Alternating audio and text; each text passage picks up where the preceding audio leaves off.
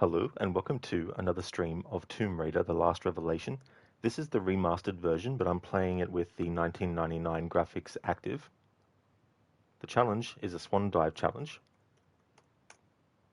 So for this challenge, when it comes to jumping across gaps and jumping up to certain heights and things like that, or even jumping down to certain heights, Lara has to do a swan dive. If the swan dive results in death, then she doesn't have to do the swan dive to get across that gap. She can just do a normal jump.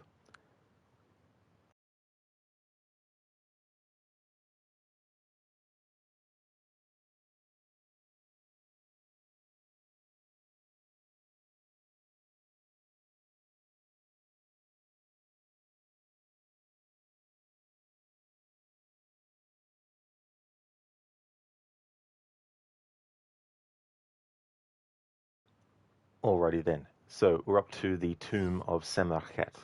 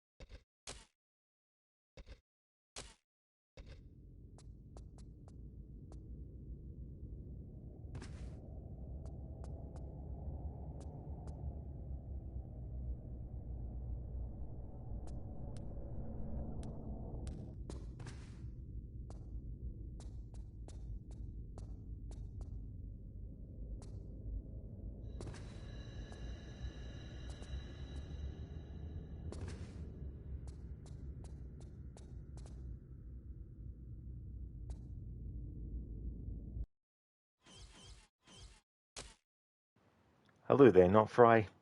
How's things?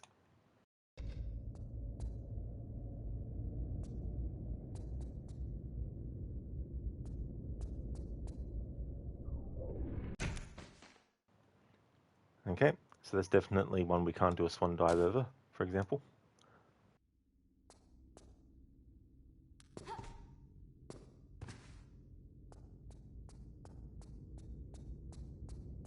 Not Fry, things are good, thanks. Making your way through Black Flag still. Very nice, that's good. I hope that you're enjoying the game.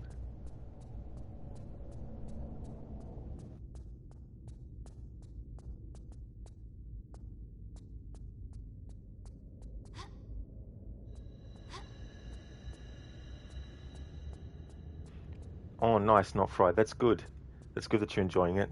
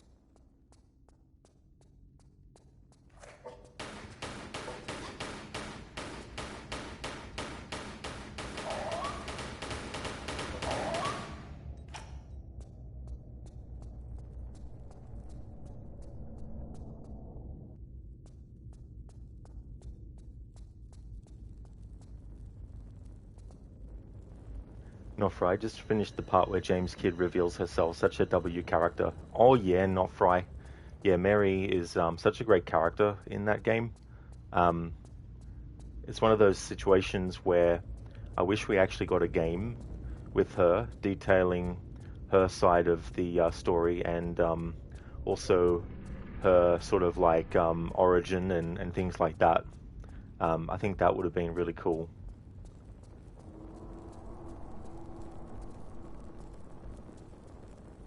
Not a word of it to anyone, or I'll unman you as well.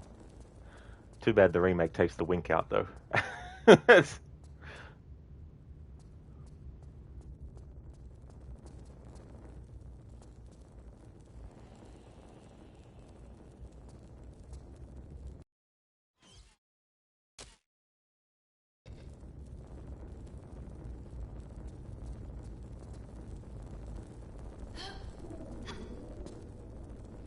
Hey there, Pete. Good afternoon to you.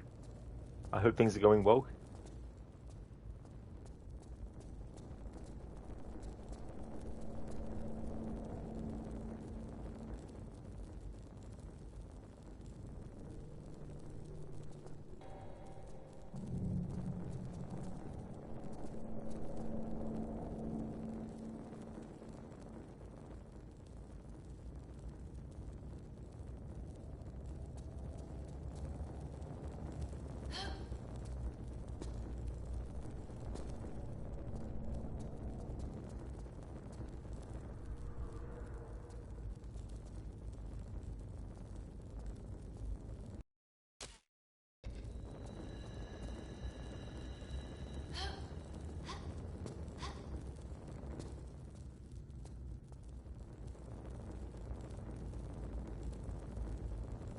Not Fry, right? That would have been awesome.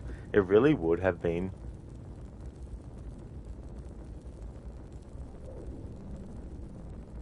Hey there, Ryu. How's things, dude?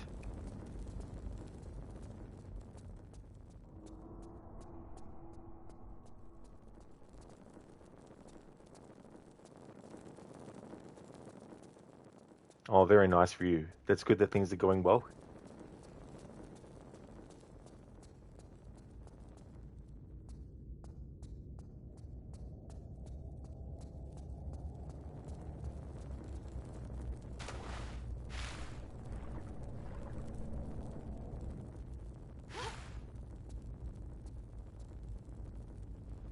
Uh-huh. Hey there, Mr. Goatee. How's things?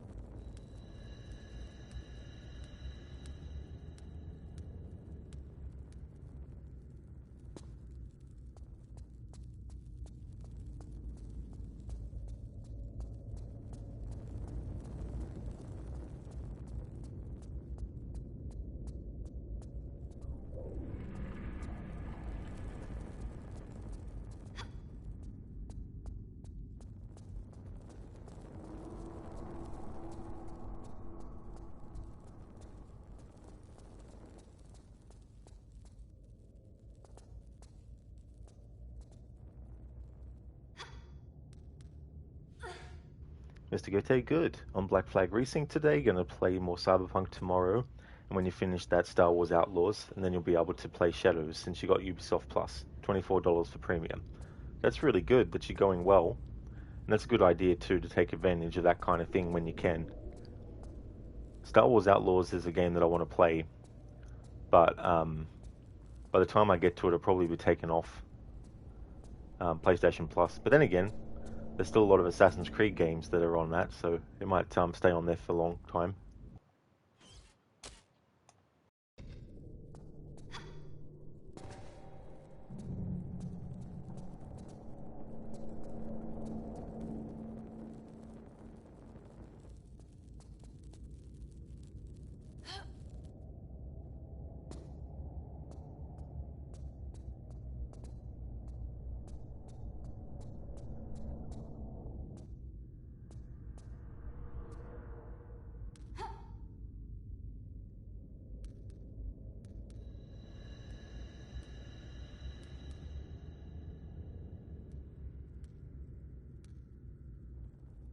In this game, they introduced, finally, the ability for Lara to actually go around corners while hanging off of things.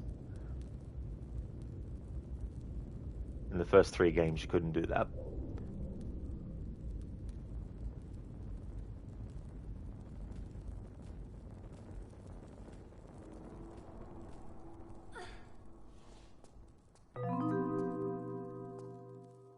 Hey there, Keone. Doing some more swan diving while going to tombs with Lara. How's things going with you?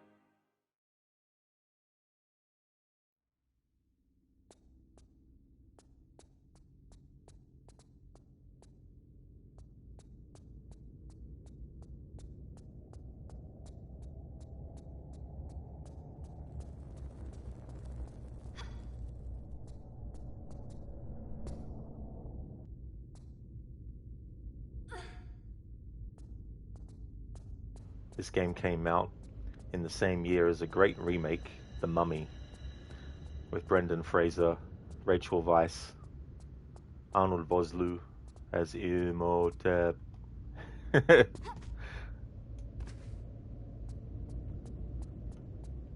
John Hannah as Jonathan, Evie's brother.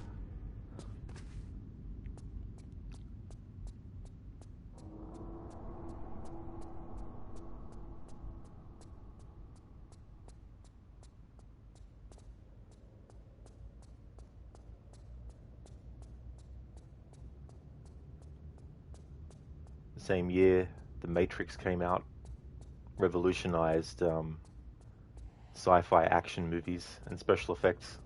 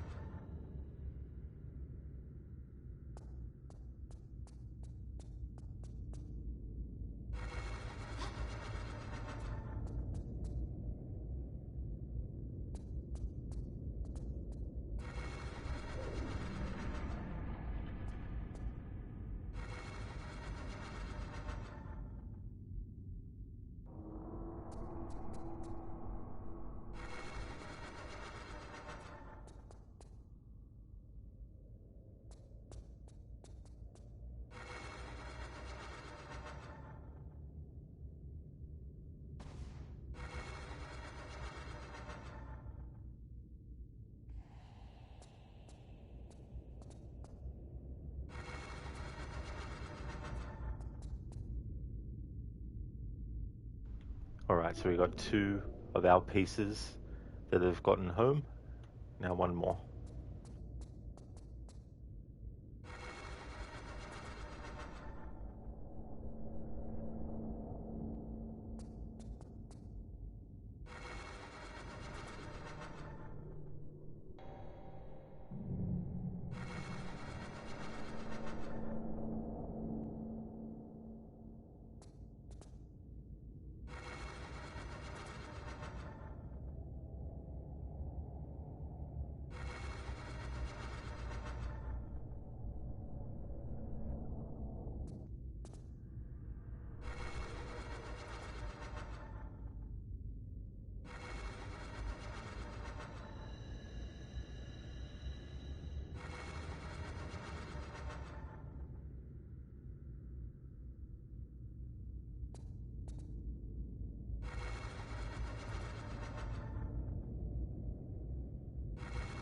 Oh, just moved by 1.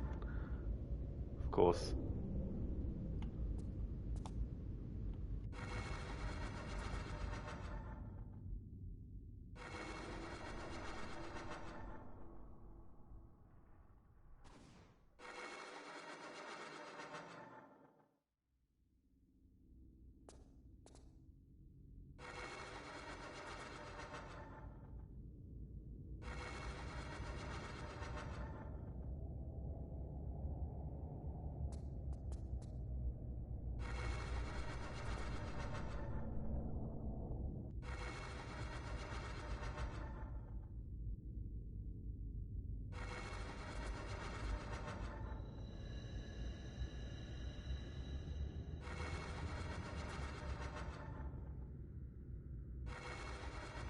Not having any luck with our final piece.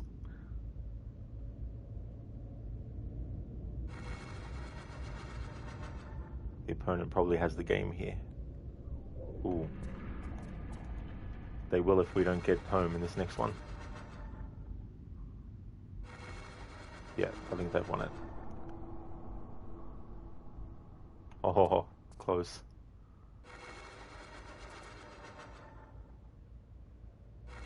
Damn it, we've lost. Well and truly, because our red piece is all the way back there. There's no point in trying, so we'll reload the save and start again.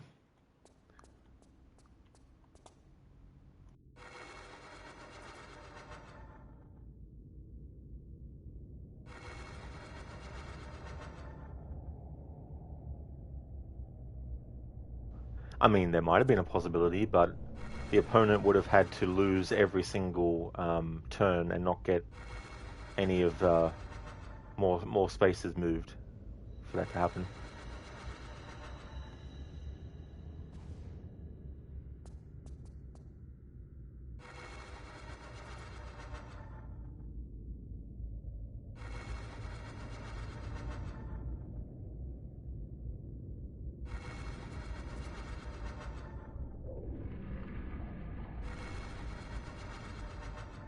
Can I have a turn?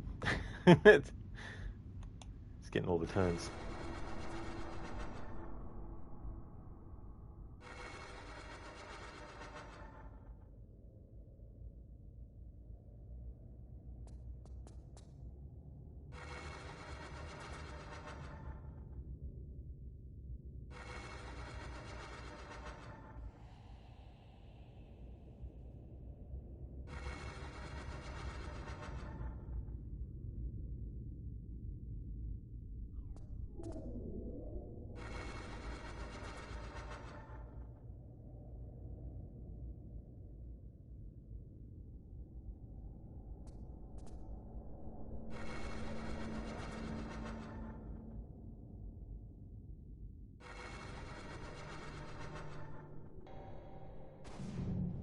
Oh, you son of a bitch.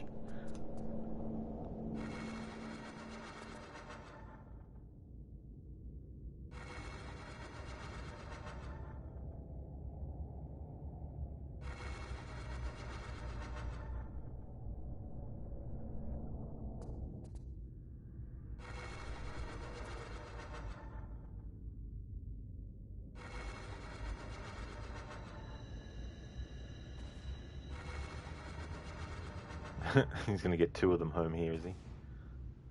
No. Okay. But he destroyed my red fucking piece.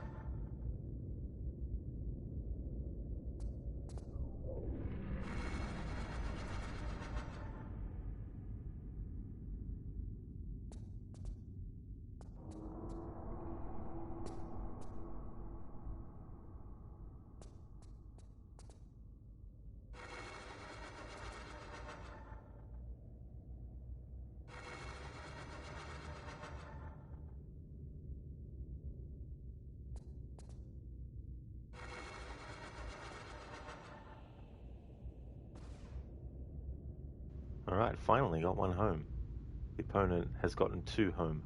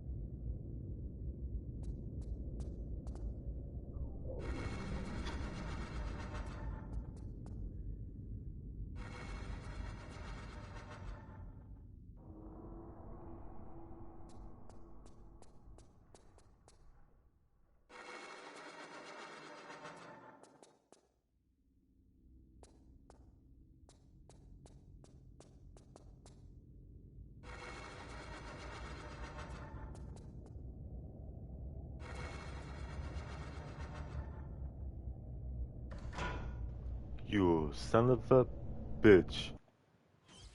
Alright, do restart. Kicked my ass that time.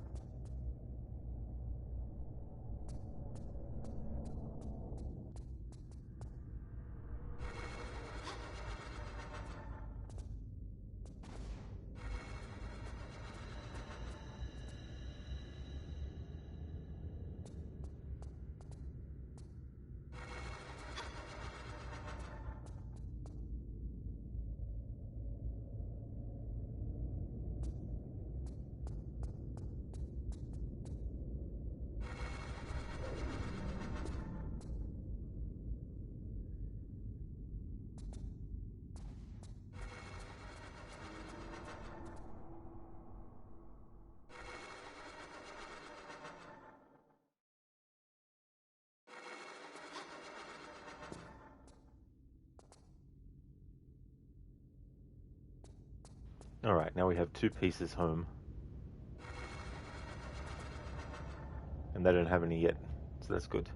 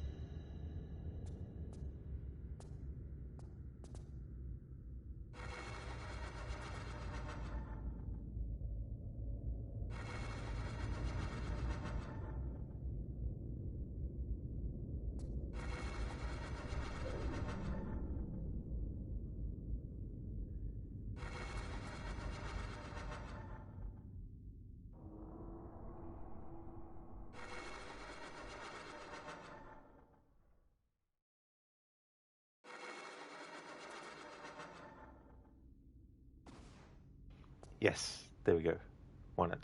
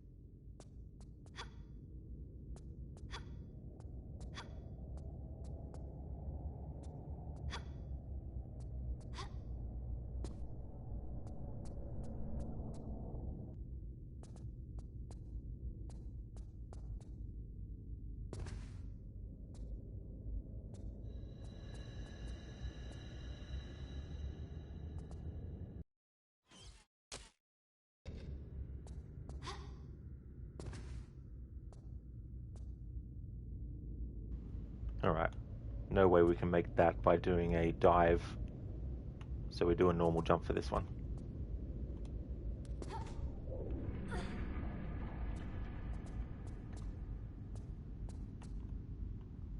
And same for this one as well.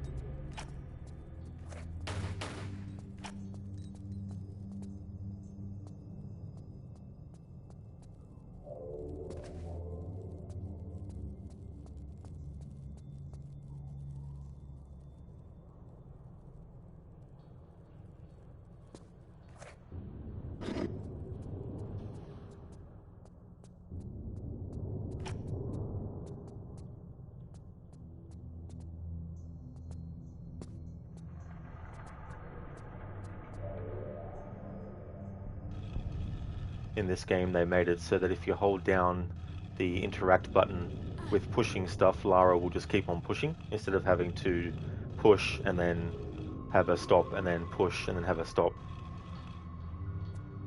It works when you're pulling things as well.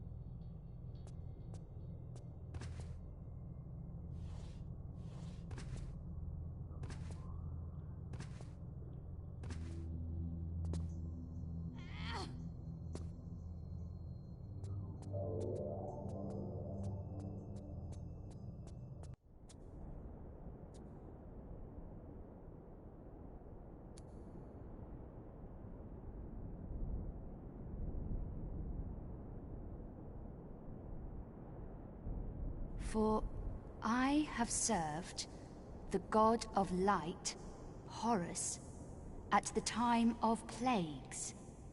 To read this inscription means that the ruler of darkness is free. Set is released to walk abroad amongst the mortals, enlisting his armies of the night to serve him. He who removes the amulet and releases the dark power of Set shall summon the sun god Horus, for only the power of light will again imprison him.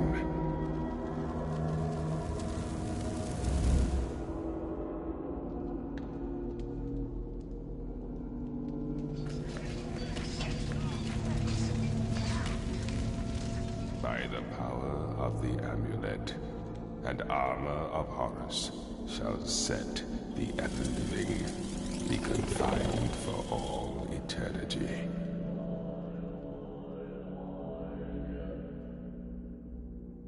Summon the light of Horus through the light of the millennial constellations into his temple beneath the ageless pyramid, into his likeness set in stone. With his amulet and his armor, he is once more poised to battle and defeat Set. I love that whole sequence. I've always wondered what that would look like if they had actually remade these games back after they did the remake of Tomb Raider 1.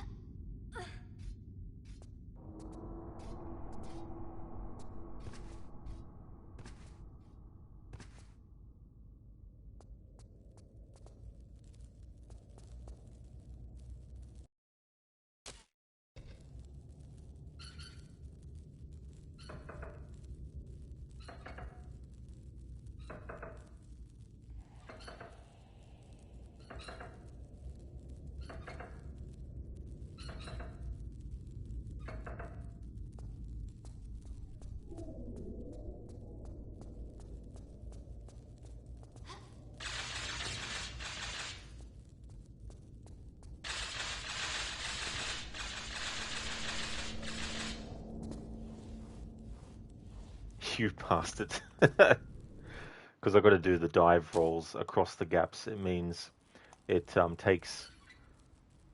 gives me less time to get under the thing than I normally would.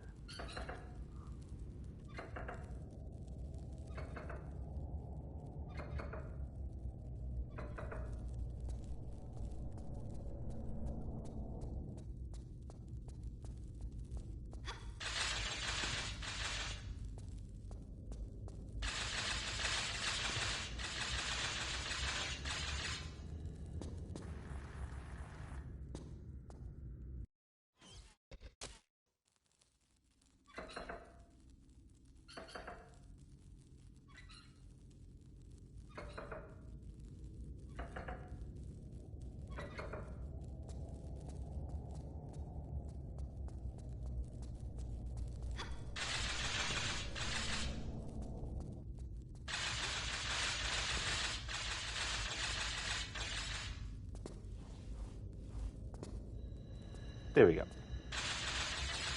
Oh, there's more to it.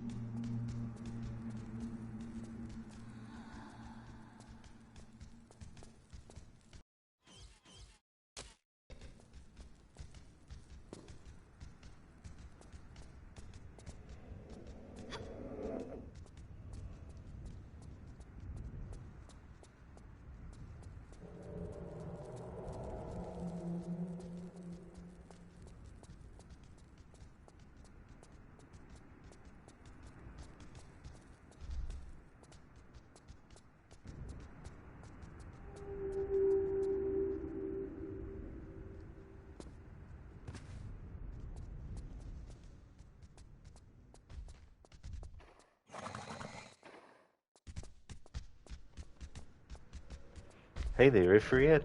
I hope things are going well. Any games I'm most excited for at the moment? I'm looking forward to the sequel to Control, Control Resonant. That's coming out in September. In August, there's the prequel to A Plague Tale Innocence called Resonance, A Plague Tale Legacy. So I'm looking forward to those two games. And I'm a big fan of Onimusha, and the new game Way of the Sword is coming out in September as well. However, it'll probably take me a bit longer to get to that game though, because my priority is Control 2 and the prequel to Plague Tale Innocence.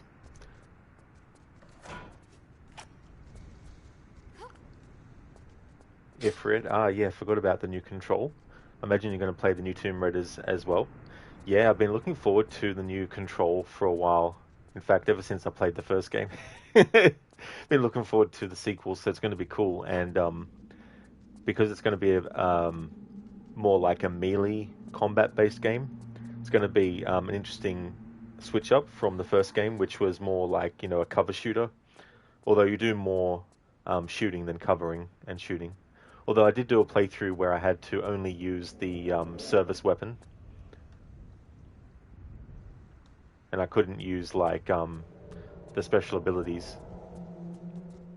Except levitate, I could use that, of course. But in terms of like using the ability to throw shit at stuff, unless I had to do something like throw the power sources where they need to go. But yeah, the new Tomb Raider games, looking forward to seeing those as well. Alex Wilton Regan, who plays Aya in Assassin's Creed Origins, she's playing Lara in the new games. I thought that was quite good because her performance as Aya is just absolutely phenomenal.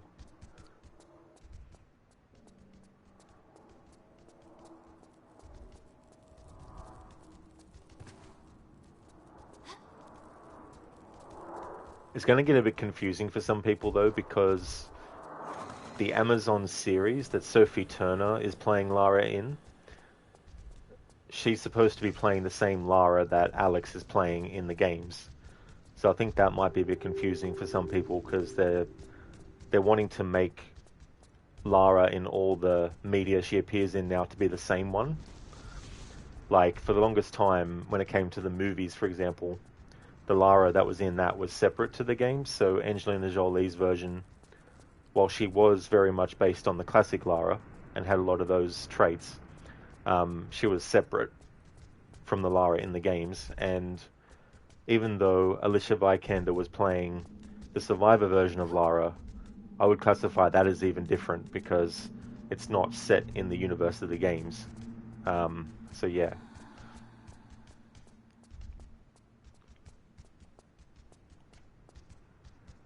Ifrit, interesting. She's great. She was in Cyberpunk 2. Oh, she was? Oh, cool.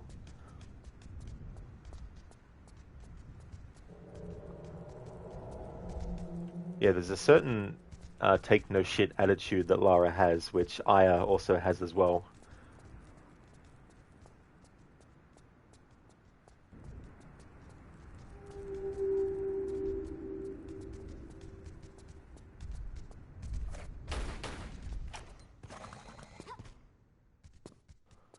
Alright. I've confused myself because I used the shortcut. Alright, so normally we would have had to burst through there.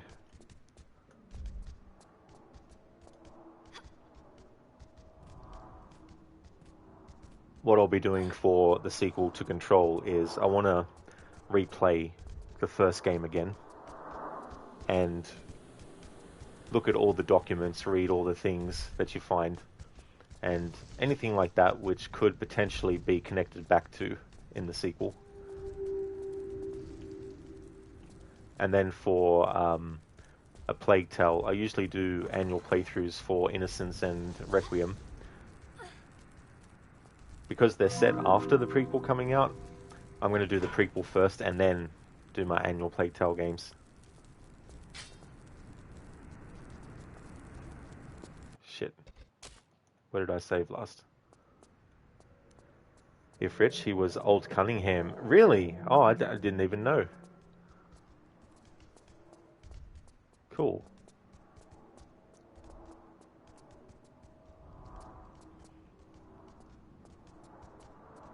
Yeah, the next time I play that game, I want to do all the content. And the ending I got was the one where she goes on, like V, that is, goes on a mission. It seemed like a mission that was in outer space. So, I mean, for a potential sequel, I wonder if they would try to incorporate anything related to that, or which ending they would go for.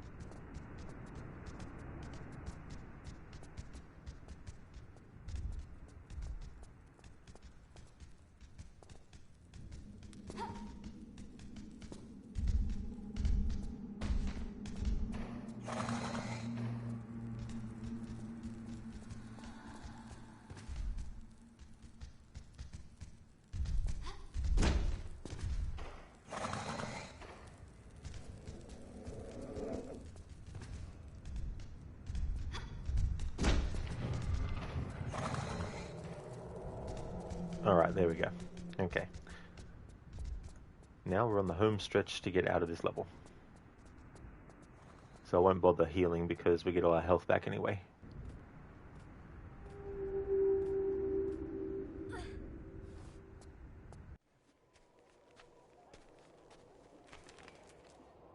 Hands on your head. Take me to Von Croy.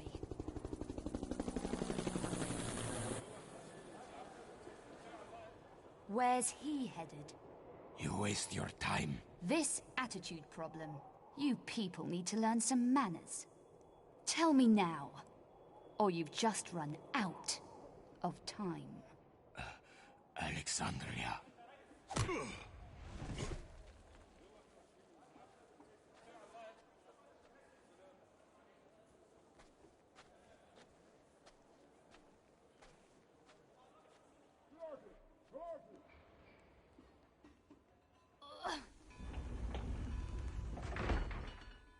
Your workforce is about to be delayed.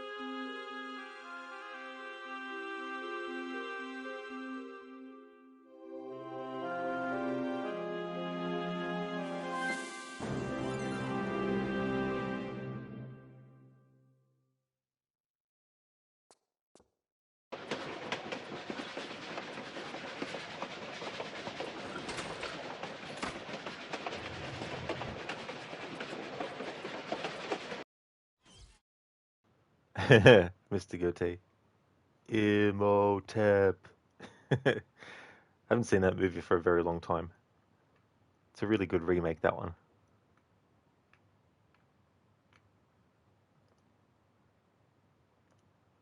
I love the whole giant sand wall trick. It was beautiful. Bastards. Well, if it isn't my little buddy Benny, I think I'll kill you. Think of my children. You don't have any children. Someday I might.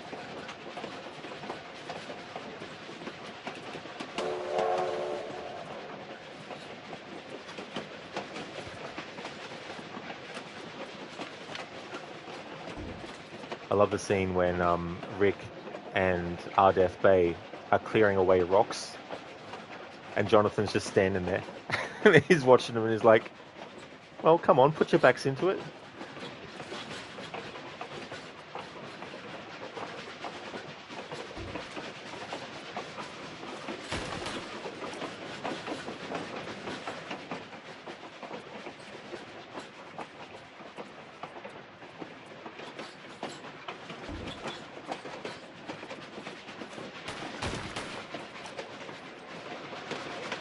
Just to go tell you, love that scene. It was so good. It really was. And how he grabs the chair and throws it at him.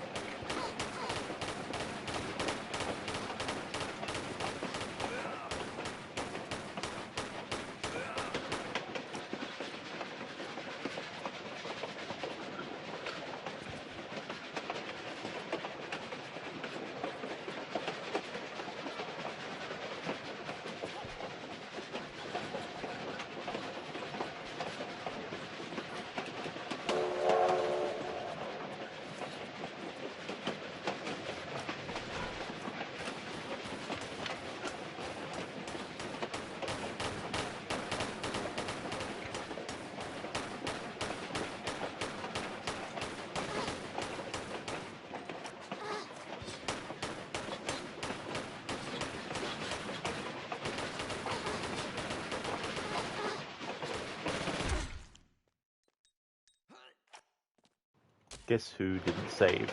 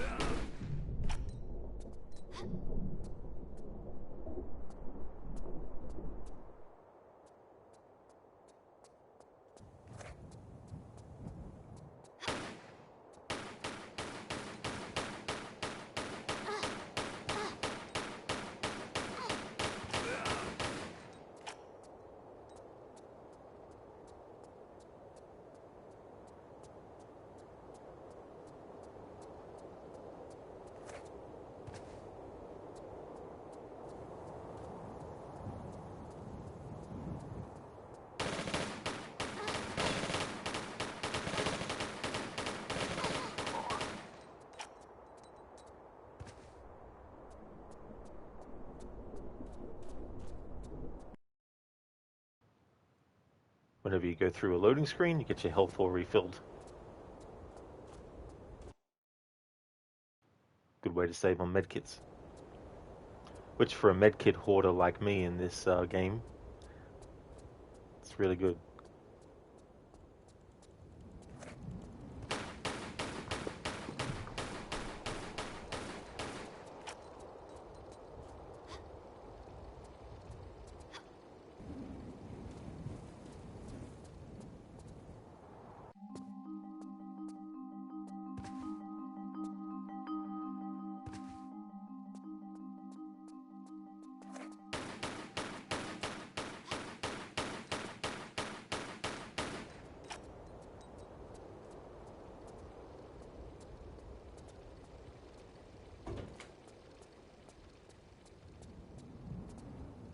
At certain points in this whole part of the game, you can go back to Jean and he'll have different dialogue and stuff. But for this playthrough, for time reasons, we're not going to worry about doing that. But it's kind of cool that if you go back and visit him, there's more interactions between him and Lara. There's a funny one where she kicks her feet up on his table when she's sitting in the chair.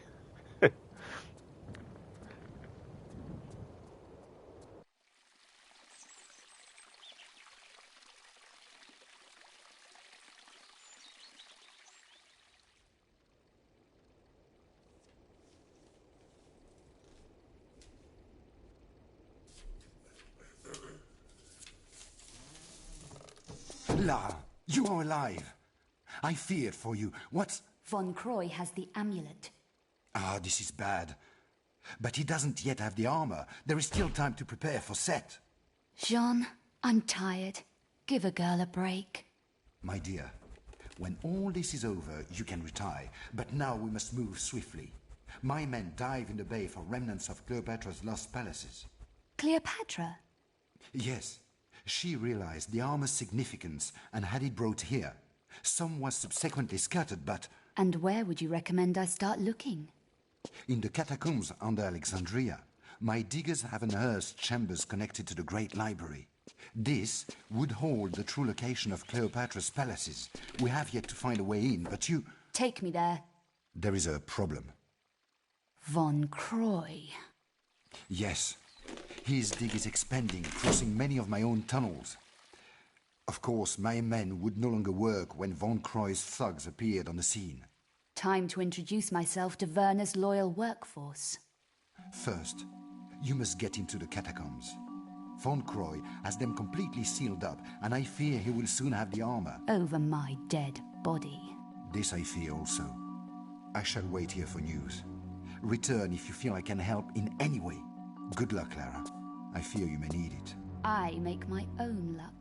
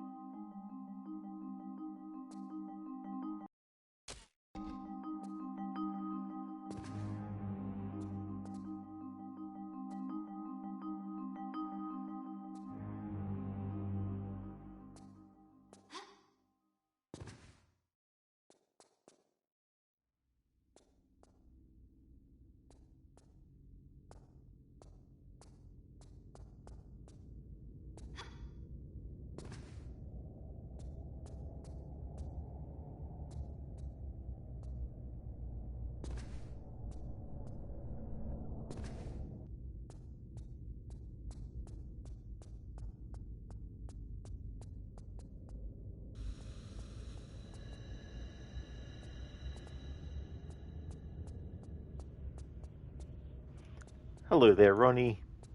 How's things, dude?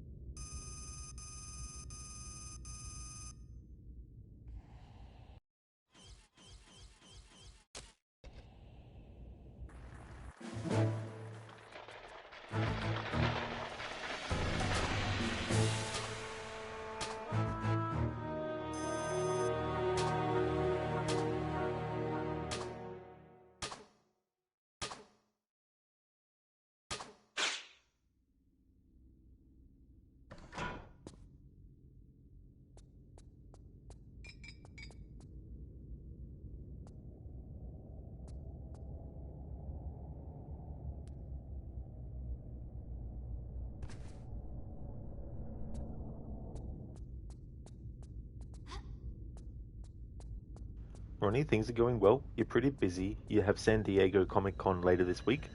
Also, all the marketing for your novel is starting. You're spending more time on social media than you would probably prefer. Oh, that's totally fair, though, to have to do that for sure as well.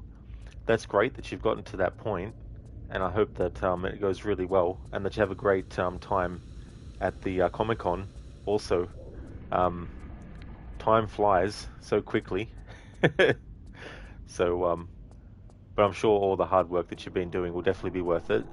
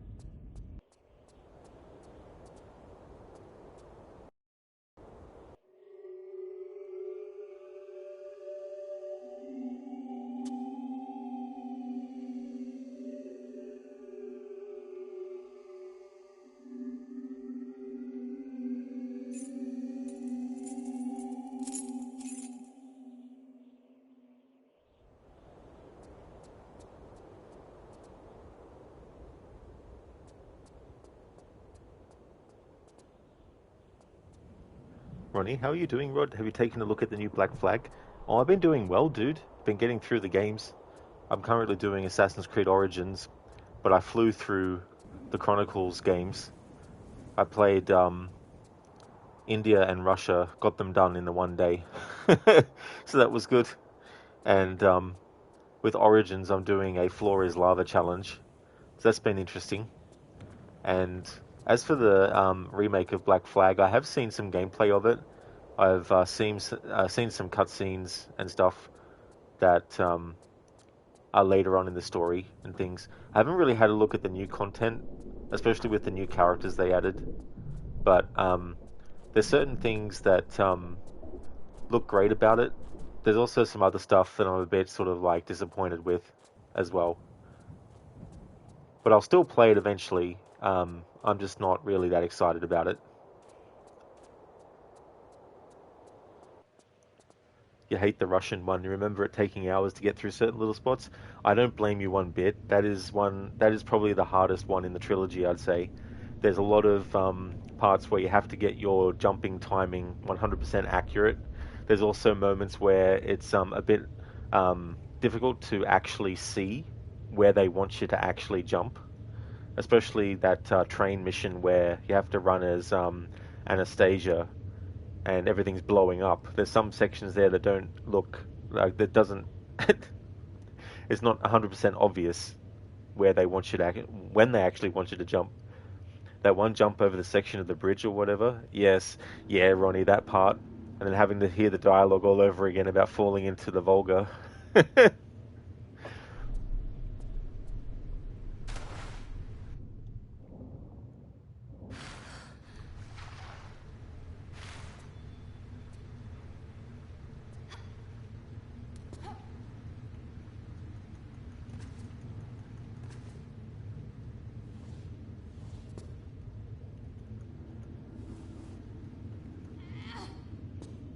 You think the China one was your favorite of those?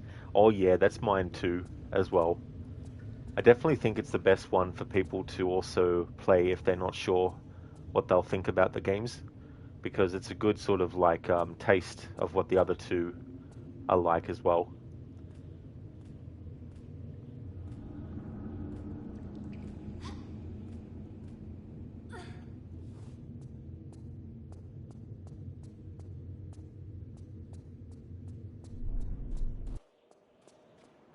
Going to come across some Ray Harryhausen skeletons. Lara and the Argonauts.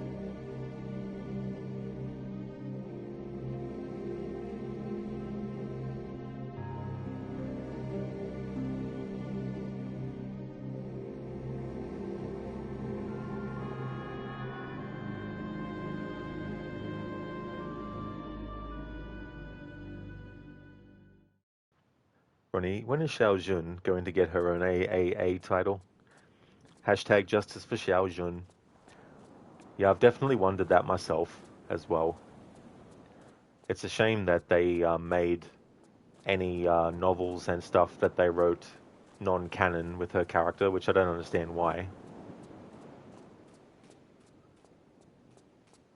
The closest we get to see what Xiao Jun would look like in a 3D title was Syndicate, when you have Evie wear her outfit. Like, the hidden foot blade is such a great idea too, as well.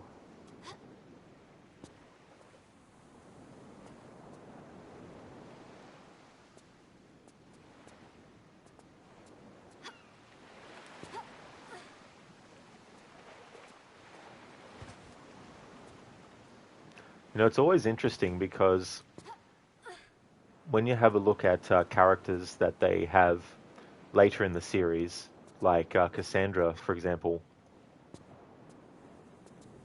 it creates this sort of situation which is funny, where Ubisoft kind of, they forget about their other female characters that they had years and years before Cassandra existed, and sort of neglect those characters, which I think is a shame. Because when you look at female characters that you play as for an entire game in Assassin's Creed, the first one was Aveline in Liberation. And she's also a character that I feel they should have given her a bigger game as well. Because it was also a good opportunity to showcase more of the Connor sort of like connection too, as well.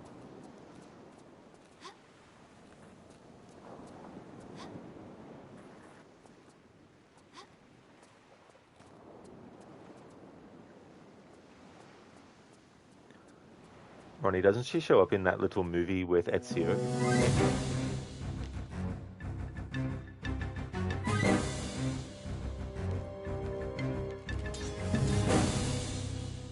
That is true. Yeah, Assassin's Creed Embers. That's a great short animated movie. I wish they did more of those too. That is totally a Ray Harryhausen skeleton. Absolutely, dude. Yeah. The only way you can kill them is by knocking them off of a height.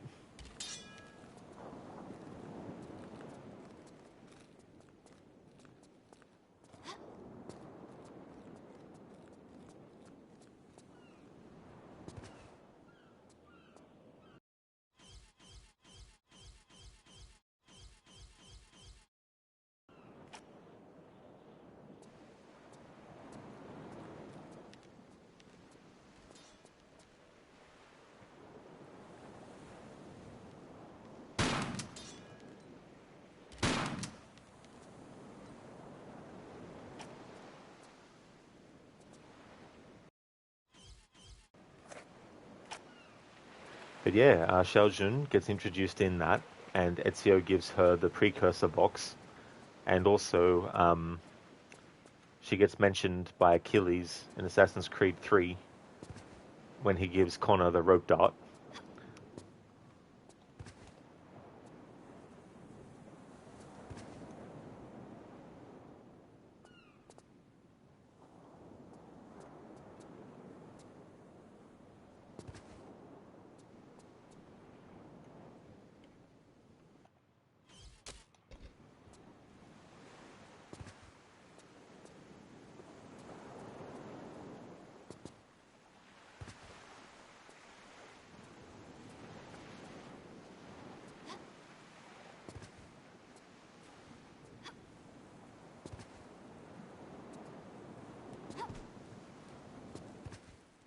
Ronnie, shooting someone with a shotgun and having them fall several stories is surprisingly effective against all sorts of foes.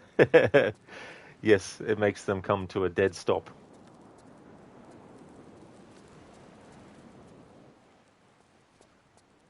Oh, Ronnie, I did a playthrough of Red Dead Redemption 2 again recently. For the longest time, I wanted to do a bow challenge, but when I got to it, I thought, you know what?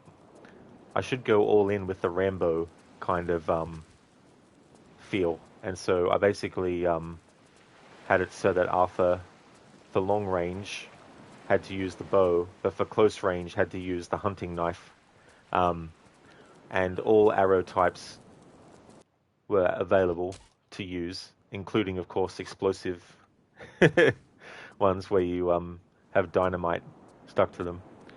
And I also tried to get Arthur to wear, and John Marston too, in the epilogue, to wear something that was related to something Rambo has worn. And so, very limited, of course, with the PlayStation version. I'm sure like there's mods that could probably be done to literally give Arthur Rambo's outfit. But in the first movie, the scene where he breaks free from the police station and he's wearing that grey tank top and he's wearing the blue jeans.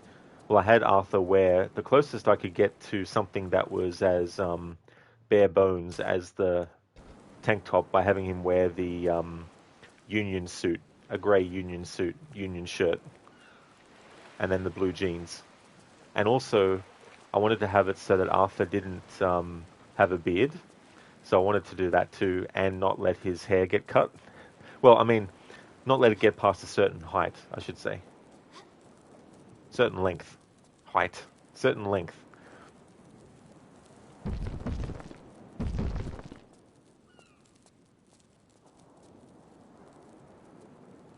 And then when it came to play as John Marston, I went with the red shirt and blue jean look that Rambo has in the second movie before he gets sent on the mission. And also have John not have a beard and all that. And I managed to get him to wear the outfit when fighting against Micah as well, which is very tricky because if you change to an outfit to do that part and you die, they revert him to the default outfit that he wears in that part of the game. So I was glad I didn't have to redo it to get up to there. There isn't, Ronnie, unfortunately. Yeah, there's not a red headband hat, unfortunately. That's the old saying, it's not the fall that kills you, it's the sudden stop at the end. That is true. Yeah.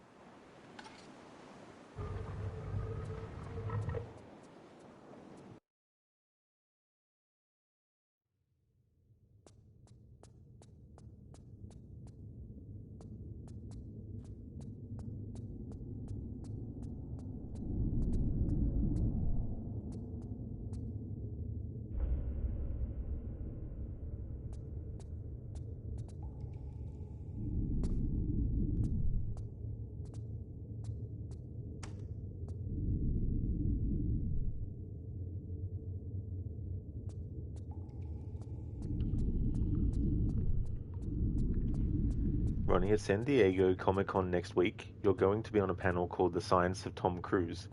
You're going to talk about how accurate the science is in various Tom Cruise movies. Spoilers, it's usually not very accurate. Yeah, I'm thinking the movie that comes to mind is Minority Report, but also Edge of Tomorrow as well. Then, of course, you got the Mission Impossible movies.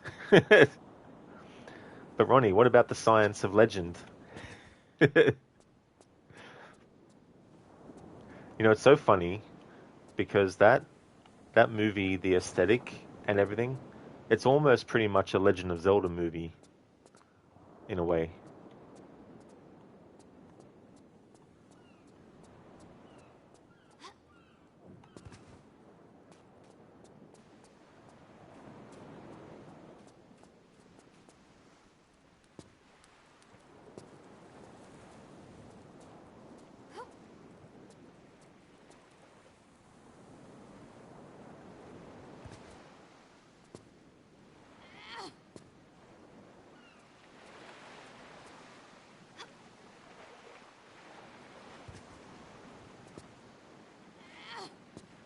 Ronnie, if you made a Legend of Zelda movie, half the movie would be breaking open clay containers. Oh, absolutely. It can't be a Legend of Zelda movie without at least one scene where Link does that. Especially if he just wanders into some random's house and does it. And the random person just stands there and doesn't say anything. Has no reaction.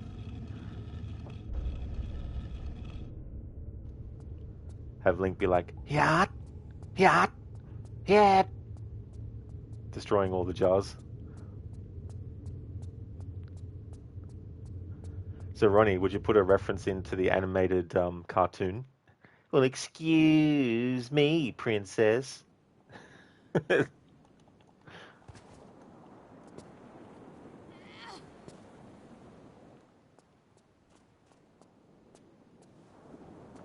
Ronnie, of course, yeah.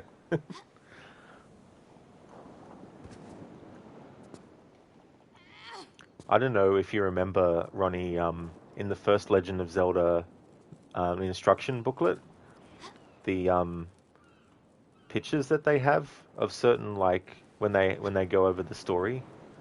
Like, I've often wondered what a Legend of Zelda animated movie in that style would have been like, because I really liked the art style that they used for it in the instruction book.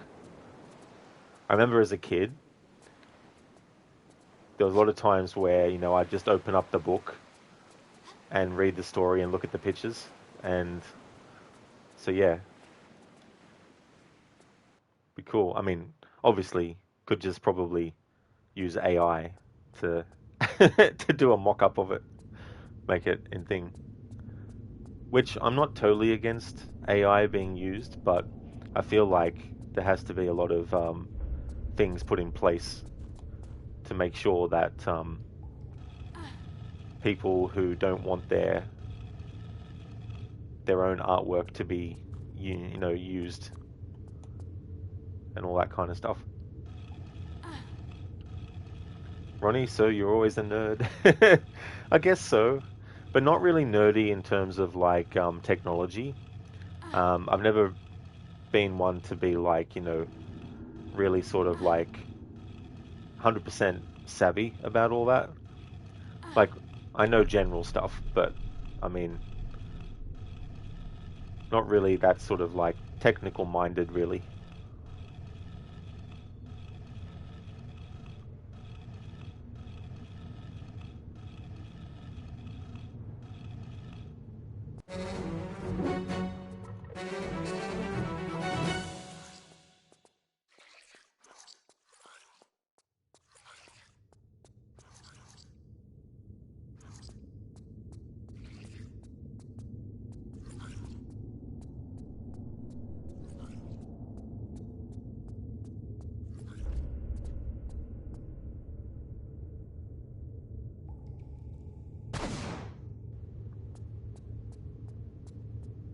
Bear Suit's actually playing Legend of Zelda: A Link to the Past at the moment, and watching him play that brought back so many memories of the game. I mean, I have played it in recent years, but the last time I played it was in 2022, So it's been a while, but I still remember, certain things about that game back when it was new, working things out for the first time.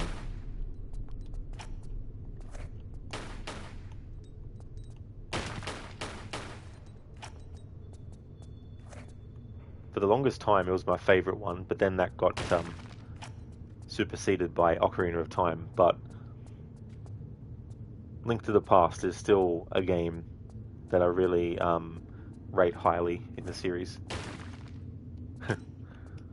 I could make a pun with highly in there, but it wouldn't work.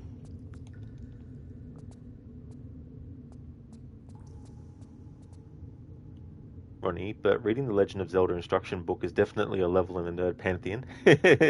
Yeah, nice. You've seen him online lately, but you haven't been able to really stop in and hang out. Oh, that's fair enough, Ronnie. Yeah, yeah, he was making lots of good progress in the last stream he was doing. Like, he was getting quite a lot of dungeons in the Dark World done.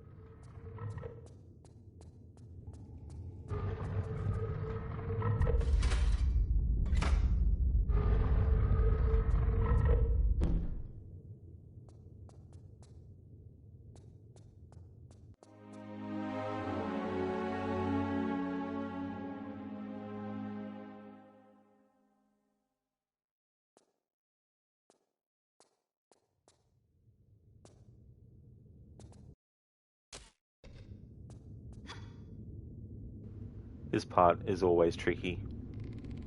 Not so much getting to this first rope, but swinging from this one to the other one. Trying to get the trajectory lined up.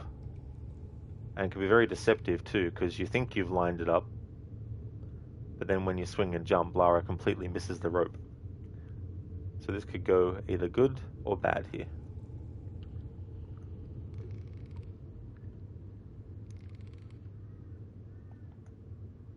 Yes!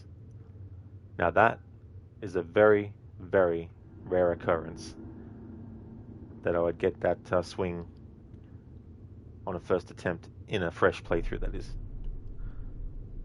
But we still need to get to the other side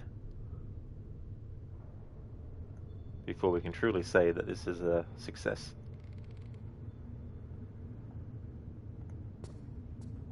There we go.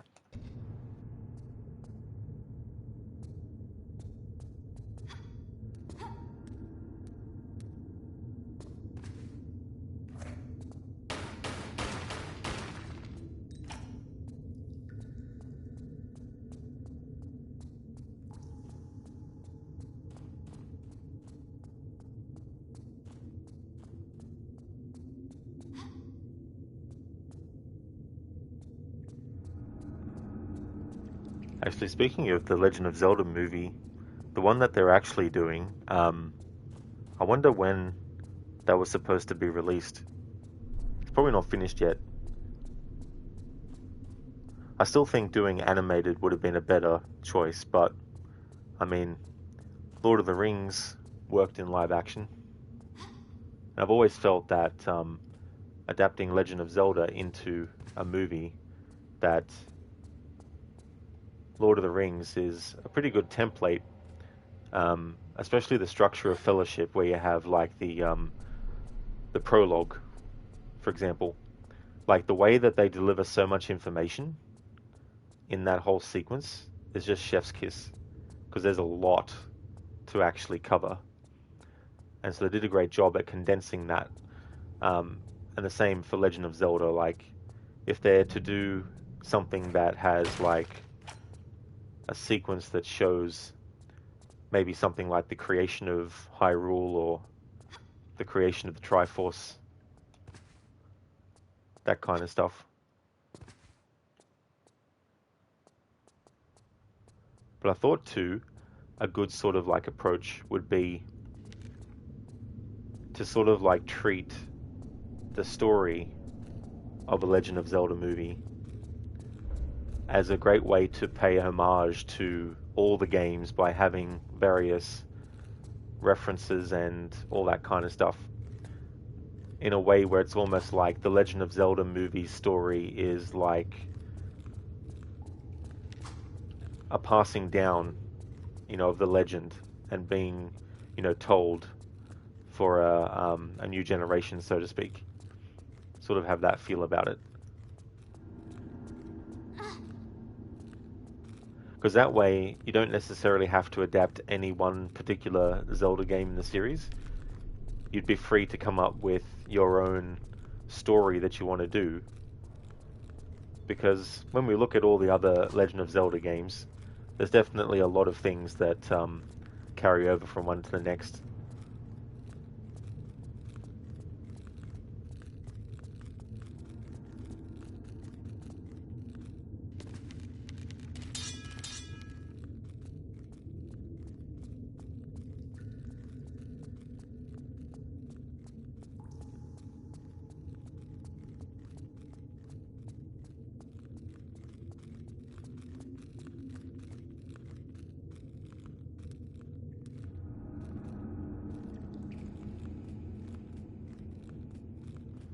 Ronnie, that's cool, and it leaves open the idea of an unreliable narrator. That is true, like the idea of someone adding extra stuff or taking things away that didn't happen.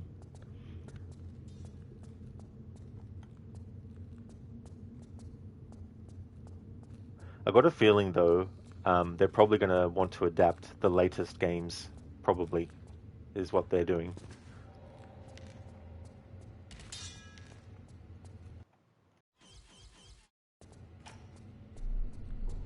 I don't know for sure, but I wouldn't be surprised if that's the approach they're taking.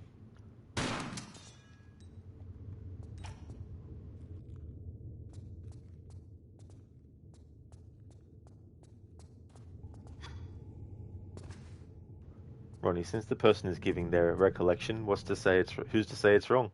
That's true too, exactly, Because the thing about adapting one particular game in the series is that you'll run into the issue where everyone has their own favorite Legend of Zelda game. And so you'd have those fans who would be disappointed that their game wasn't being adapted, the game that they liked the most. Then you'd get a scenario where the adaptation might not live up to the actual game that it's an adaptation of. I mean, in general, of course, any movie can be bad or good, but I just feel like doing a story where it's not one game in particular, but it's a big giant homage to all the games in the series. I haven't seen that Mario movie, but I know that they have a lot of references and stuff to the history of the franchise, which I think is kind of cool.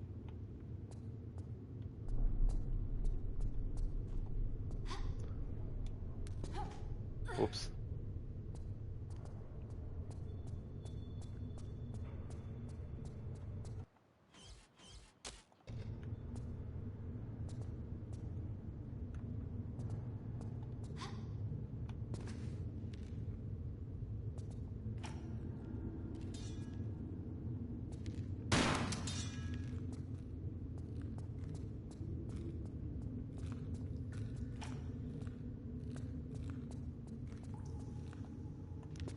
That son of a bitch. He was like, "So, you like shooting us off of ledges, do you?"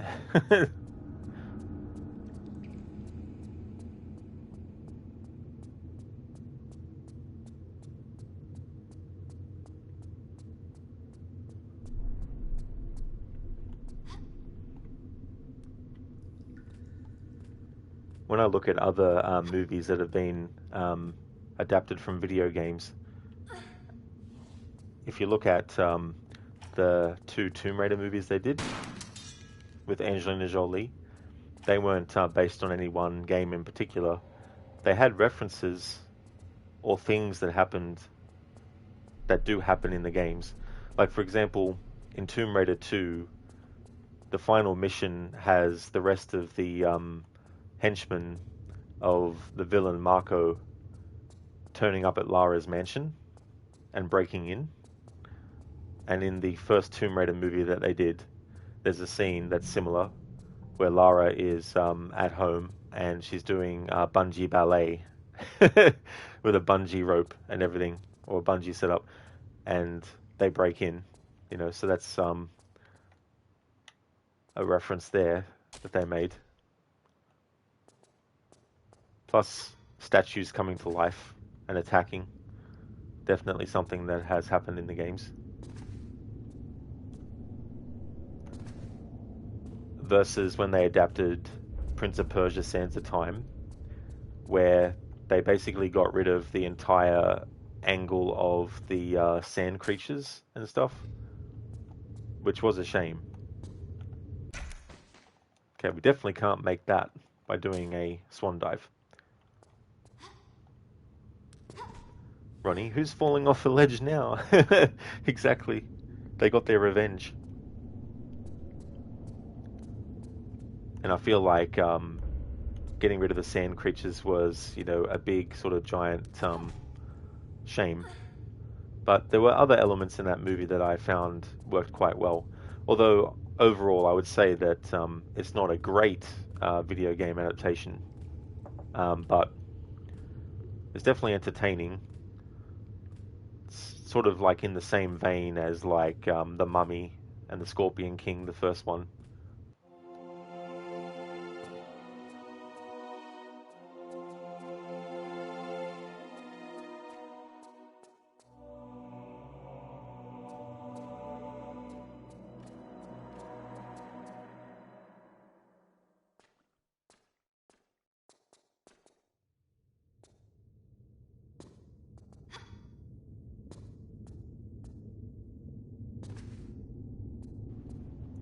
Also, another Tomb Raider movie that they did, which was adapting one of the games, is the 2018 movie with Alicia Vikander,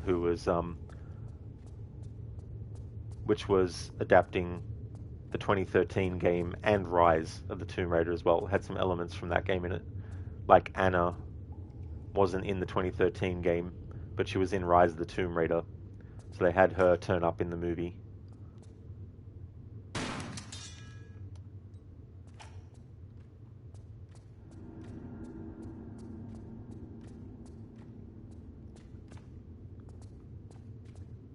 There were things in that movie that they got right. I've said before that it's a great Tomb Raider movie, but it's not really a great adaptation of the 2013 game. It really, really guts a lot of the story and everything.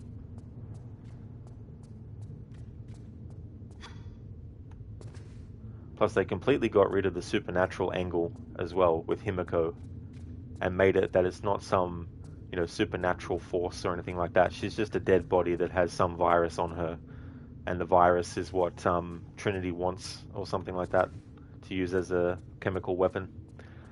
And in the movie, they actually send Matthias to the island of Yamatai, instead of him being shipwrecked on there or whatnot for decades. Which I thought was, such a shame.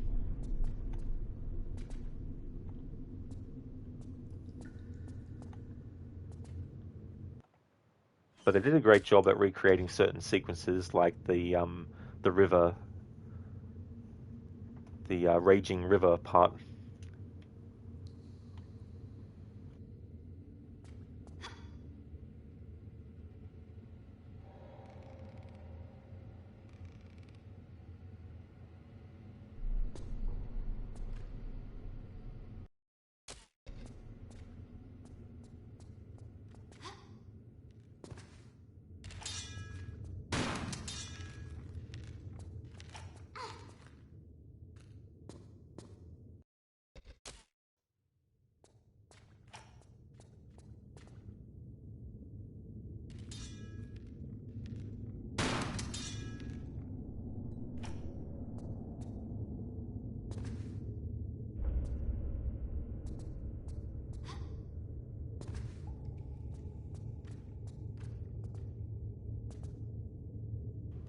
That's all good, Ronnie. It was good to see you in chat again. I hope that you get some good sleep. And also, if I don't see you in chat before you go to the Comic-Con, I really hope it goes well. And I hope that you have a great time and enjoy yourself, and that the panel goes well. Would like to highly recommend people check out Dr. Ronnie's channel. He's a man of all trades. He's a streamer. He was last doing Red Dead Redemption 2. He's an actual doctor and scientist, but he's also an author as well. Really cool guy. When he's streaming, he actually changes what hat he's wearing on camera to sort of suit what the game is that he's playing. So for Red Dead Redemption 2, he'll wear a wide-brimmed cowboy hat, for example. I'll see you soon, and you'll definitely leave the lurk while you're motionless like Osiris. Awesome, Ronnie. Thank you for leaving the lurk as well. Muchly appreciated, dude. I hope you get some good rest.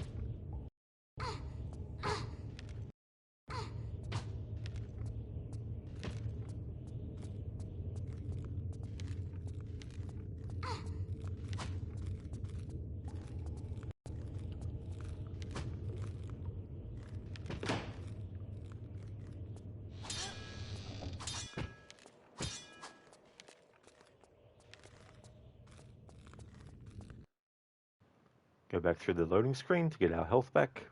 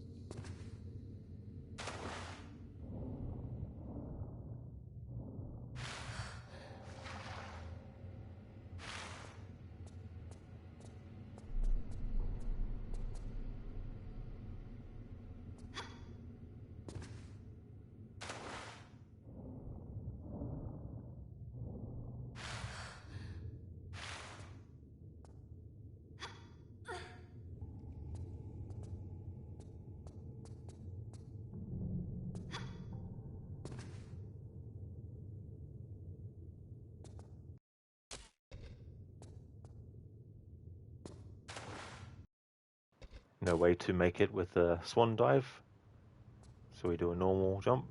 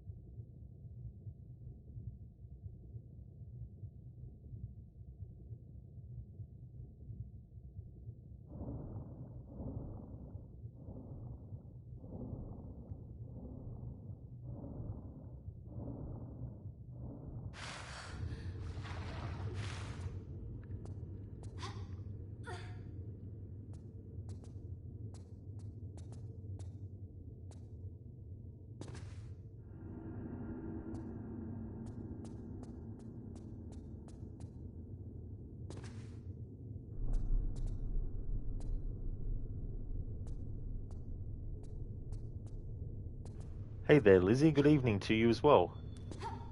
I hope things are going well. How did the gig go the other night that you went to? I hope it went well.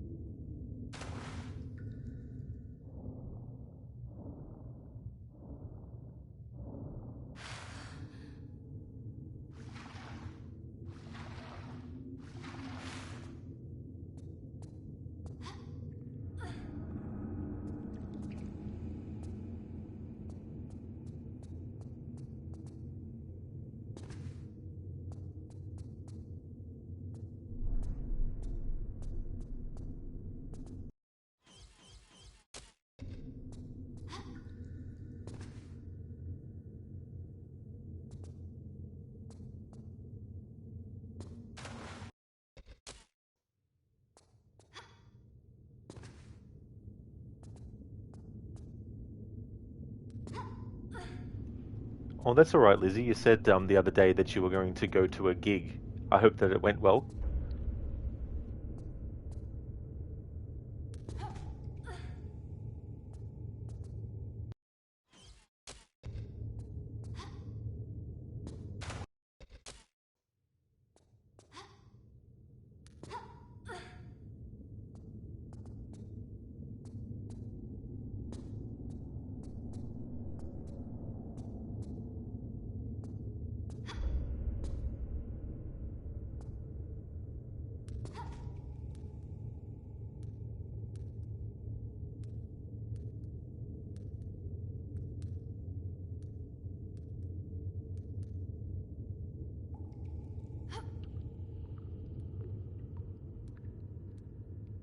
Oh, nice. It went well. Oh, that's good.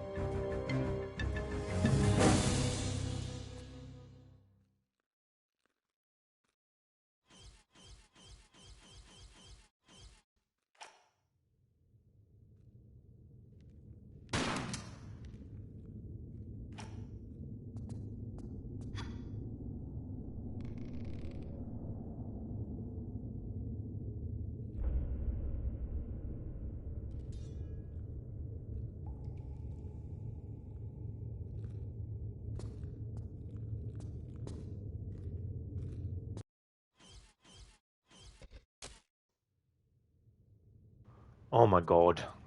Fucking forgot to save again.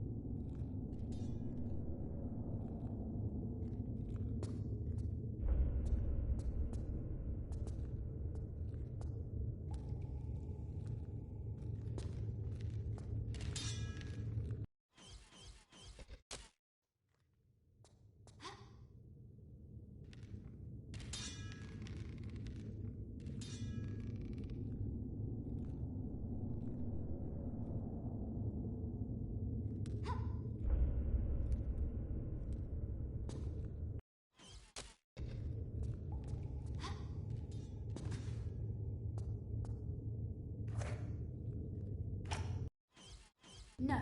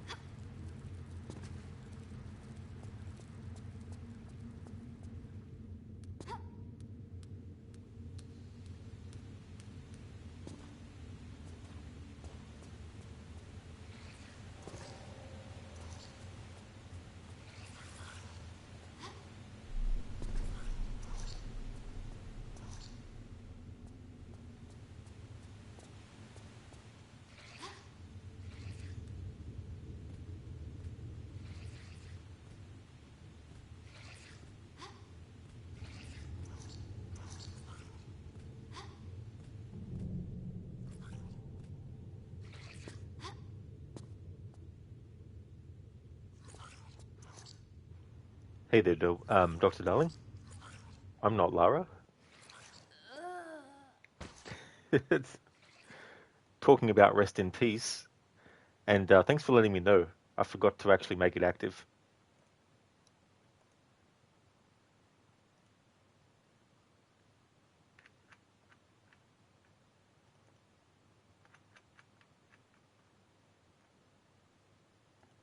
There we go. That's active now. No rest in peace, Lara Redemption. You are lucky, Lara. Well, I mean, she does make her own luck, as she says twice in the game. Never mind, you redeemed everyone. Yeah.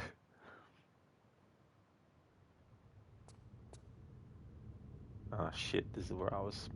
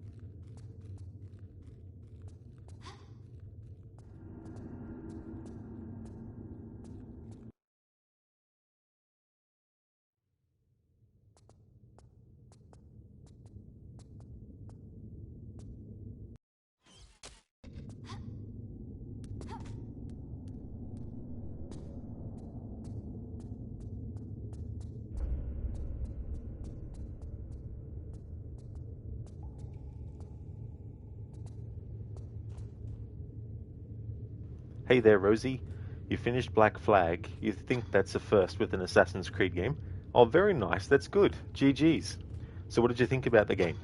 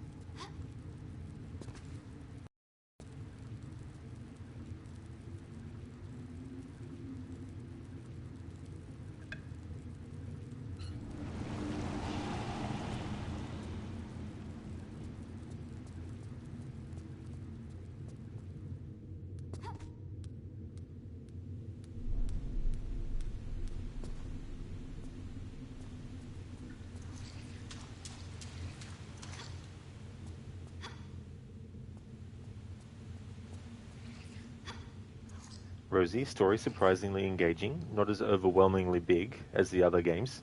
Yeah, the game story, there's just so many great things and very emotional parts to it as well.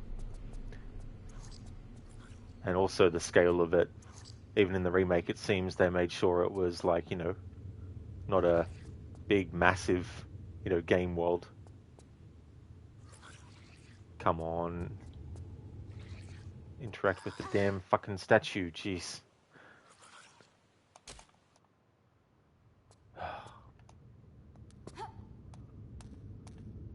When it comes to those statues, you can't press a button or anything to make the thing that's chasing you there go into the statue. You just have to basically hover around the statue.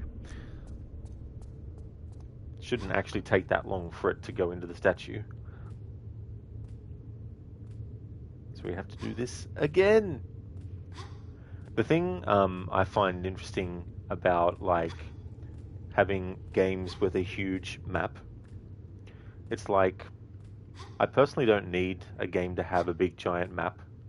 That's not really something that I'm looking at when it comes to video games, really.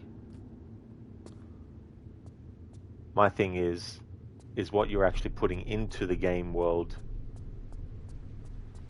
Is it actually something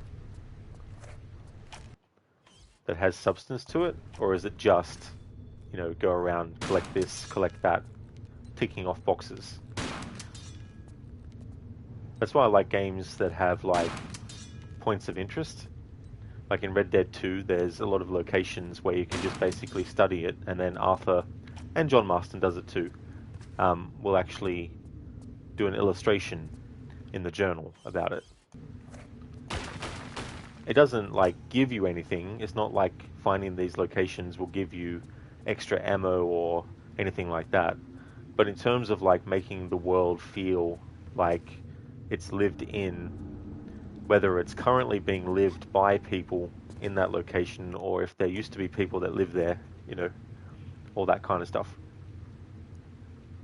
Rosie, ending felt a bit sudden. Maybe you got the pacing wrong because of side quests. It did a good job of making stuff optional. Oh, that is good too, as well. More options, the better I feel.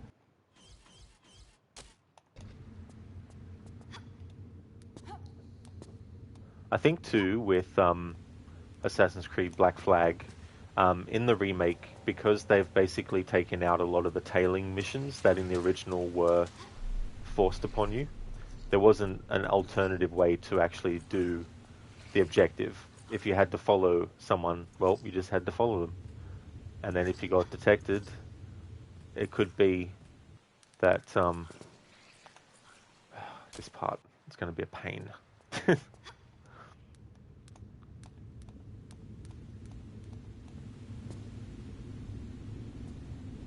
It could be a mission where if you get detected at all, instant failure, mission retry, or one of those things where it just creates a scenario where you got like overwhelming enemies. So that can take a bit of time.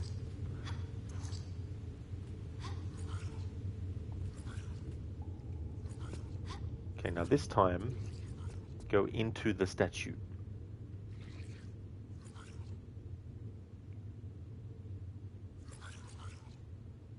Rosie, you did one data corruption quest and was like, oh, never doing that again. Is that what they've done to incorporate like present day stuff?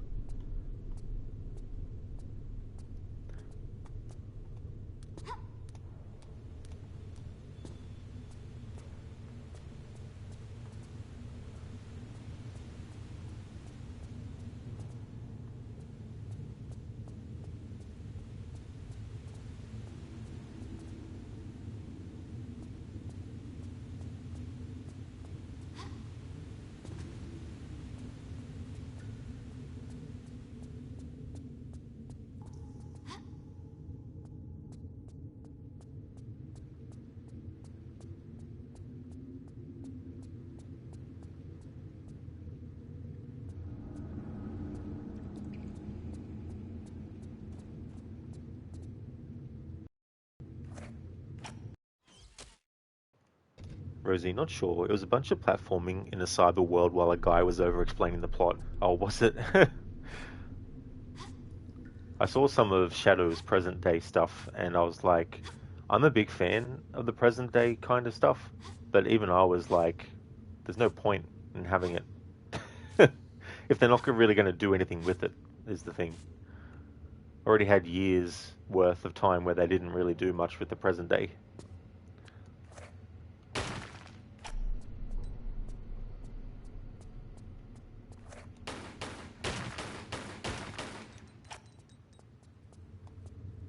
Personally, I think with present day, what they should have done, and you get a taste of this in Assassin's Creed 3, is actual missions out in the world, infiltrating Abstergo facilities, using modern stealth tactics, using software to hack into computers, mess with surveillance systems, you know, all that kind of stuff.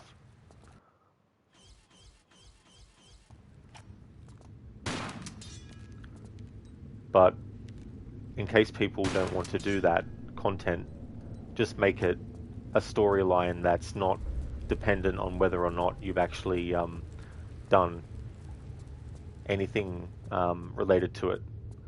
Have it be like its own storyline.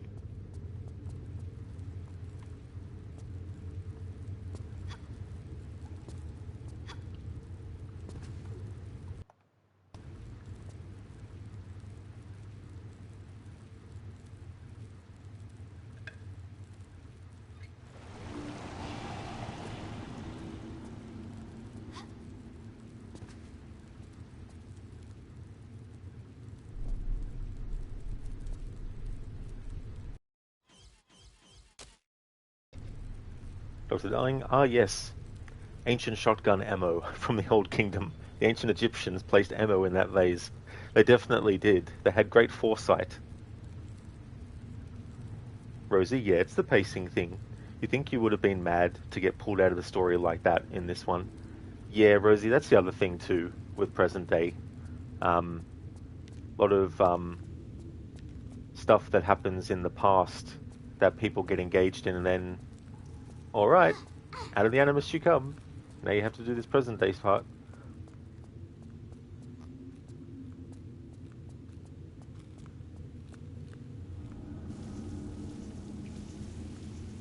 Something I think they could even do too is like you have one time period, and then instead of having like a present day that you can go to, it's a different time period that is later than the one that you're experiencing memories from, but not present time. To add a bit of, just a bit of difference. Like you could have a game that is set in some time period that has some kind of similarity with a later time period, even if it's a different part of the world where something's going on.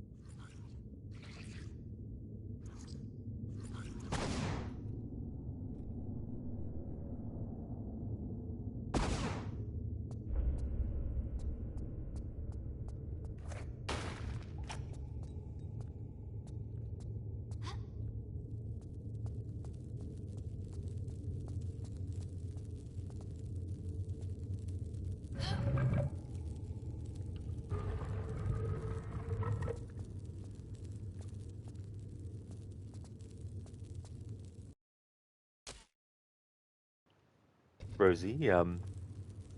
Not sure why Kenway was rewarded with riches at the end of this story. His obsession cost him his wife, turning a new leaf gained him a family. But his obsession made him rich anyway, gave the kids a good life. Maybe you're overthinking it. It's like he was right to begin with, just unlucky that the wife got sick. He could have come home like, see honey, this was all a good thing, actually. Yeah, I mean, that's the ultimate, like, irony too, is that um, all the stuff that Edward goes through that changes him and makes him less selfish, um, the losses that he's suffered and all that kind of stuff, he's not able, to return home to Caroline to prove that he's changed. Um, and so she dies just thinking, he's the same selfish guy that he was when, he left, kind of thing. Um, but yeah, her sickness, I can't remember now what she was actually sick with. Maybe in the remake they actually explain it, give an actual sickness or something like that. But the way I sort of like interpreted it was that he didn't know that she was pregnant, and he sent letters to where I think she had moved with her parents. I think they lived at Hawkins Lane in Bristol. Um, so I don't know what's going on there, like with the letters he sent. But Jennifer says that Caroline didn't know where he was to be able to send him, any letters or anything like that. So I wonder what happened there. I don't, I don't know if the remake sort of like covers any of that. Because in the original, we only see glimpses of the events related to her parents and stuff. Like we hear her father speaking when Edward is drunk one time, but we don't see him. We don't know about Caroline's mother or anything like that. There is a novel that they made of Black Flag, so there's probably a lot of stuff in that which might explain things. Because a lot of the time in those novels they add extra stuff that wasn't in the games, or maybe it was going to be in the game originally, but it got cut. Just like with movies, where the novelization of a movie, the writer normally gets one of the early drafts of the screenplay to work from. And of course, naturally, things can change when they're filming. So, because they have to lock in the novel, they might be telling a version of the story that isn't what the movie ends up being. So I don't know if it's a similar situation there as well.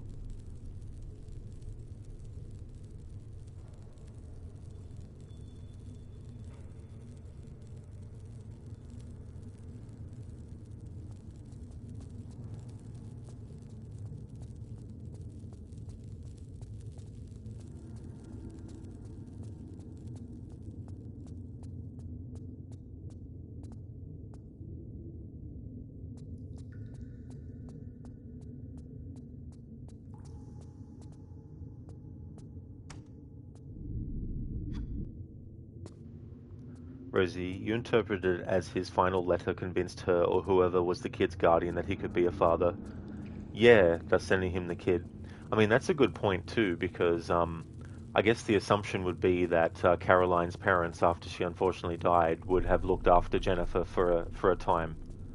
But I mean, Jennifer also talks about memories of her mother as well, so um, there's probably some time that she was able to spend with Caroline enough to have those memories and be able to recollect them and tell Edward about them as well. Like there's also that moment where Edward was in the middle of writing a letter and he ends up throwing the letter away. And I've always felt that if he had actually written that letter, maybe he might have found out about Jennifer earlier than when he did.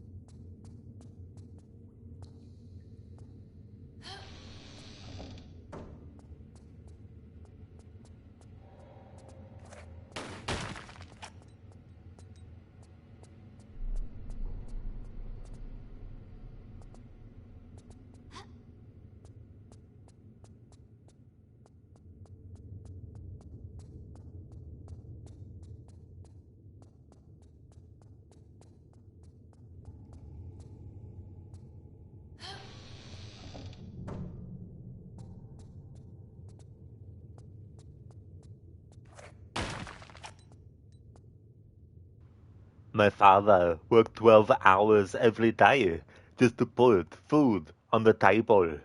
Amazing man, but slowest cook ever. I mean, there's food that, when done in a slow cooker, is really delicious, taking a lot of hours to do. Thank you for redeeming that as an Arnie impression.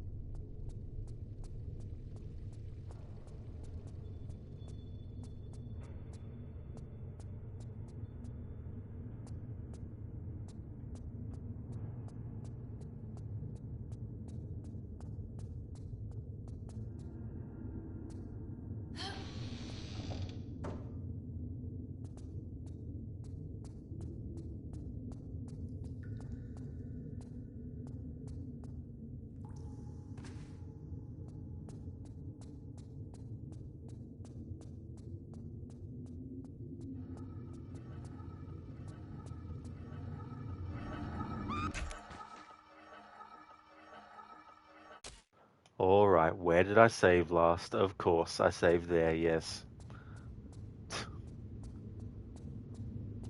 Let's go directly to here this time around. Because I need to go to those other places I went to before earlier anyway. Get this part out of the road, because this one is annoying. These spinning blades. Trying to get past them with minimal damage, not having to use health kits, can be very, very tricky. Because you have to not only go down the pole, but you have to come back up it later.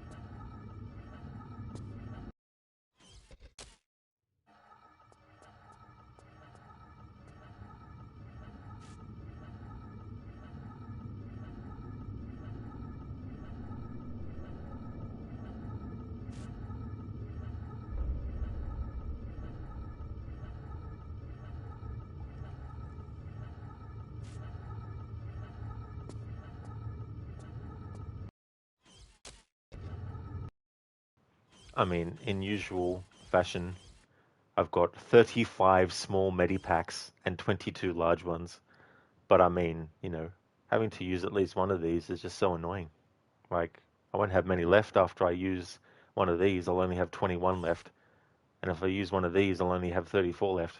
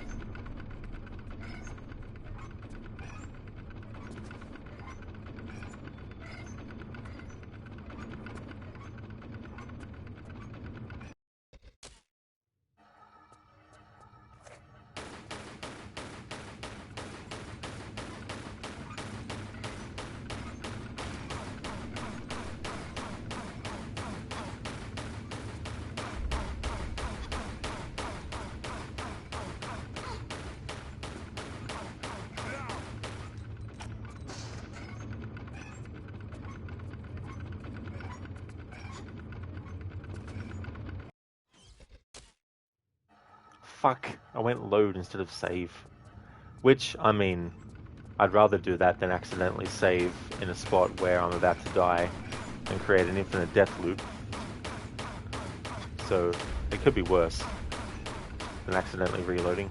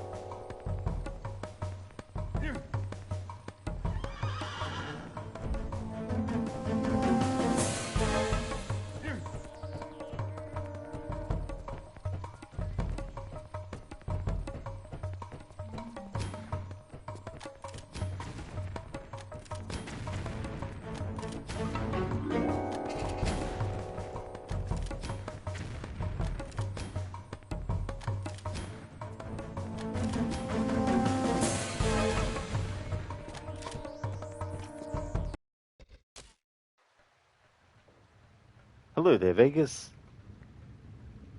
I hope things are going well. Doing some more Tomb Raider: The Last Revelation today.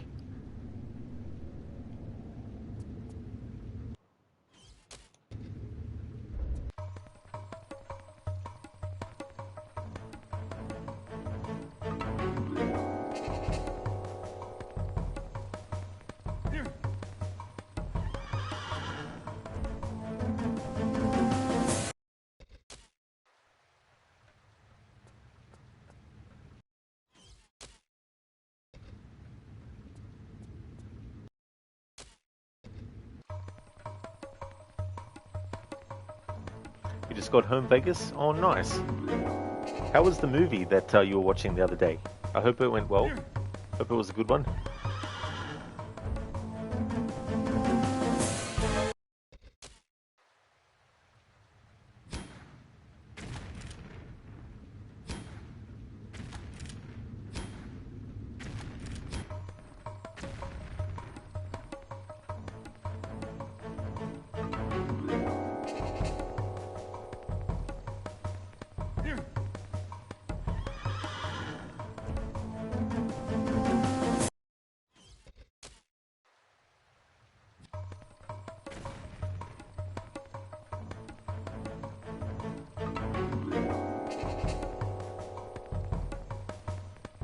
Vegas, you watch so many movies. Did you mention which one it was?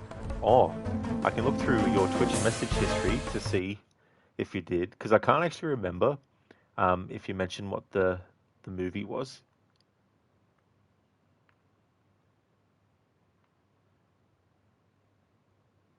Oh no, you didn't, Vegas. Yeah. So I don't know which one it could have been that you watched, but that's fair enough, dude.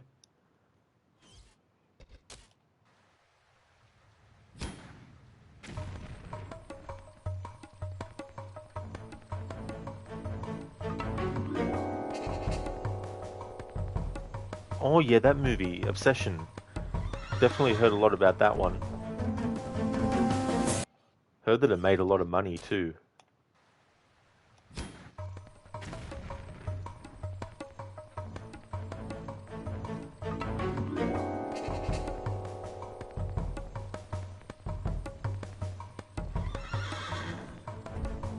It's an absolute trip, is it? Yeah.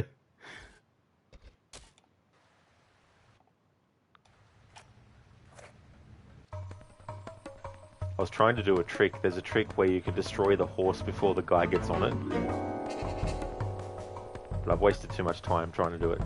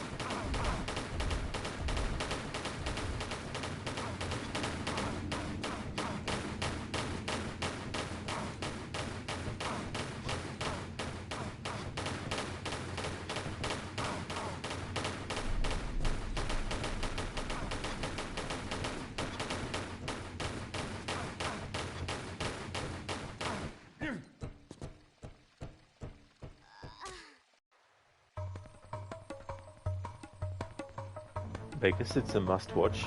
I should get around to watching a lot of movies that I've actually not seen yet. There's a lot of horror movies that, when they came out, they were considered to be really great. I've also seen some people say that some of them weren't that great, but, you know, that's definitely something that I'd like to do still, though, is check out some movies like that. For example, I never saw The Babadook. I never saw Hereditary. I never saw It Follows. I remember when those movies came out, there was a lot of people talking about them.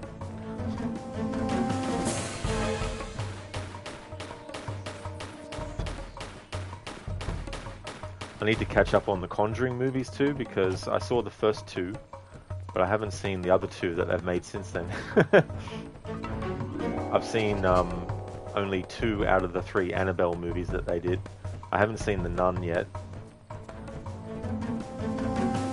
Then there was also another Omen movie that was done, which I haven't seen yet either. And then there was that new Exorcist movie, but I've heard mixed on that one.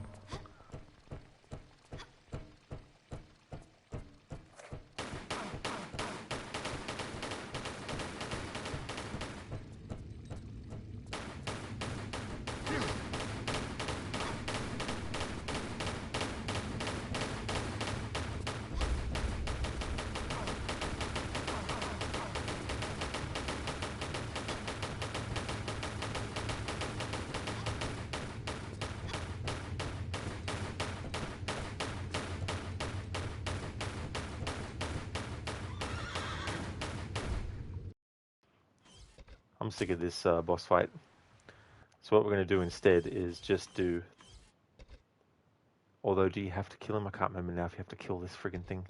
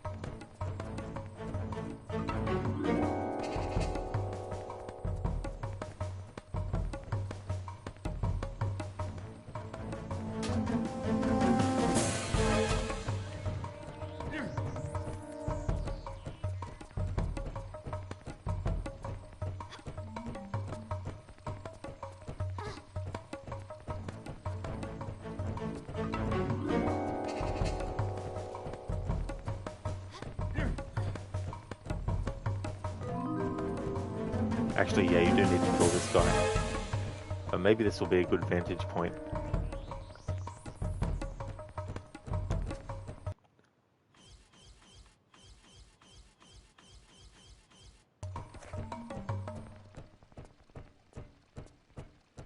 Vegas, you thought the first 2 Conjuring movies were really good, but after that they got corny. Or did they? Yeah.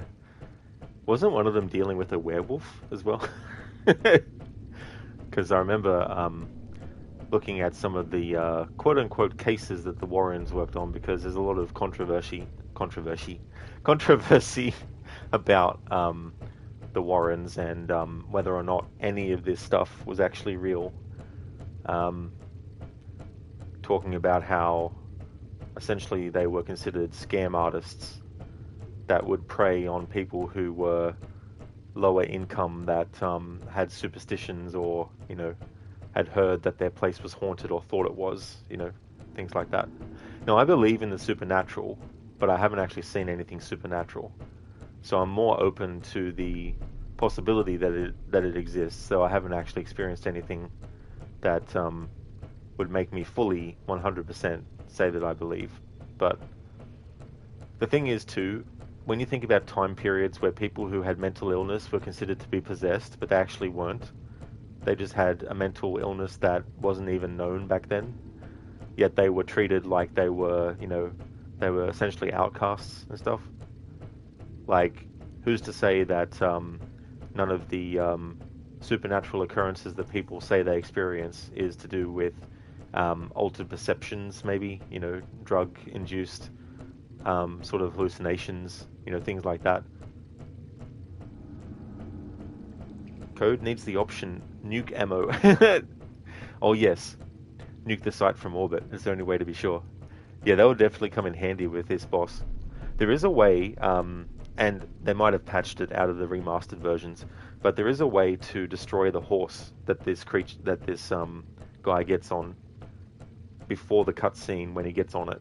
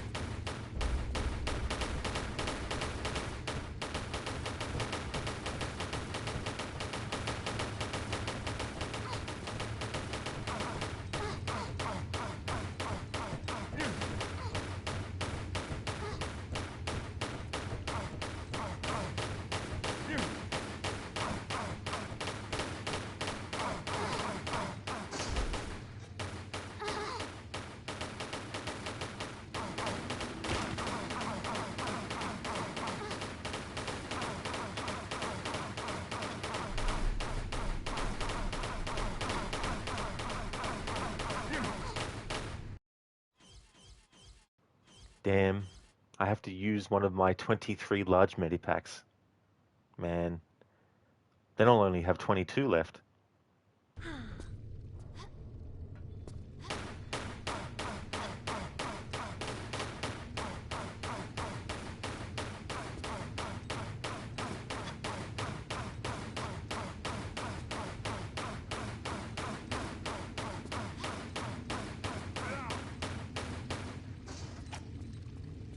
Alright, so we have to kill him because we need this. Vegas, yeah, a lot of the stuff that the Warrens say they witnessed and saw is very questionable. Yeah, you know, and like when you have people who are struggling financially and they're trying to make ends meet and there's a lot of stress involved, like a lot of staying up, not getting any sleep, or when you do get sleep, not getting very much, you know, and over time that can take a toll on people where, I mean, they've done studies, I think, about sleep deprivation and how that affects the mind and how people can hallucinate stuff. You know, the longer you stay awake without going to sleep, the more prone or susceptible you might be to hallucinations and things, you know. So who's to say that a lot of the people... Now, I'm not saying that people who generally believe that they've experienced something are wrong. I'm just saying that there would be potentially some situations where someone is overworked and overtired and hasn't gotten much sleep and there's a lot of stress that they're under, that they might perceive certain things to have happened to make them think that it's like supernatural when it might not be. So if you have people that are thinking that they're witnessing something, and let's say that they aren't, then the Warrens were considered to be people that were taking advantage of them by saying, oh, you know, then we'll come in and we'll bless your house. We'll get a priest to come in and bless the house, but, you know, we don't do this for free. So the movie The Frighteners by Peter Jackson, that's an interesting sort of thing that plays into that. But the thing about that movie is that there actually are ghosts, and Michael J. Fox's character can actually see ghosts. But what he does is he sends the ghosts that are friends of his to the person's house to cause shit. And then he comes swooping in and being like, hey, you know, I can help you here, kind of thing. So he's a con artist in that way. So I guess in some ways The Frighteners is a bit of a parody or a commentary on that kind of behavior, you know. And I think sometimes too people really want to believe that they saw something supernatural. So they'll basically pay whatever money or put whatever sort of like, you know, things on the line or at stake, you know. because they feel like maybe, potentially, there's something.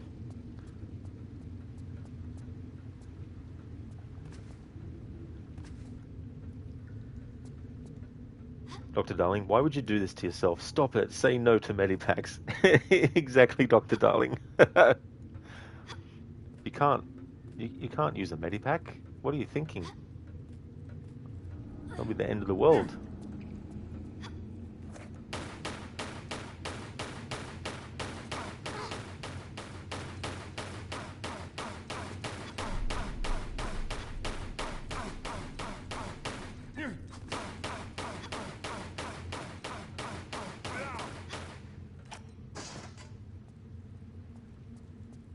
Vegas, yes, there are all kinds of variables that may or may not play a role in supernatural experiences.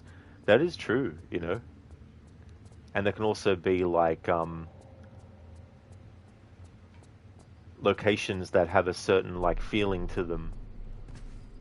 Like for example, I feel like there is something to be said about people having the instinct about certain things. Like sometimes we have the instinct of this is not a very good situation to be in before the situation gets to a point where things might become more obvious. You know, like people having premonitions and things like that.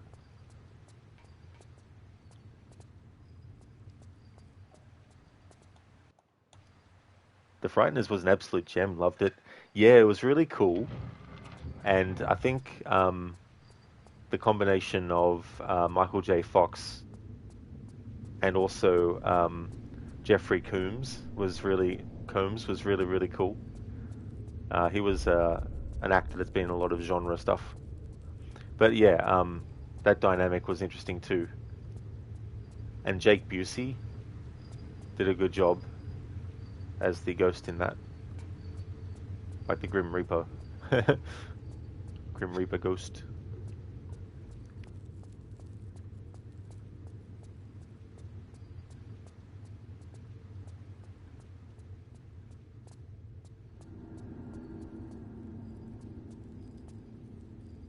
There's also that movie based on a Stephen King story, 1408. That was actually a good movie. And the funny thing was, there's multiple different endings that were filmed, and depending on which version of the movie you actually bought, you would get a different ending. But yeah, for those who haven't seen that movie or haven't read the story, 1408, basically it's about this guy named Mike Enslin who writes books about supposedly haunted locations. So what he'll do is he'll take his tape recorder and he'll go and visit these places, and he'll stay the night if it's like a motel or a hotel or something, and he'll write about what he experienced, whether there was something supernatural there or not. And there's a particular hotel, the Dolphin Hotel, and there's a room, 1408, that a lot of bad stuff over the decades has happened in, and he really wants to check out the room, but the manager of the hotel doesn't want him to, and tries all sorts of ways to try and convince him not to bother and just to write, you know, something that was, write something fake about it, you know. But he was adamant and gets his way. And of course, the room itself is haunted. That's about all I'll say. It's definitely really, really good movie. It's got John Cusack and Samuel L. Jackson in it.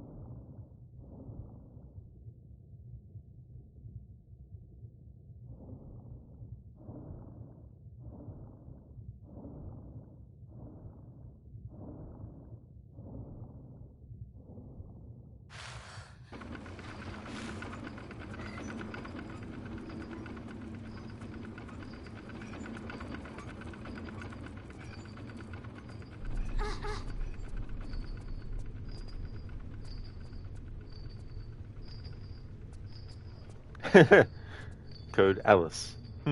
Lara in chains. That is true, instead of Alice in chains. You got these swinging chains here.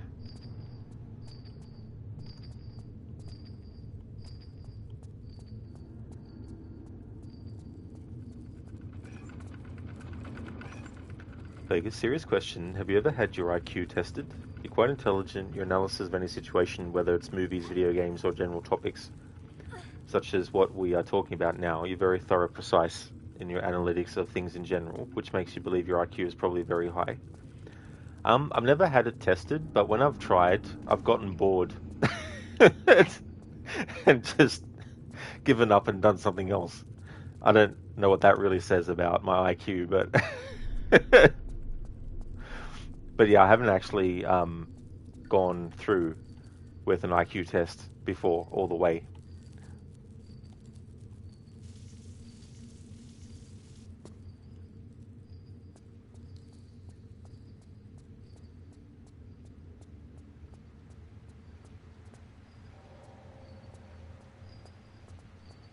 This might help if I pull the chain here.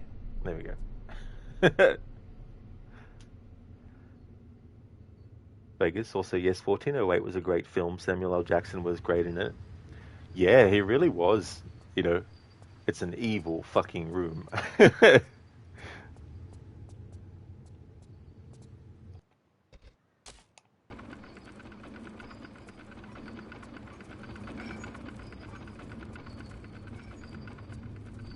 But thanks for the kind words, though, Vegas, about what you said.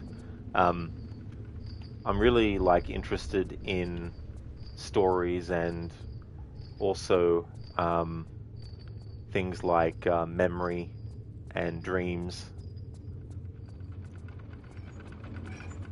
And I find that when I have something that I'm interested in, it's easier for me to retain the information about it.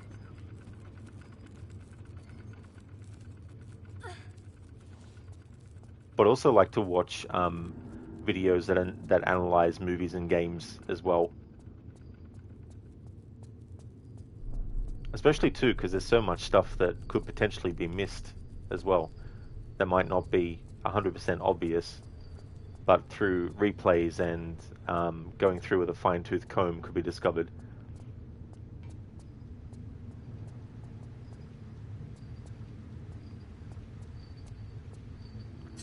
Code results in 404 pending loop. At least when you did some of yours. Did it, Code? Oh no. You're just trying to get it done. But yeah, they weren't boring to me because I felt like the test was beneath me or anything. It's just that I sort of got bored of trying to, answer the questions. And I was just like, I don't have the capacity to persevere and, answer these questions.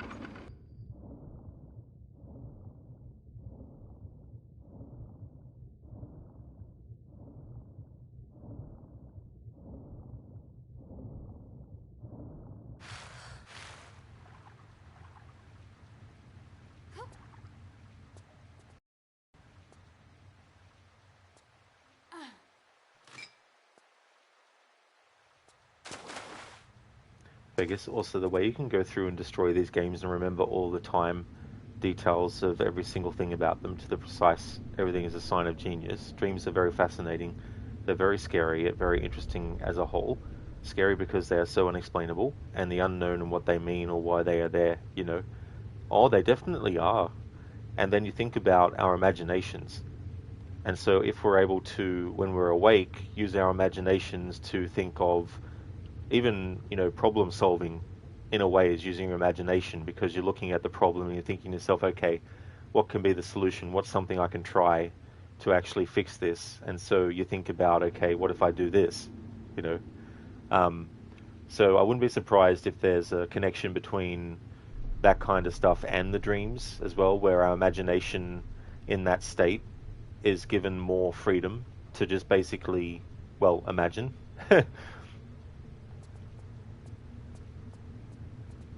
But also too, like a lot of the stuff that I remember, it's really down to repetition as well. Um, and there's certain like games, because I play them regularly. There's certain like pathways I might remember, but I do sometimes get turned around easily depending on what's happening in the game and the camera as well. Like for example, in the reboot Tomb Raider games, when Lara gets attacked by the eels underwater, when she actually gets free of the eel, because the camera has actually changed perspective during that sequence, I have to keep a close eye on the change so I know which direction to swim in once the escape has happened,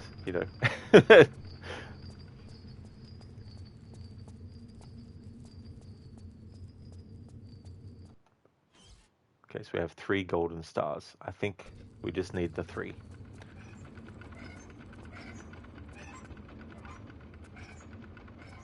Like dream interpretation and all that kind of stuff, I find that interesting. And when it comes to like A Nightmare on Elm Street, for example, that's one of the reasons why I have an interest in dreams too, because you think about stuff that is going on in a dream, and it's not like when we're asleep, all of a sudden the potential for anything to go wrong with our biology is, put on hold. So someone might have a dream that is so real to them, it might cause like a heart attack or something, you know. And so there's things like that. So when you look at things like A Nightmare on Elm Street and how the people in that, when they get killed by Freddy Krueger, if they die in their dream without Freddy's influence, then they'll still be alive. But if they're in a nightmare with Freddy and he kills them, they're dead. And so that's a very scary thought, because basically Wes Craven, when he was researching for A Nightmare on Elm Street, there were some cases of some people who unfortunately died in their sleep, and they had told people, their family, that they were, afraid to go to sleep because of various reasons. So that's kind of freaky too when you think about it as well. Code, some of the dreams could be viewed as higher than average Hollywood movies so far, but no saving yet. Yeah, I mean the logic of dreams, it's interesting too, as well. Um, my sort of memory of dreams can be vague depending, but I know that I dream in color, and sometimes I can hear things in my dreams, but I'm not really like a vivid dreamer. Um, no, lucid. Sorry, not vivid. Lucid.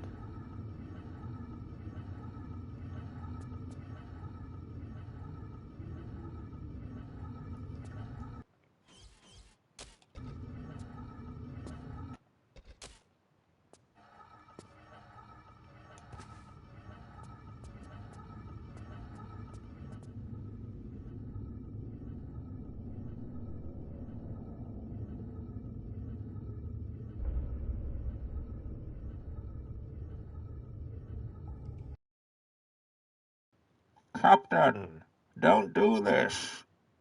It's done. What about my ship? You can't just leave her. I have no intention of leaving her, Doctor. I will take the Lewis and Clark to a safe distance, and then I will launch TAC missiles at the event horizon until I'm satisfied she's vaporized. Fuck this ship. Thank you, Dr. Darling, for redeeming that from Event Horizon. That's such a great movie, that one. I love that line too. Fuck this ship. Such a great movie.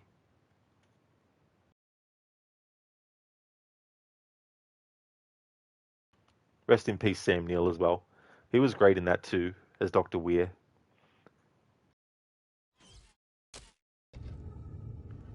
Vegas, the ocean is a very scary and fascinating thing as well. We've literally only explored like 5% of the ocean. It literally has caves the size of cities at depths we can't explore. There is no telling what kind of creatures or things that live in those depths. You wouldn't doubt that mermaids and megalodon and other crazy beasts live at those depths.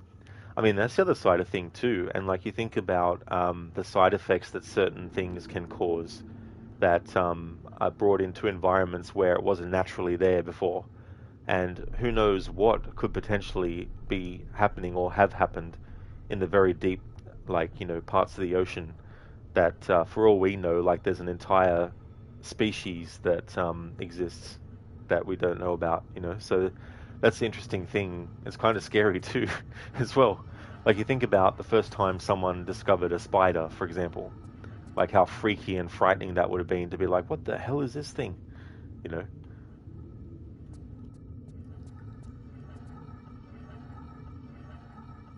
Oh, who's the YouTuber that does those funny videos where essentially he plays the first person to ever do something of a kind? And there's very different videos as well. I wonder if he's done something like that, like, the first person to discover like um, a dangerous animal like a spider or something.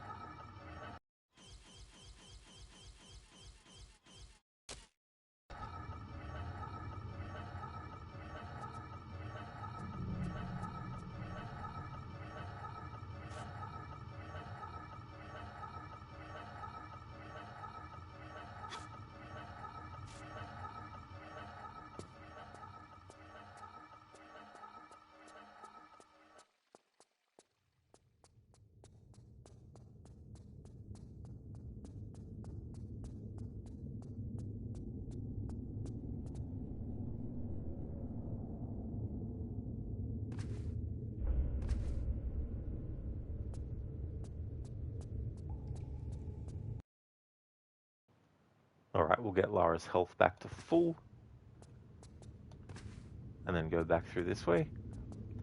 Vegas, you're not sure, haven't heard of him. What's his name? I think it's Ryan, but I don't know if that's the name of his channel though. He does those he does those videos called pitch meetings, where he basically pretends to be the person who pitched a movie idea about an actual movie that is like a movie that exists, but does it in like a sort of like satirical parody kind of way.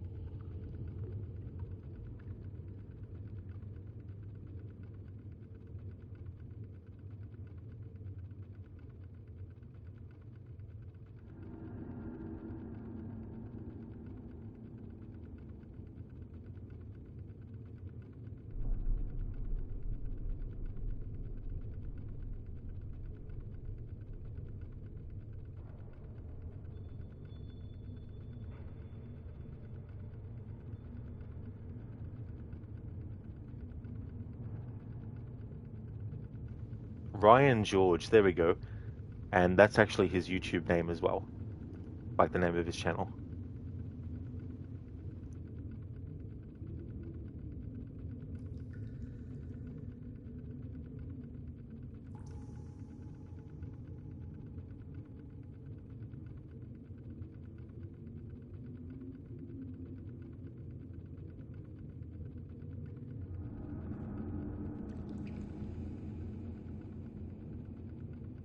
There we go, there's a direct link to his YouTube channel.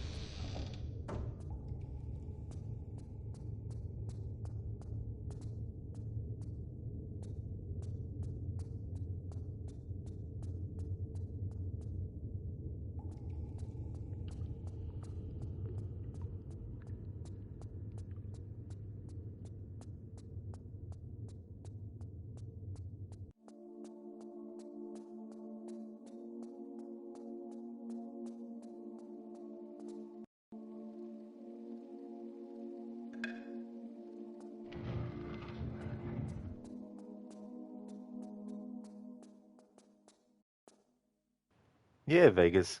Haven't watched one of his videos for a while, um, but yeah, there's definitely some funny ones.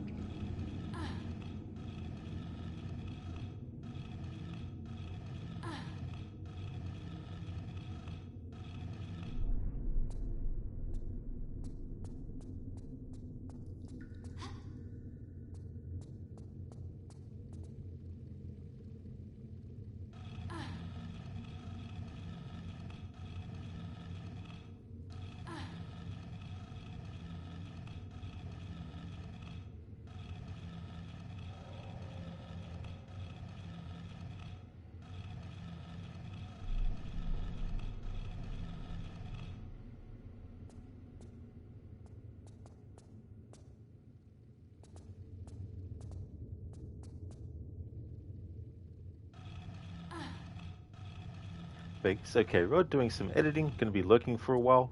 That's all good, Vegas. I really hope that the editing goes well. Thank you for leaving the lurk too. Would definitely like to recommend people check out Vegas Glave's channel. Was last doing Killer Frequency. In the future is going to be doing Resident Evil 4 Remake.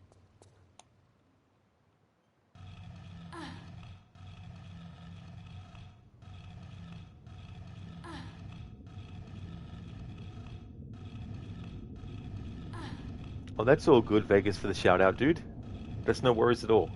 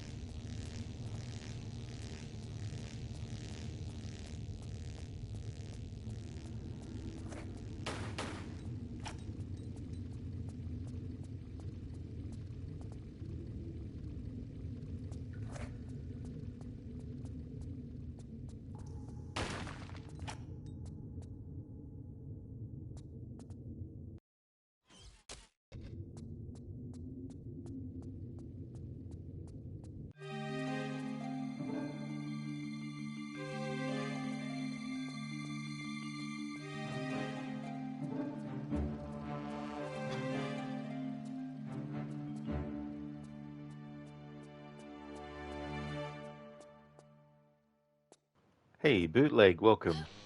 How's things today? It's going well for me, Bootleg. Doing some more Tomb Raider Last Revelation today. Having fun going around doing swan dives across gaps.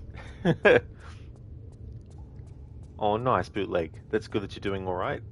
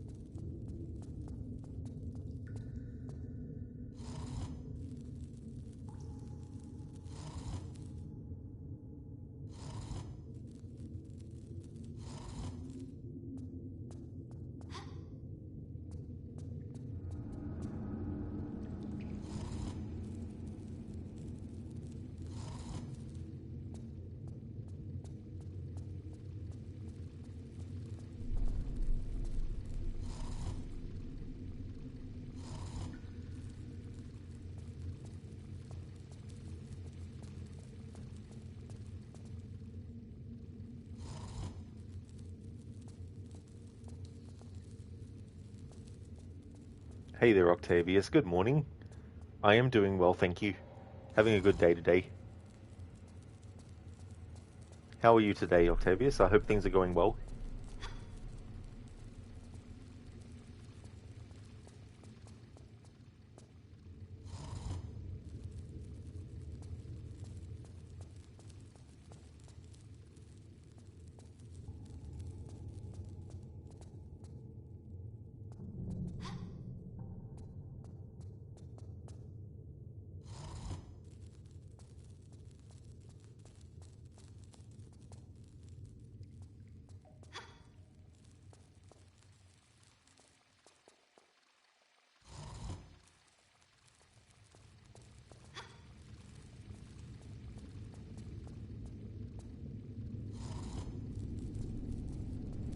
There we go. Got the combination.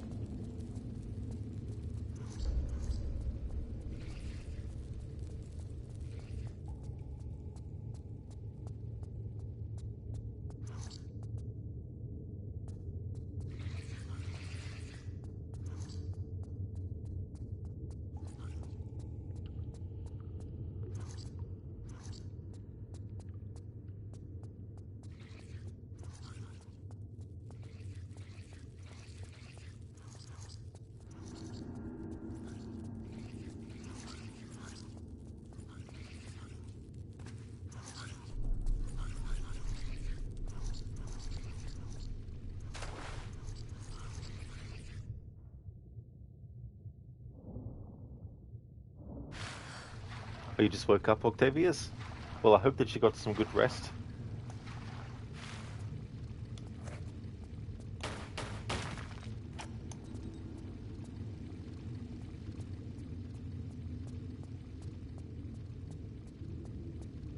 For my annual playthroughs of these Tomb Raider games, especially these earlier ones, I've wanted to do challenges or approaches that are related to some kind of like aspect of the movement mechanics and things.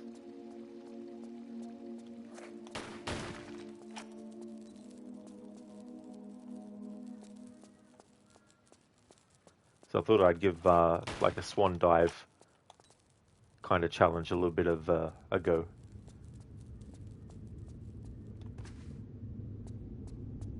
Making it that I don't have to constantly do it as I'm moving through, like I do with the Leapfrog challenge.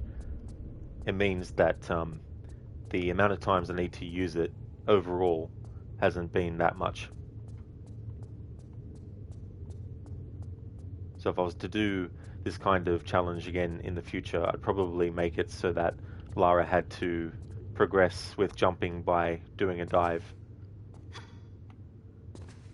Like this.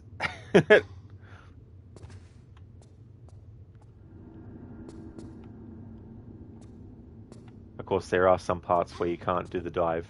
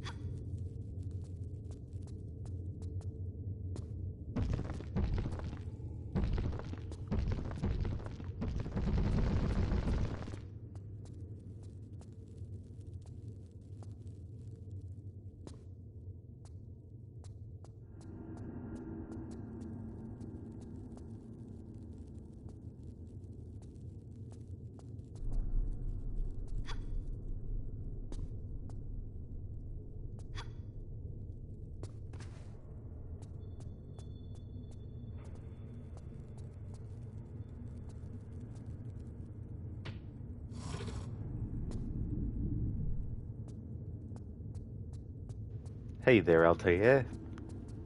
It's going good. I was going to say well, but then I was going to go well, but I started to say would instead of instead of good or well. I'm going good. Thank you very much. How's things with you?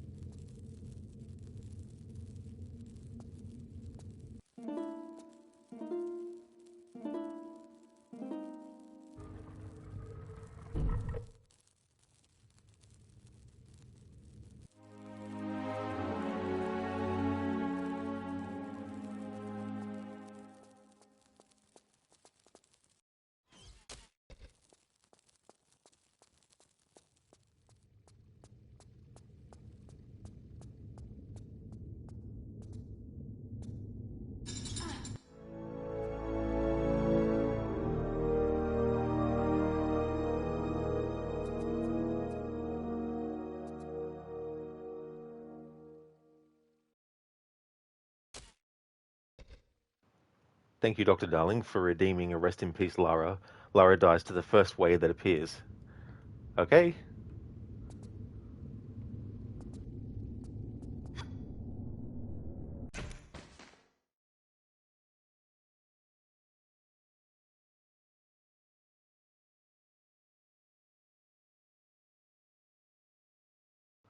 There we go. Thank you for redeeming that. Oh no, what happened? I know, right? And now I know for sure that I can't survive doing a dive, so we can just do a normal jump. Perfect timing.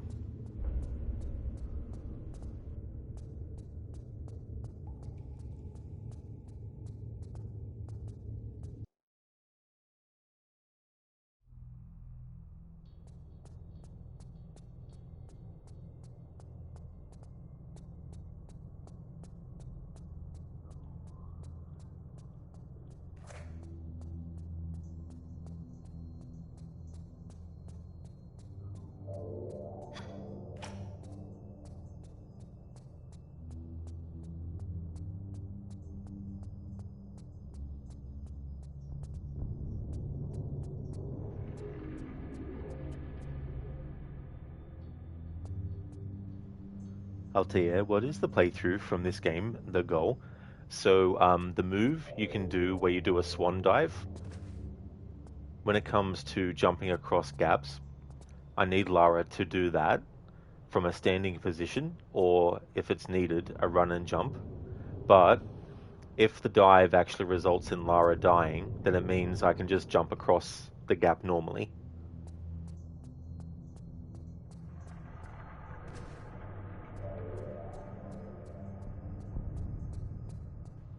It's kind of a low-level challenge, but I wanted to give it a try, just to see if it needed any extra rules added, which if I do another game in the series with it in the future, I'll add some other rules to it. But I wanted something that was not going to make the playthrough really long, because this game can be long enough as it is. Because the first two games I did, Tomb Raider 1 and 2 for this series of playthroughs, the first game I did a complex jump challenge where basically, and I'll go to something to show,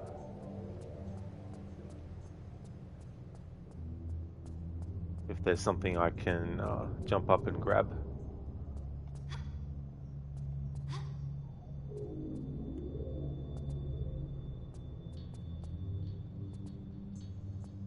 Well, in any case, for Tomb Raider 1, it was Lara had to be on an angle to actually jump across stuff or to jump to something to grab it, instead of being square on with it as well.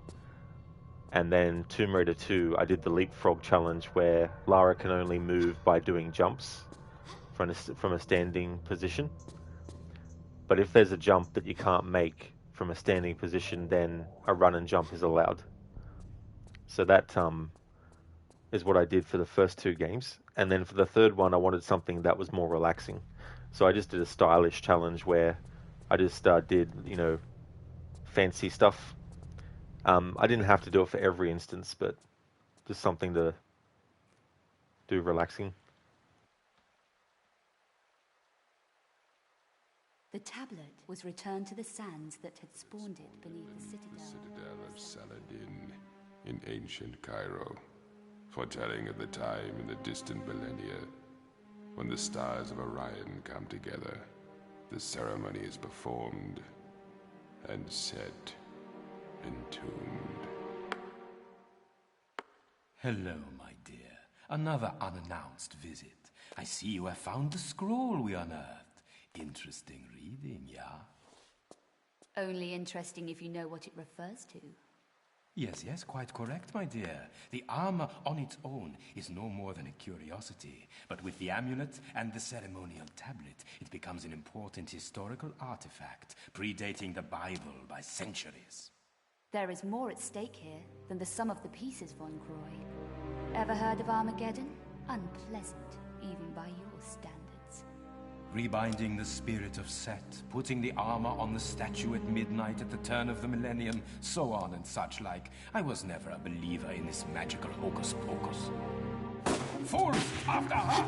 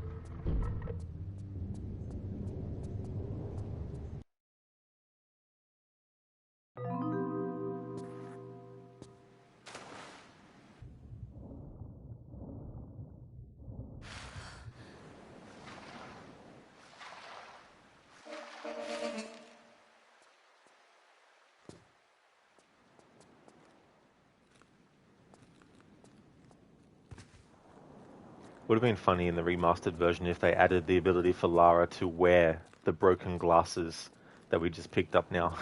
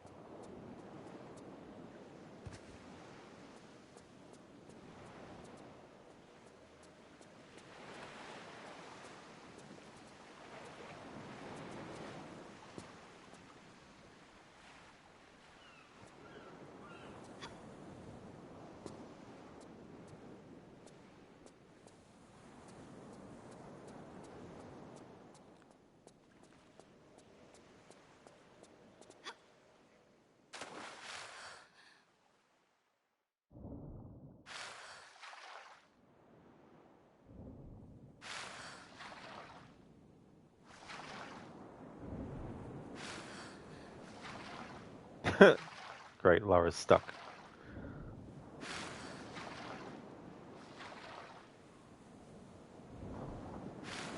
Alright, hopefully my last save wasn't 20 minutes ago or something.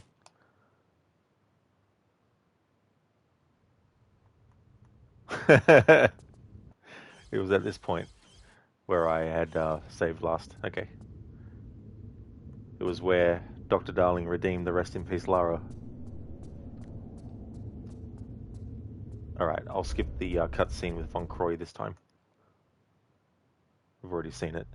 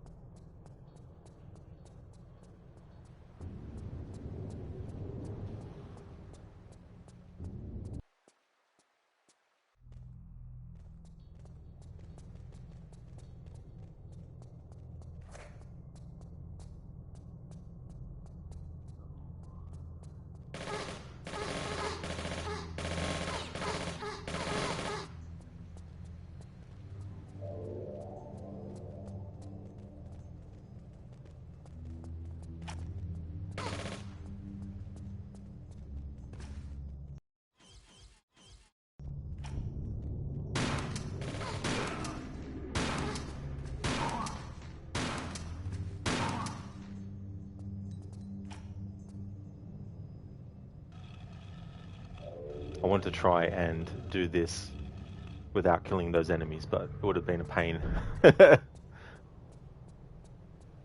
Octavia, so damn, they are difficult. Those guys definitely can be.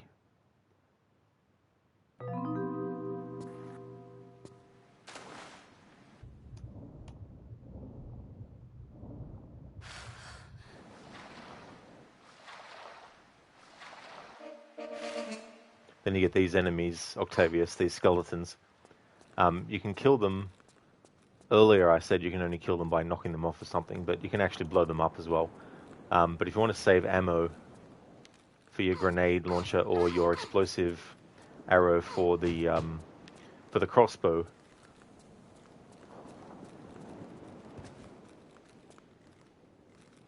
hang on, I'll just grab this first.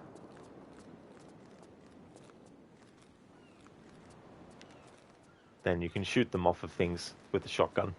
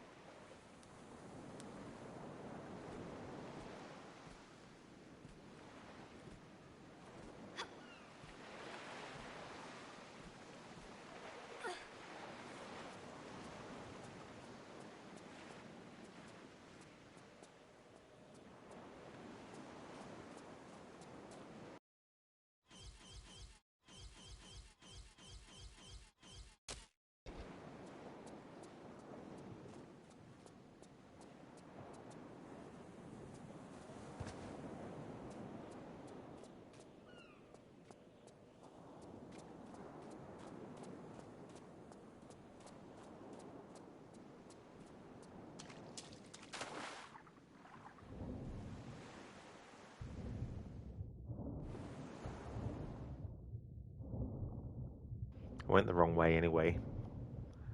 For Lara got stuck and I had to reload the save.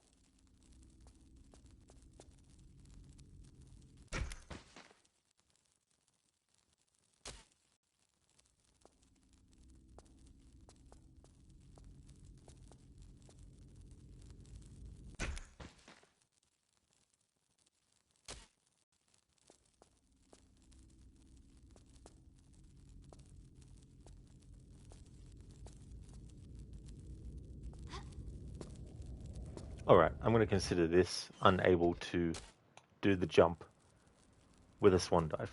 So we can do a normal jump.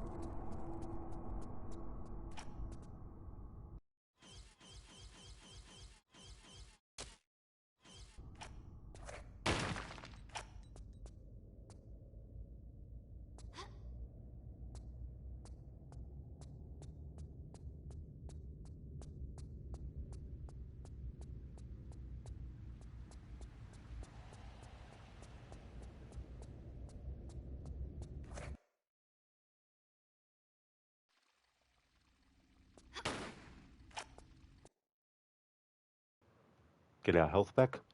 For those who don't know, in this game, when there's a loading screen, you get all your health back. Plus, of course, if you finish a level, then the next level you'll start with full health again.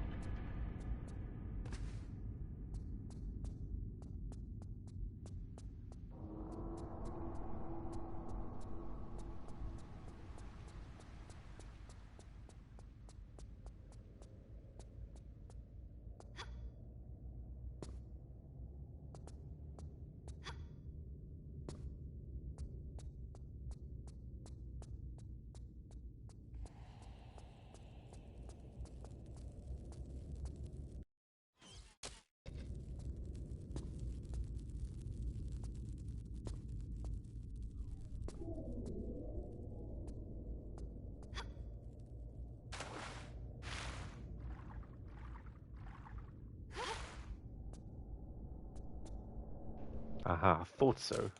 I'd already gone down that one.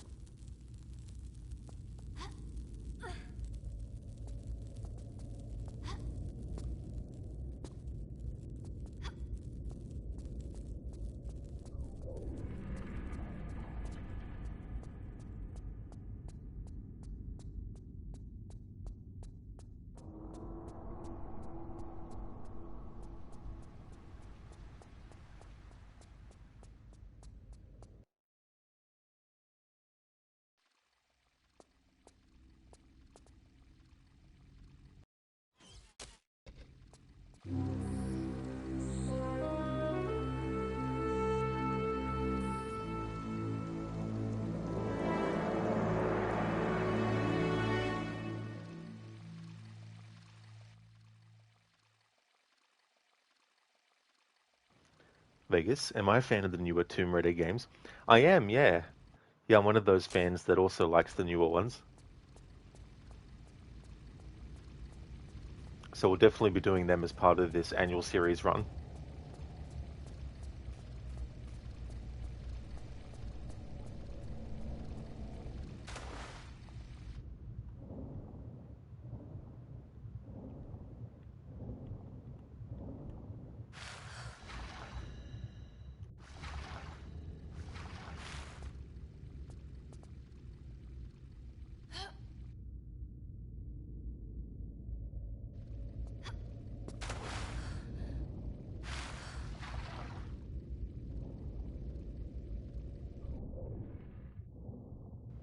Yeah, Vegas, yeah, I've played the Uncharted games. Recently, I did my second playthroughs of those.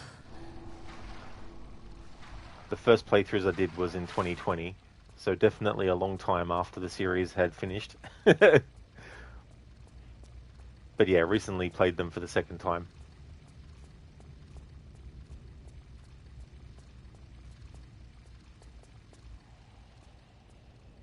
Hey there, Anmita. Welcome, dude. I'm going well, thank you. Things are going good. Lara's doing some more swan diving and other shenanigans. How's things going with you, dude?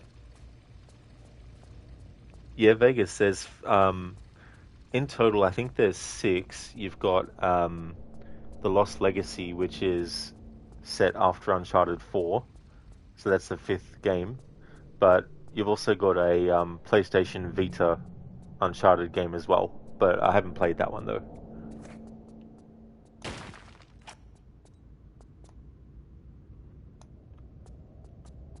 Oh, cheers, Anmita. Thank you, dude. Yeah, making good progress. Glad to hear that you're doing well, Anmita. That's good. Just woke up. Hope you had a good rest. Okay, I'm not ready to do that section yet.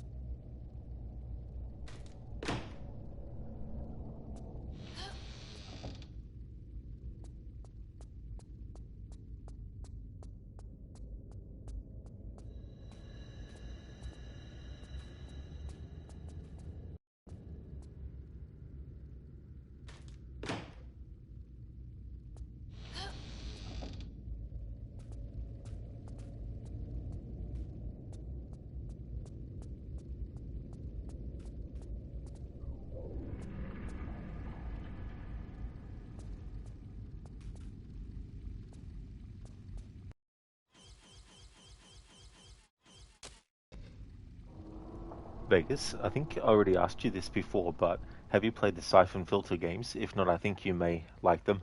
I really liked the first three, so I played those. Siphon Filter was one of the first PlayStation 1 games that I got. Um, I think the best one um, is Siphon Filter 2.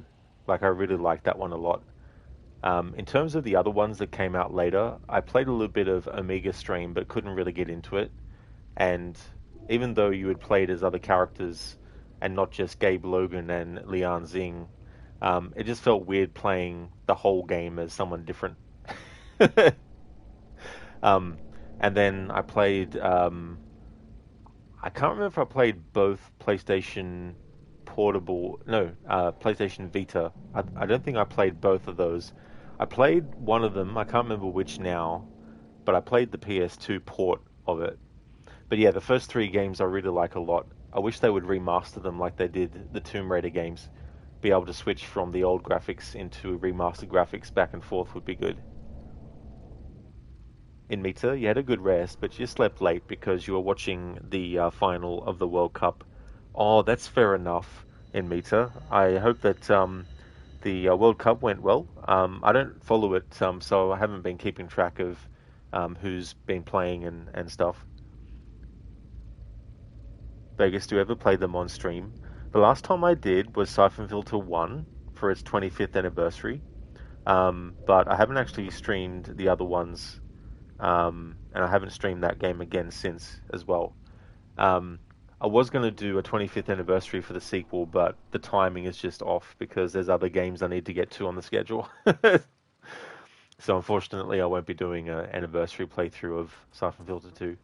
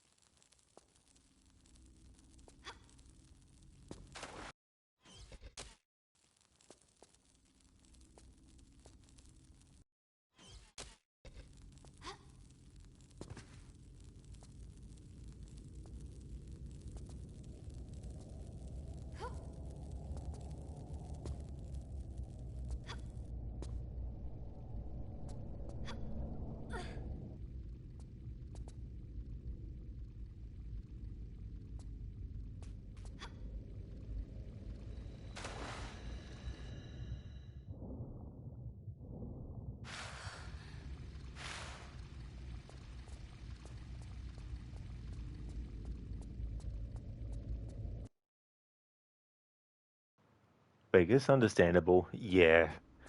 Such a shame. But having said that, though, it's long overdue to do like a trilogy because I'd rather just stick with the trilogy because yeah. I mean, the other versions of the game I wouldn't be able to access them anyway because, as far as I know, they're not released on the PlayStation Store to be played on like PS4 or PS5. But I know the first three are, so it'd more likely just be the first three that I do streams of when I was doing like not necessarily a series run because then that would mean implying all the rest of them, but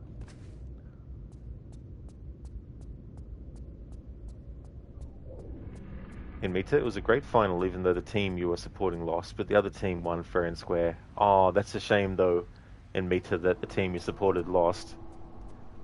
But that's definitely understandable, that's the way it goes as well. It's good that they won it fair instead of, doing underhanded tactics. Hey there, Ironhide.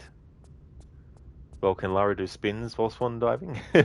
Unfortunately not, no.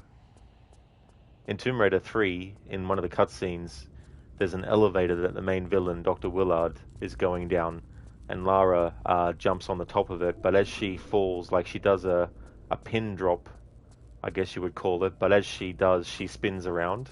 Unfortunately, you can't do that either in gameplay.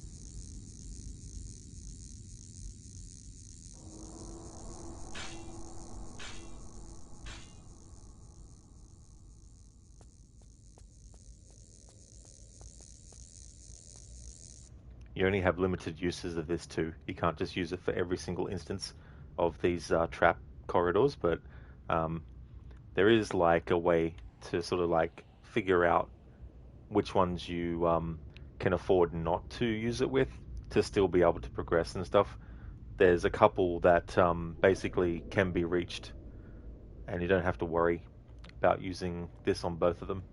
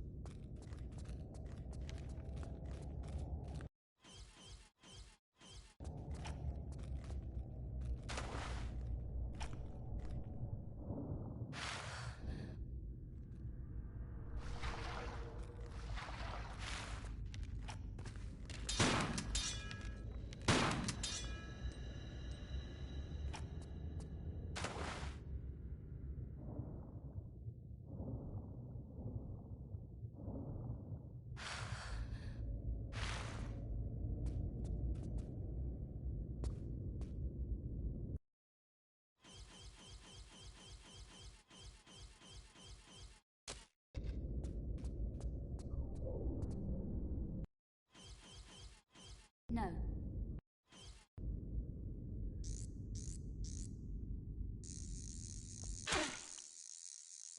Oh my god.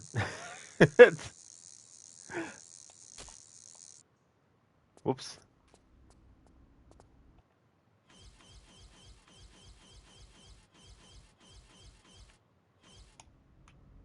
Hey there, Wicked. How's things?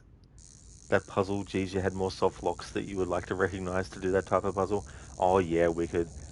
There's definitely a lot of potential in this game for soft locking certain items that you can just completely miss. And then when you get to the point where they're needed later on in the game, you're like, what the fuck? How do I get? And then you go, oh shit.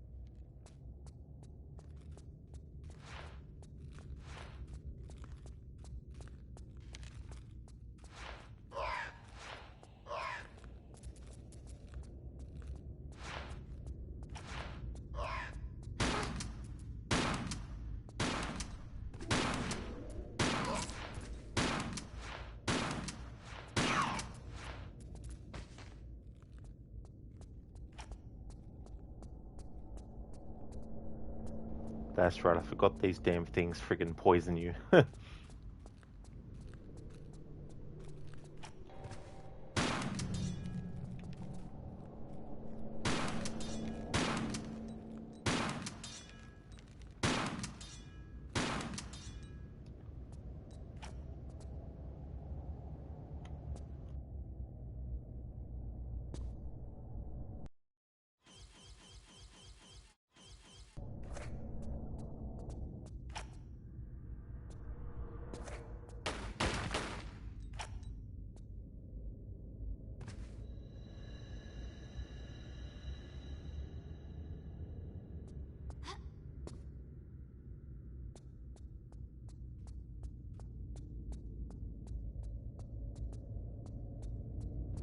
This is pretty trippy.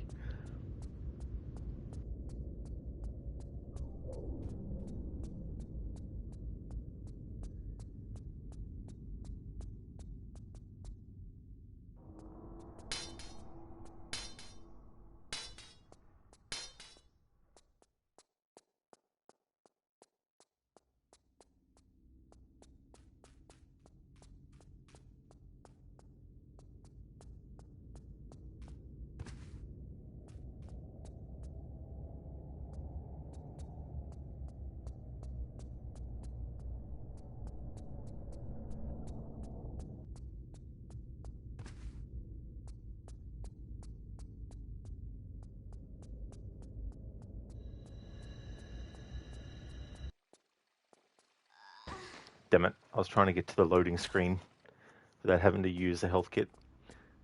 But not to matter, I wanted to suss something out as well anyway.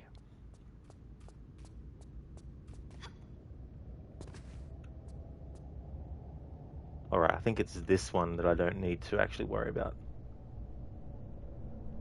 Because you can get to where you need to go from a different angle.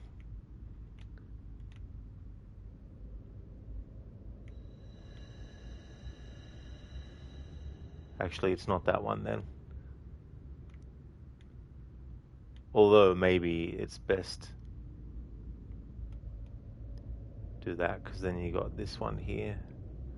I haven't been there yet. So definitely need it for that one. Although one of them is just a secret, well, not a secret necessarily, but I don't really need that one. Oh, great, Wicked. I'm glad to hear that you're doing good. While going for 100% on AC Valhalla, I realized there are way too many half-baked stuff.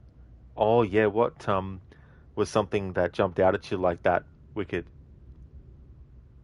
I feel like the game is a bit bloated, even just the base game, without worrying about doing all the collectibles and all the side content.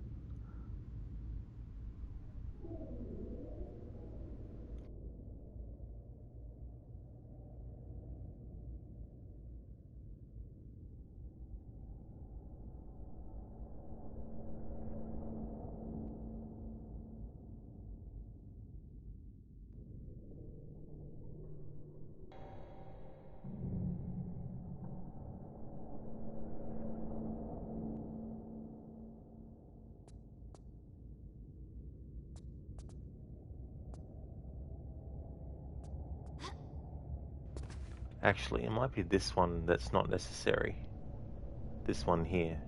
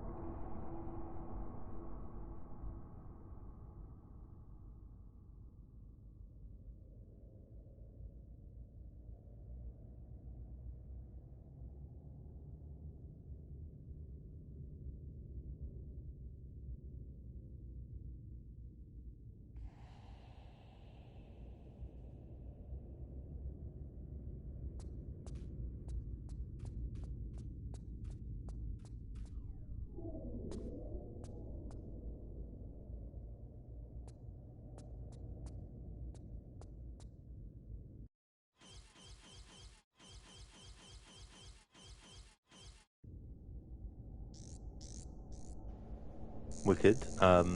Like cartographer, buy everything, row map, and still missing stuff. Solution those guys, but cool down to big, so Google it is. Oh yeah, having to buy everything, grind for all the silver, and yeah, all that quote unquote fun stuff.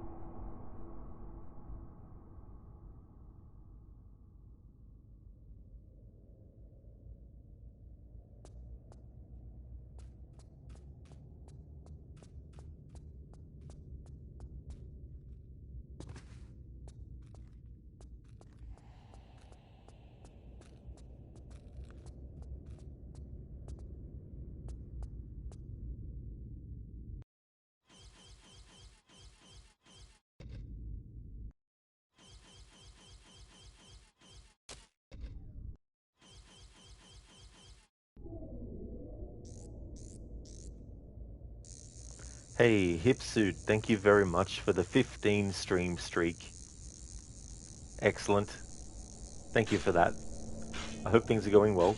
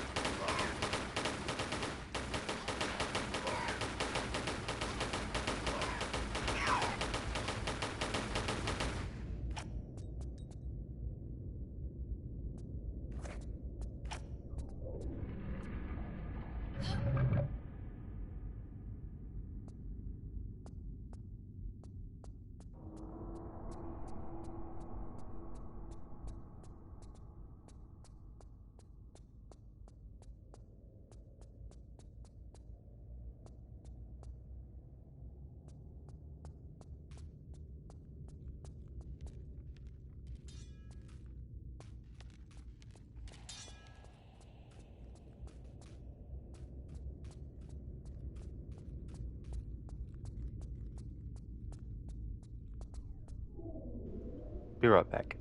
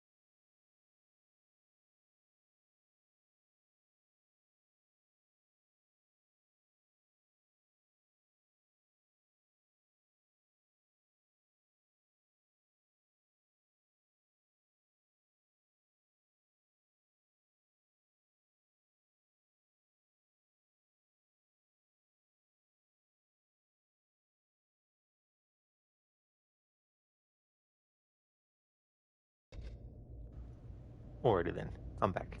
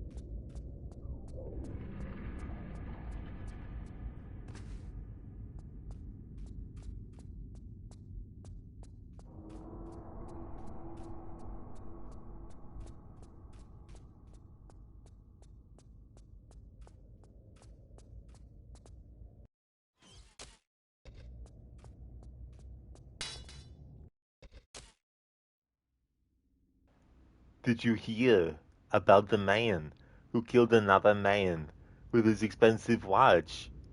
He was a psycho killer.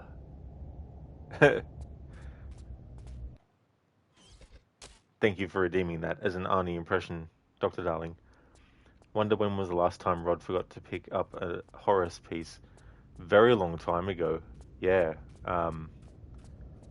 Probably around 2014, somewhere about then.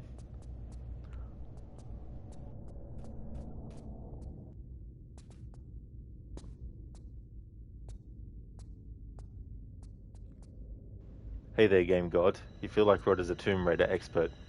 Well, I definitely wouldn't go that far. I'm okay at these games.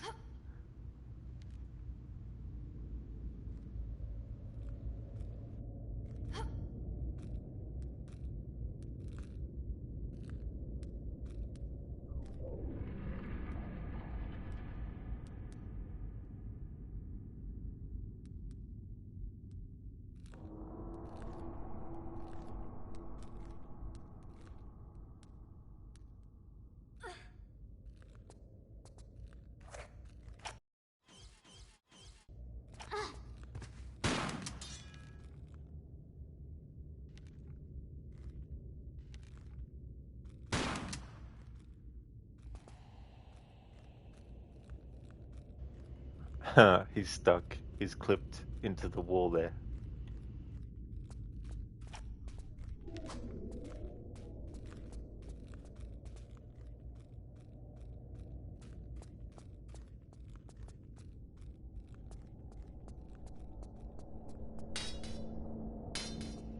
Ah, yeah, I've already been in that room.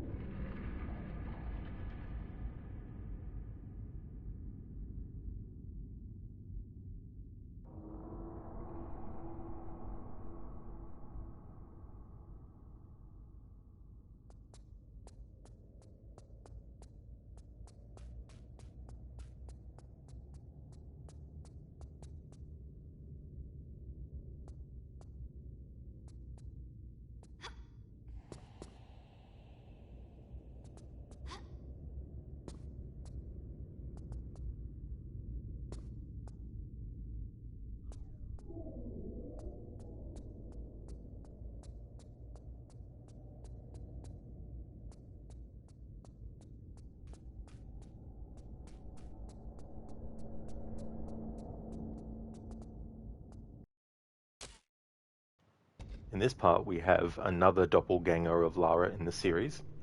The difference with this one is that it doesn't move around, and if you shoot, it doesn't shoot as well. However, if an enemy attacks it, then you will actually take damage as well. So we have to be careful in that respect. The flying enemies are a damn pain for that as well.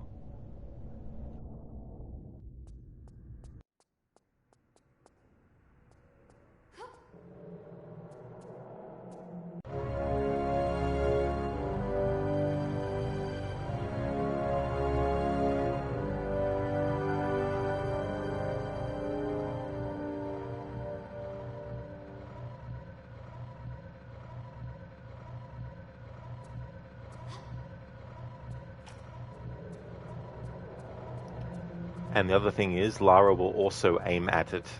So it can be annoying if an enemy gets near it, because then you could start accidentally shooting it yourself.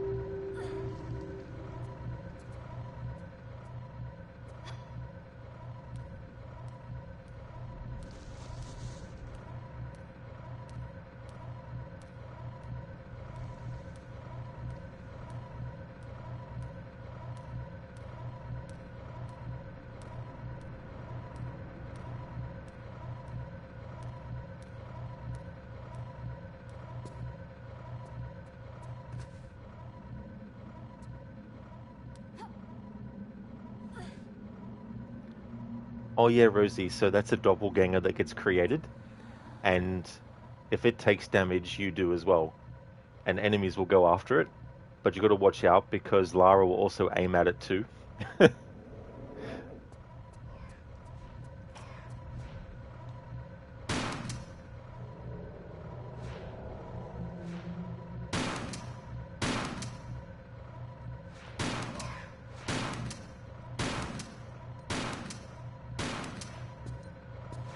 Damn it, freaking fell down.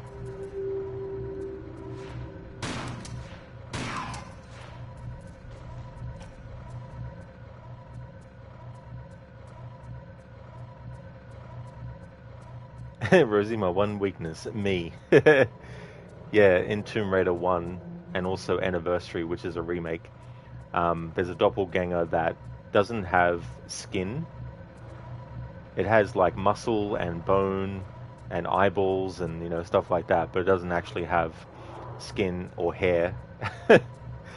But when you shoot, it'll shoot. So if you shoot at it, it'll shoot at you, and then yeah, you kill yourself.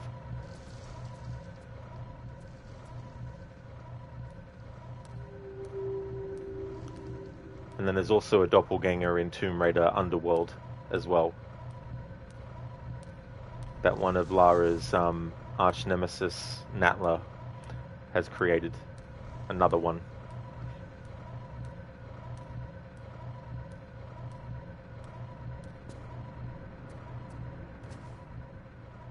Maybe it was Amanda that created that one.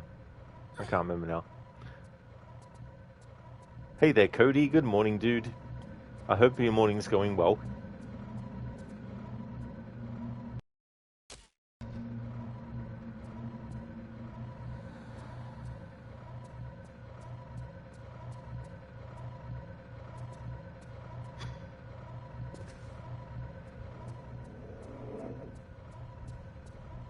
Oh, that's excellent that you're going great, Cody. That's good.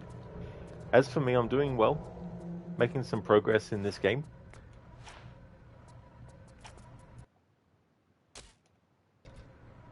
We're up to a part now where you have enemies that will attack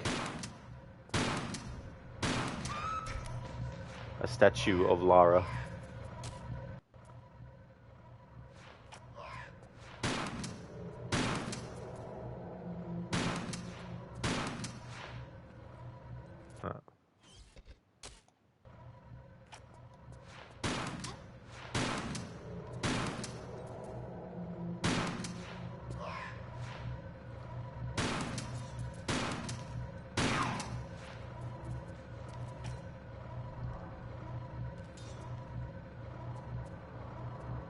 Cheers, Cody. This is actually my favorite Tomb Raider game in the series. Plus, it was also the first one I played. One of the first PlayStation 1 games I got.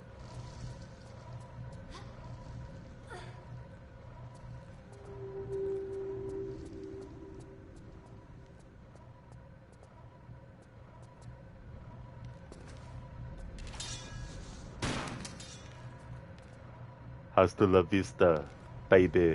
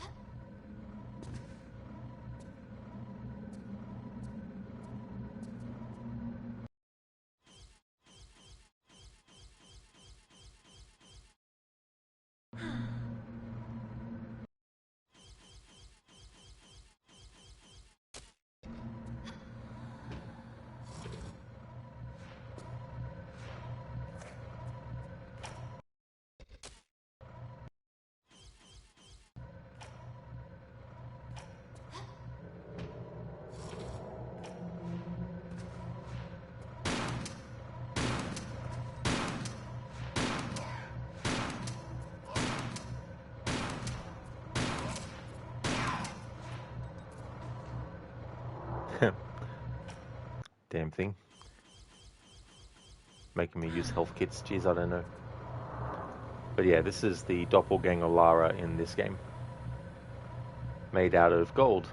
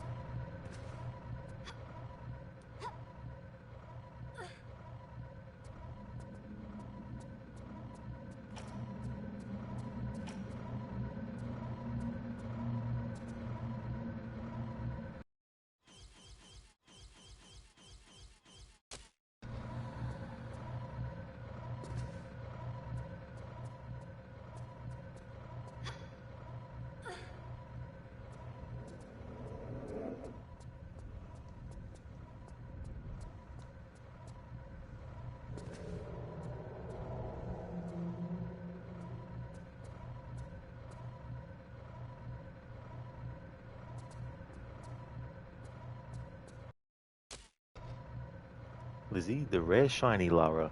That is true, yeah. The other golden Lara is in Tomb Raider 1 and Anniversary, where you have the hand, the statue hand of Midas, that if you touch it, it turns things to gold, including Lara, if you jump on it.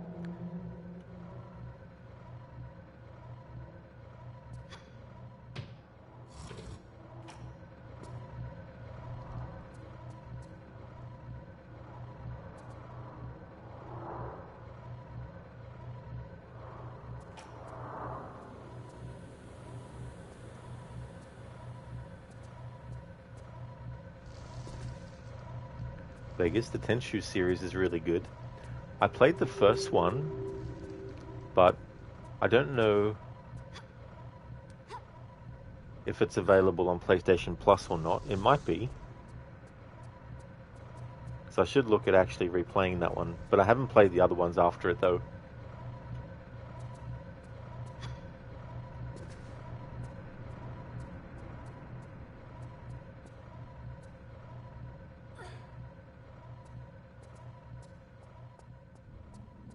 There's also that new Shinobi game as well that I want to play.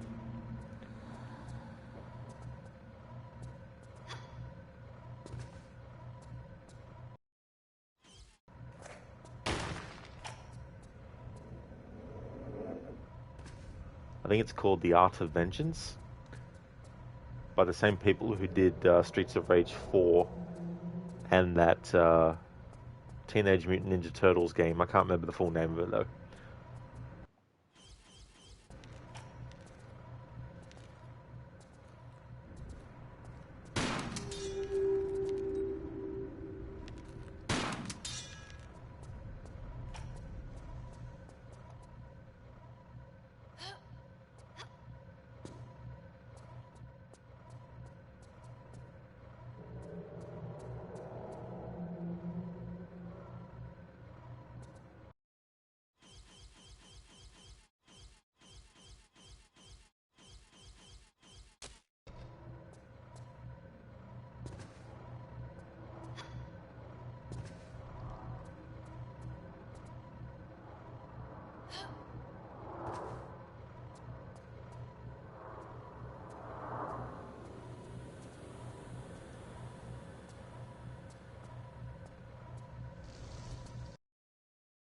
Oh, really, Vegas? It says none of the Tenchu games are available on PlayStation Plus.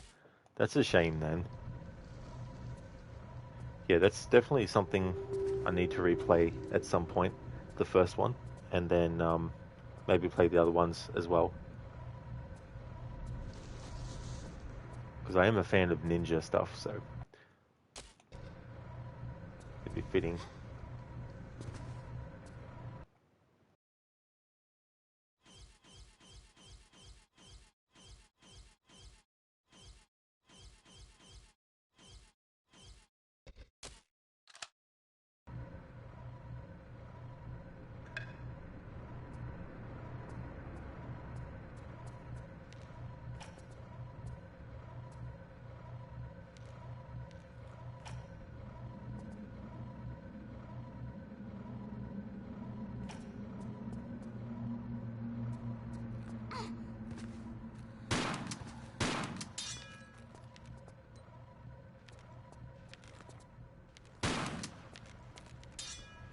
I guess that's strange. You figured they would have had some of them in there.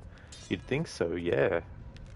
Because they got a lot of other PlayStation 1 games on it.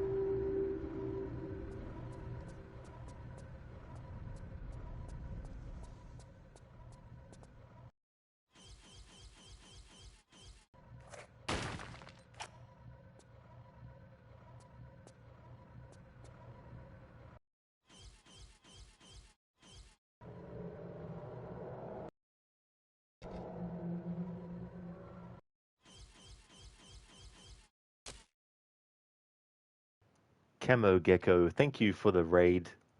Welcome. I hope things are going well. Welcome on in, everyone. How is Evil Within 2? I've not played that game for a very long time. Hey, Poli, welcome. Hey, Camo, welcome on in. Thank you so much for the raid. I hope you had a great stream. I'm doing a playthrough of this game where when we jump across gaps, have to do a swan dive across. And if there's a lower platform that Lara can survive the fall of, we have to do a dive onto that platform too.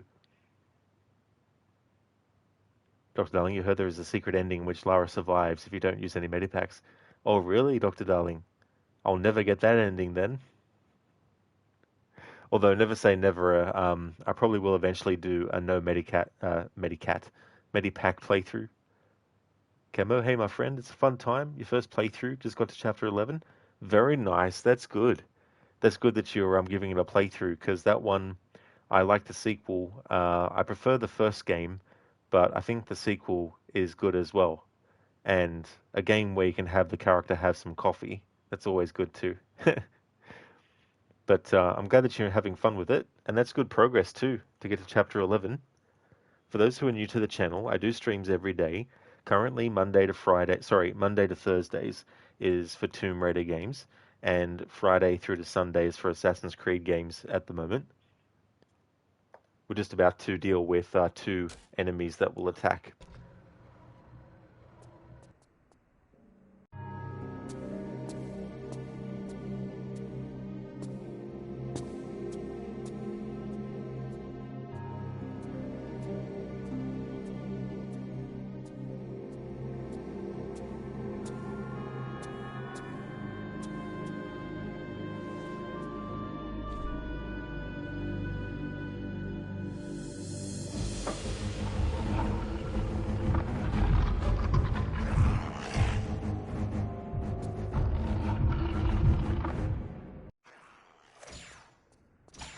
And the game switches your weapons on you, of course.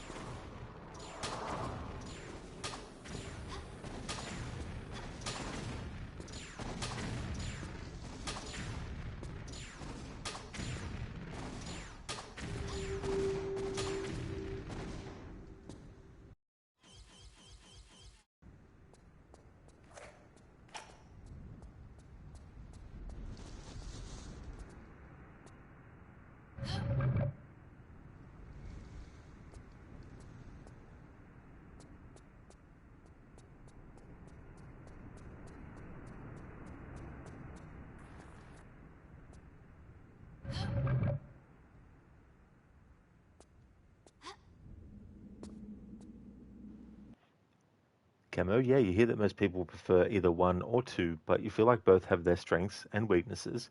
First game is more grungy and linear, while the second is more open and has more characters to interact with. Love the monster design of Evil Within 2 more personally. Coffee as a healing tonic is a nice touch as well. I thought so too, and while I don't always have a coffee at the ready, when I do play that game, I like to also take a drink of something when when Sebastian does. But that's a good way to put the first game and the second game comparison as well. The first one is definitely more grungy and has more linear stuff. I really like the atmosphere and everything in both of them too. The stamina thing in Evil Within 2 is managed better, where in Evil Within 1, if Sebastian runs out of stamina completely, unless you spam the button to give him a quick boost, as in like, boost the meter a bit, then yeah, you're gonna have a bad day when the enemies get you as well. But that's cool that you enjoy the monster design of Evil Within 2 more. There's definitely some very like inventive creations that they have, and also very disturbing as well. Just want to make sure I have everything that I need. So we have the breastplate, we have the left greave, left gauntlet, and right gauntlet. There we go. Good.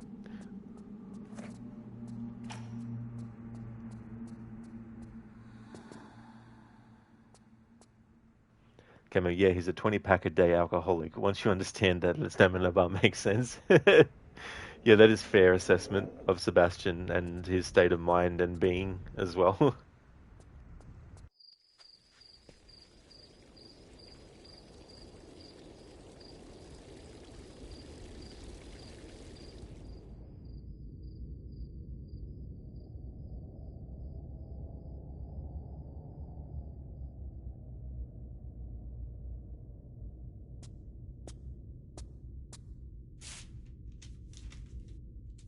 Congratulations, you survived to fight another day. I trust that you now have all the armor.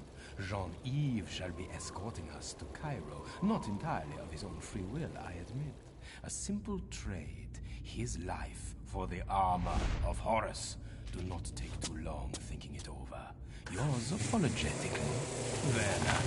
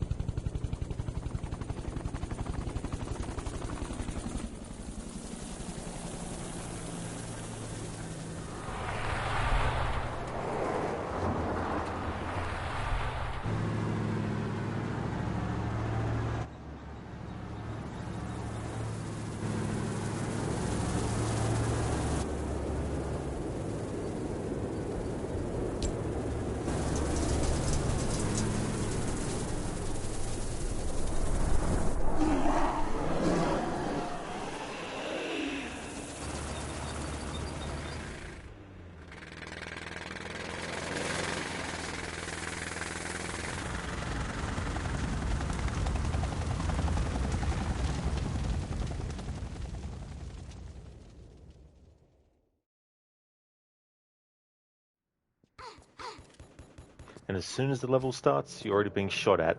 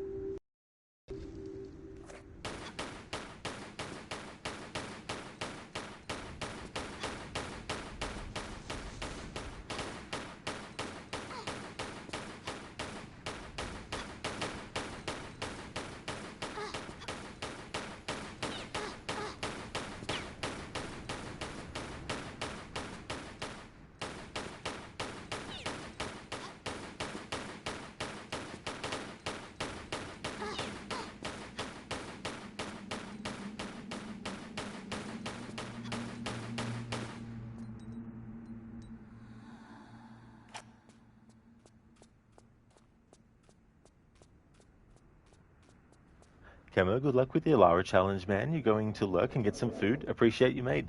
That is no trouble at all, Camo. Thank you very much again for the raid. Thank you for the good luck wishes. I really hope that you enjoy your food. And thank you very much for leaving the lurk, too. Vegas, so Rod, what if Lara Croft decided to retire and wanted to go start a ghost hunting business with me? Would you do it? Well, I mean, we'd have to work out whether ghosts actually exist first. Going back to our earlier conversation. Um, but yeah, I mean, I guess that could be fun.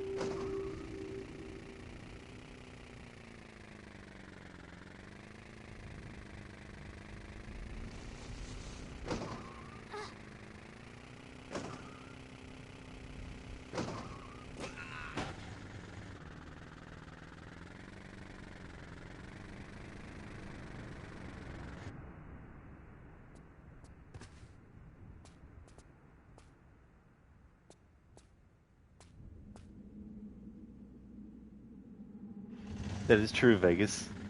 learn to expect the unexpected from you as far as your questions and conversations. Yeah, going into a ghost hunting business with Lara Croft. Actually, that'd be a funny crossover, Ghostbusters and Lara.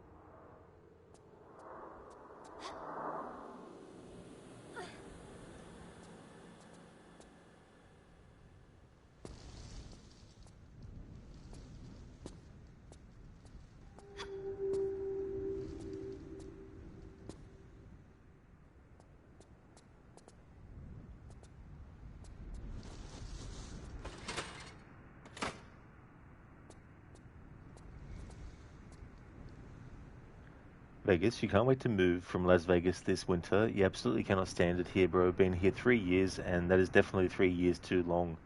Oh yeah, Vegas, it's understandable if there's somewhere else that you'd like to move to as well. It's understandable too when it's like, you've had enough.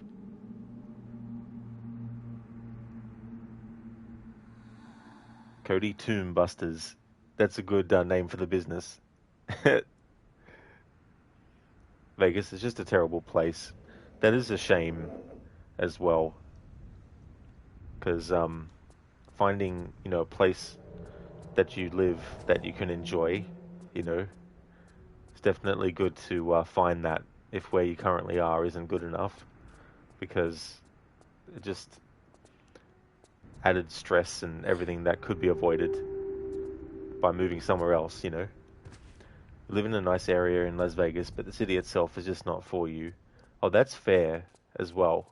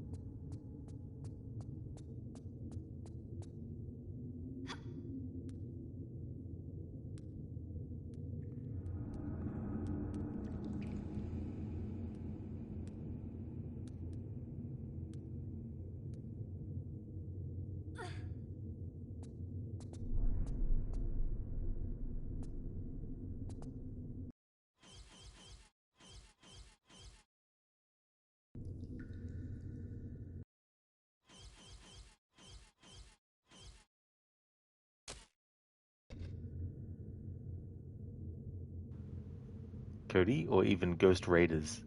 That would work too, as well. They should do that crossover, actually. I mean, it'd probably have to be in like a comic or something. Hey there, Senny. It's going really good, thank you, dude. Making some good progress. Things are going well. How about yourself? Vegas is literally like a Mad Max wasteland in the desert. There's almost no trees or grass or rain or snow or anything. It's just a dead rock. Also, the summers are absolutely unbearable. 120 degrees Fahrenheit or 48.889 degrees Celsius. It's miserable. That is just too hot. Vegas, yeah, I don't blame you. Like I don't function well in the heat, so there'll definitely be a no-go.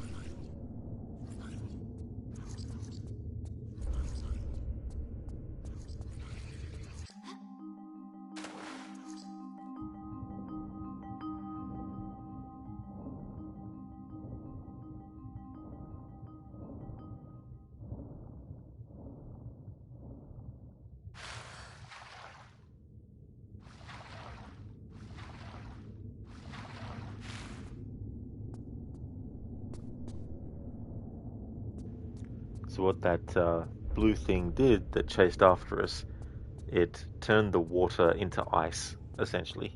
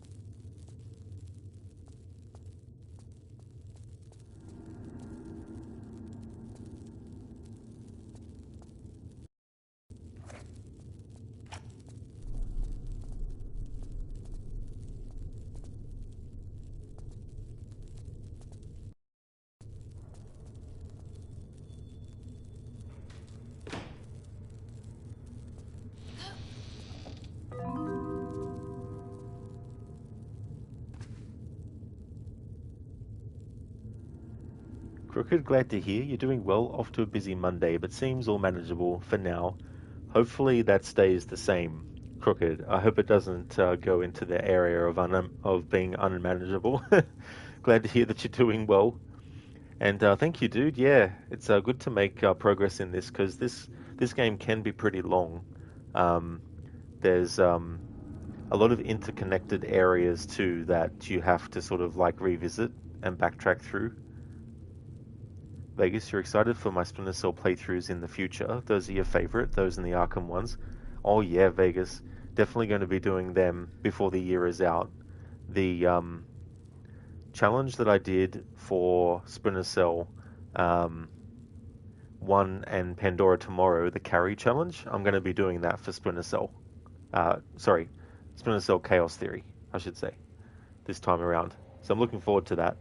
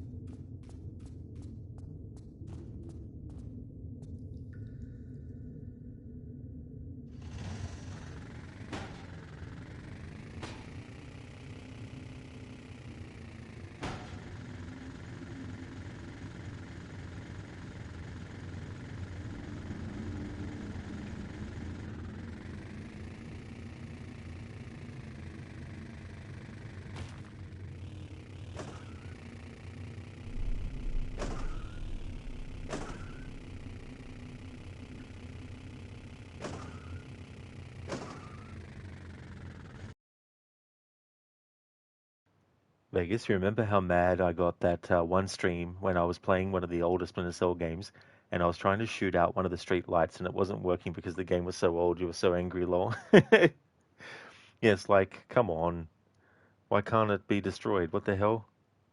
And I don't think it was one of those lights that had the sort of like shielding on it either. Crooked, you could be wrong, but this might have been your first Tomb Raider game you played for a little bit. Your older sister had it, and you remembered that part in the early game with the scientist that accompanies you. Oh yeah, Crooked, Von Croy. Yeah, it's interesting too when you have like a game that you sort of like were really young when someone in your family was playing it, and then all these years later you see it again being played, and there can be some things that really stick out in your memory about it. Vegas, you're cracking up, dude, because I'm always so calm, but that street light was your ultimate enemy that day. Damn street light.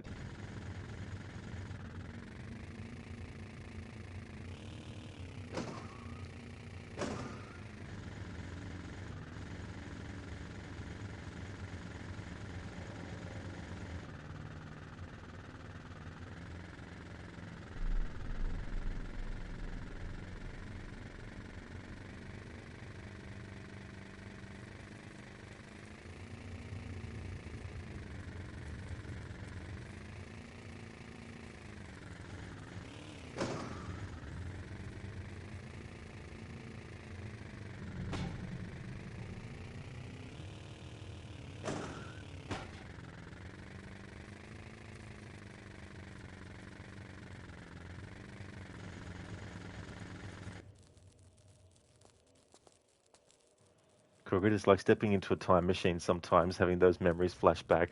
Absolutely, I've had the same feeling too about animated stuff or even like live action movies I watched as a child, and then years and years later as an adult, coming across like a trailer for like a restoration of it, or maybe just in the old school sort of trailers and stuff, and being like, oh yeah, I remember that.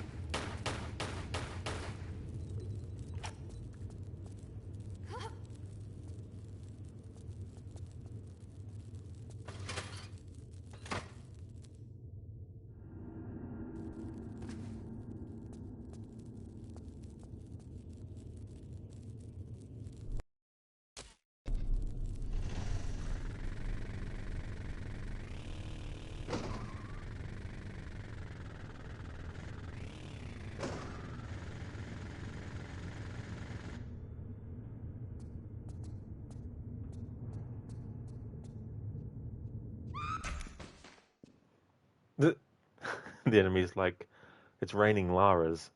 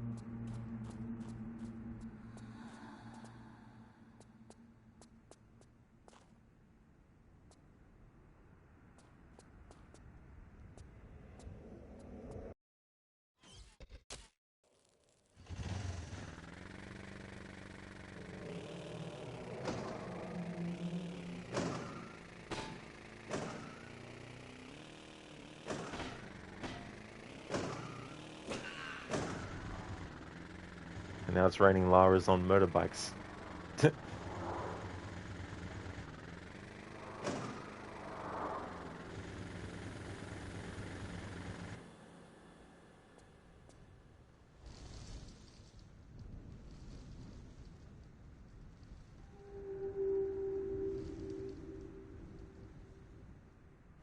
It's raining Laras. Hallelujah. It's raining Laras. Amen.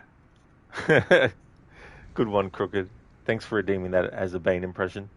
Very nice, based on that song.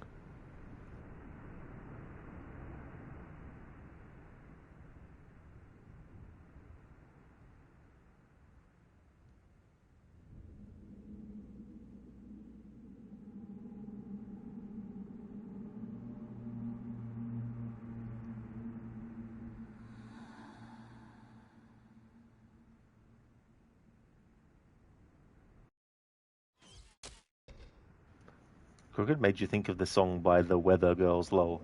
Oh, is that the actual name of the artists? I didn't even know.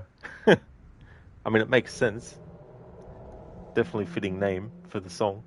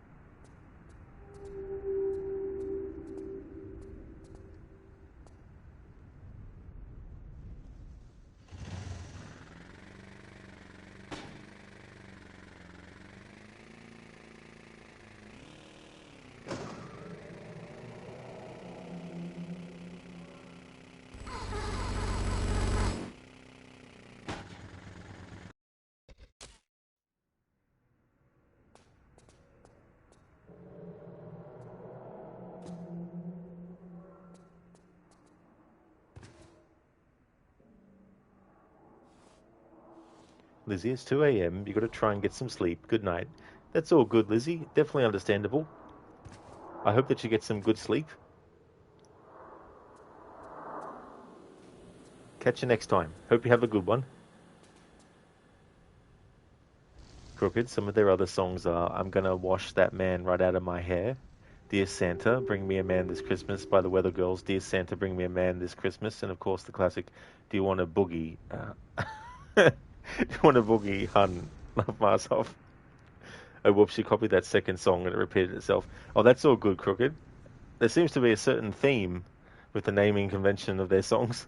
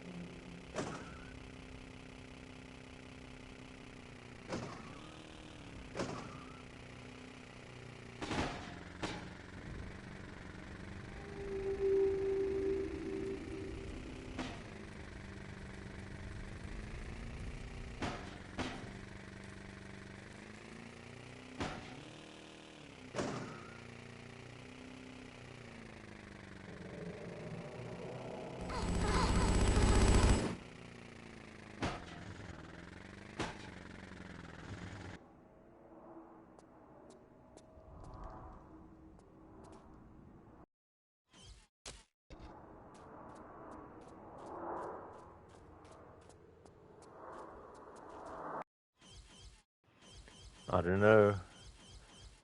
I got to use a large medipack. I'll only have 29 left if I decide to. And I've only got 43 small medipacks. That's not enough. I'm just not going to be able to finish the game.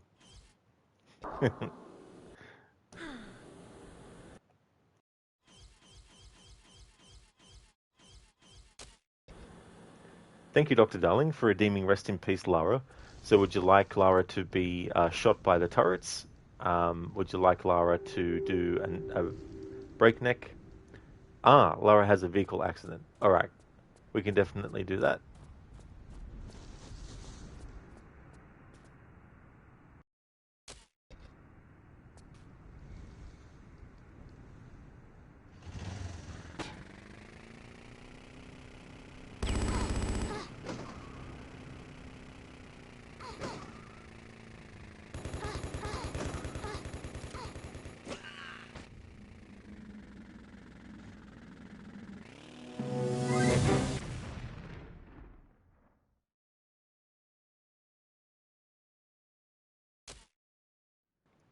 There we go.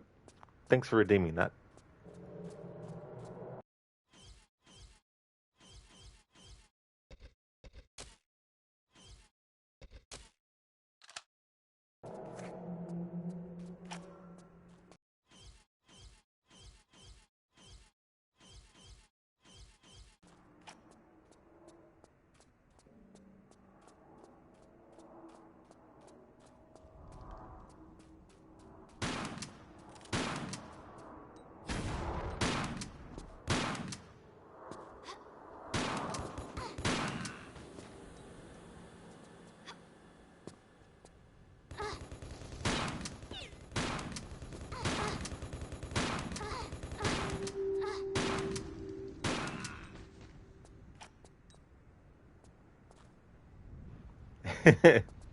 Damn, indeed, not Fry.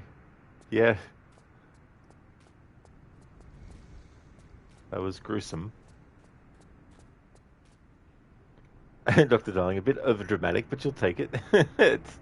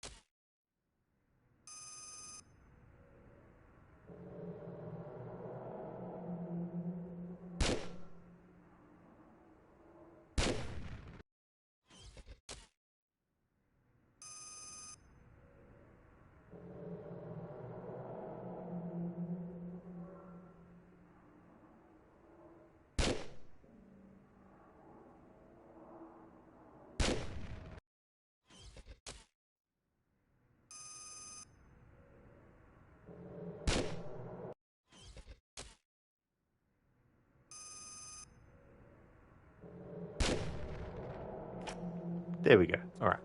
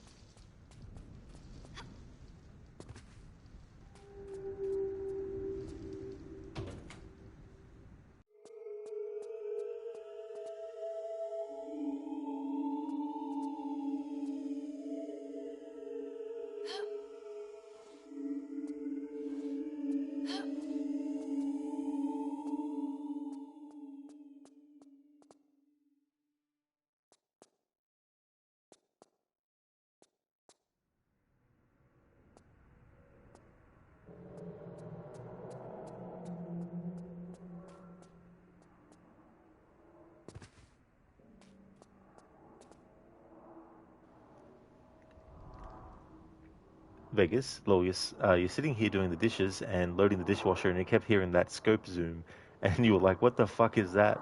You're checking everything in your house and realized it was from your phone and my stream. You have me pulled up on your phone and left it in the living room while you're doing stuff in the kitchen. You didn't know what the fuck that was for like 2 minutes. That would have been really trippy.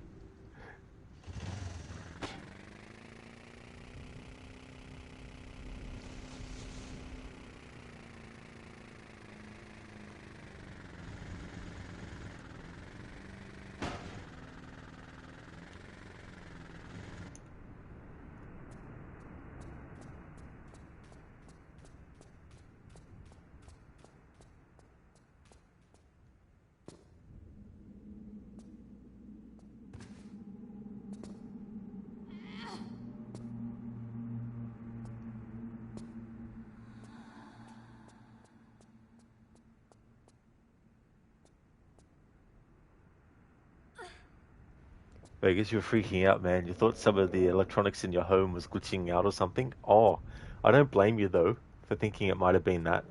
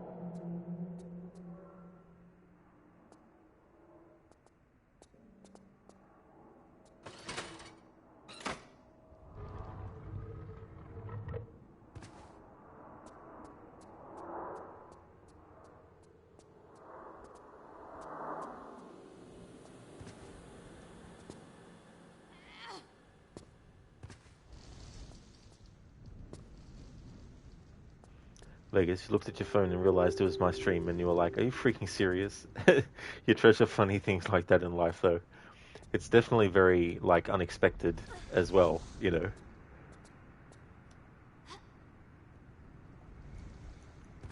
Makes me think of like when you have like certain sound effects in a movie, and it makes you think that it's actually something in your environment that's other than the actual movie.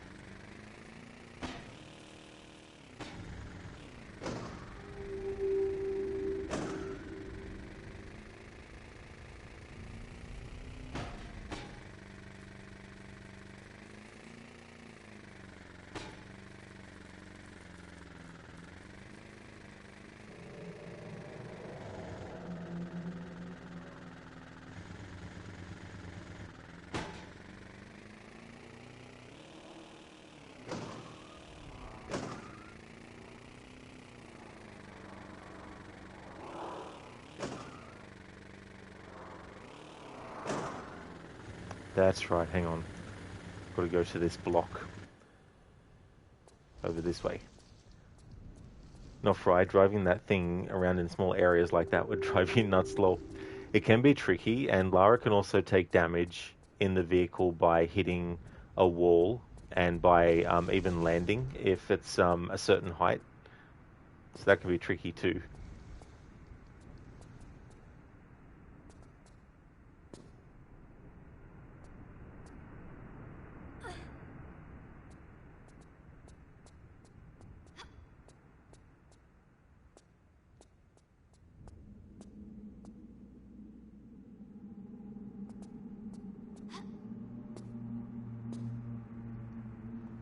Bloody hell.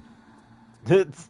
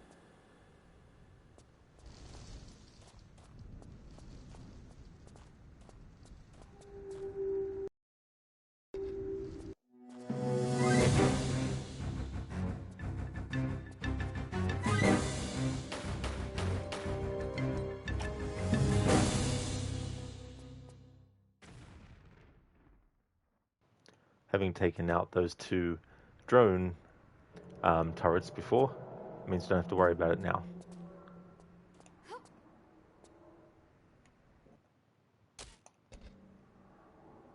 Not right. How are the controls in this game? Is it tank like the others before it still? For the remaster, if you do have it set to tank controls, but they also have the modern controls option. And basically what it does is it makes how Lara moves around like it is in Tomb Raider Anniversary Legend and Underworld, essentially. So in tank controls, if you want Lara to turn left while moving forward, you need to move forward and then turn left like that. Whereas in the modern controls, if you press left, Lara will automatically turn fully to the left and go in that direction. And same for down, right, and up as well. But they also change the buttons around also. But I find it's weird with the grid-based system. It works well for those other games that came out later because they're not a grid-based system. So taking those controls and applying them to this, like it depends. If you've never played these games before, then you might actually prefer the modern controls. But I prefer the tank controls, so I keep it to the tank ones. Not fry. Okay, gotcha. So you can choose the modern controls if you wanted to. Absolutely. There's also some other options that weren't in the original. So you can actually have action indicators. So when you get near an object you can pick up or an object that you can interact with, it'll have like a hand icon will appear. The enemy for bosses, you can have that turned on if you want. You can also turn the ammo counter on if you want to know how much ammo you have without having to go into the inventory. And quick save can be turned on as well. But I like to turn them off when I'm when I'm playing these to make it match the original. Even when I'm playing with the remastered graphics. But they're good options for people though. So I definitely don't think they're pointless options. They're definitely good to have. Oh, but yeah, if you go... I can't actually access it in this screen in terms of like, oh yeah, I can. Yeah, so you can go to control type and change it there, but you have to be in the title screen and go to the options there to actually change what buttons do what though.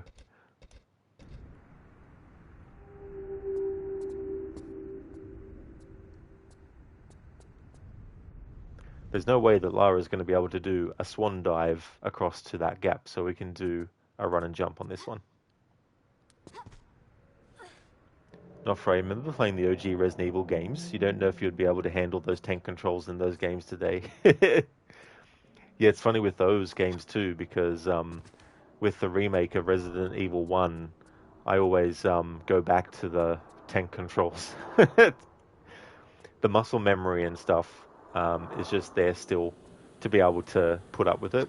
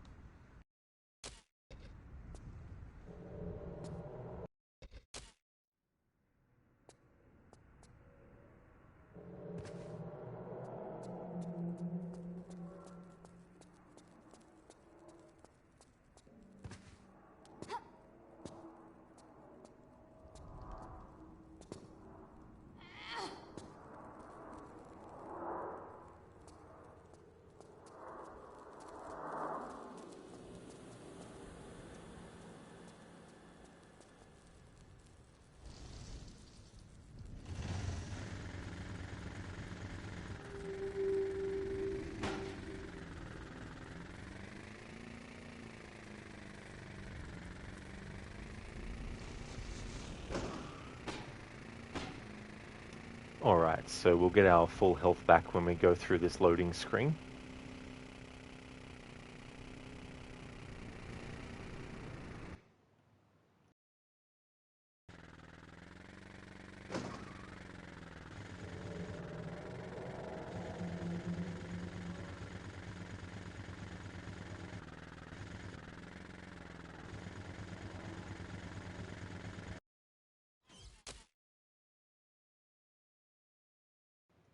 Not Fry, you played the OG Resident Evil 2 a lot as a kid, and you remember not being able to save your game for some reason, so you would keep the Nintendo 64 on all night so you wouldn't lose progress.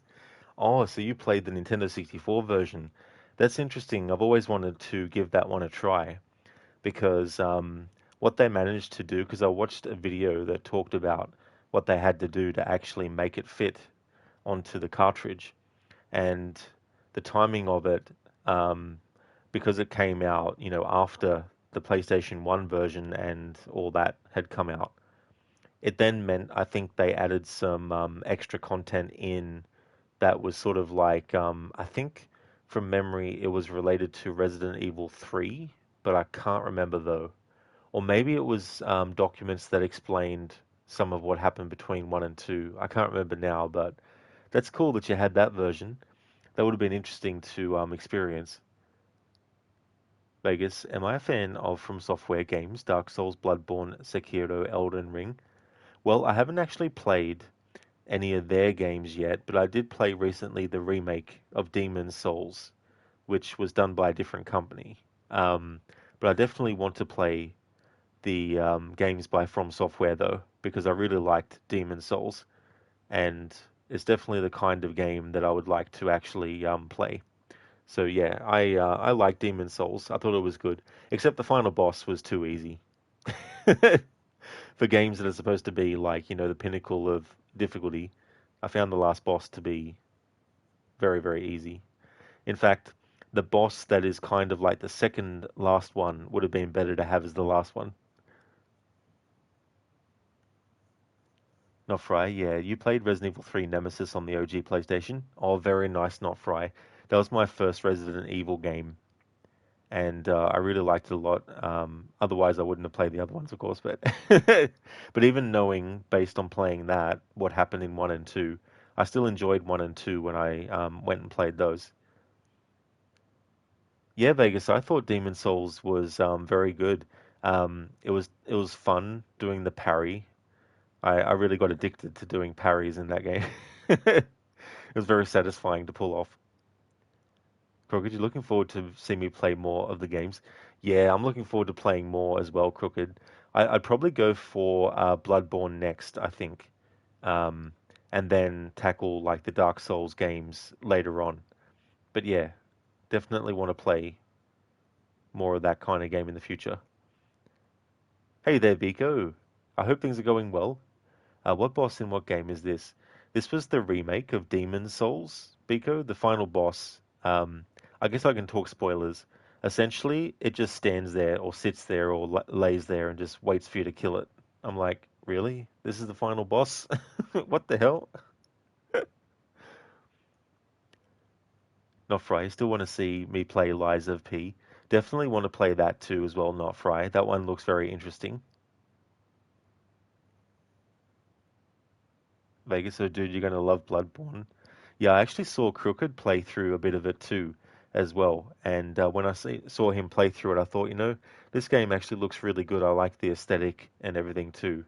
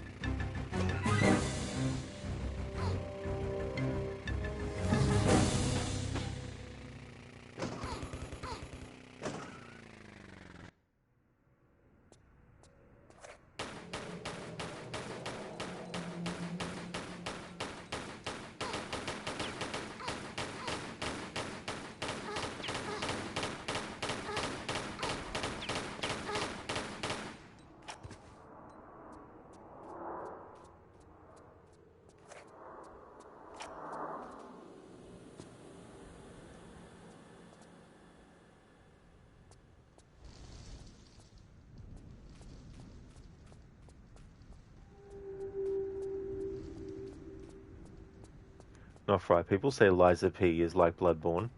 Definitely looks very similar as well. There's also the Dark Souls games, so I'd like to play those too.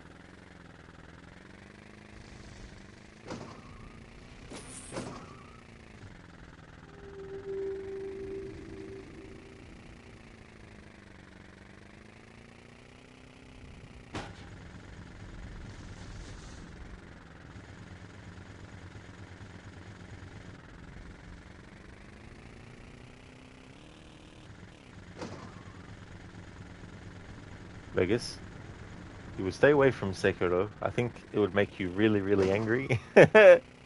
Cause some rage. That's right, you can't cheese this jump. You have to wait till you get the nitrous. It's fair enough game.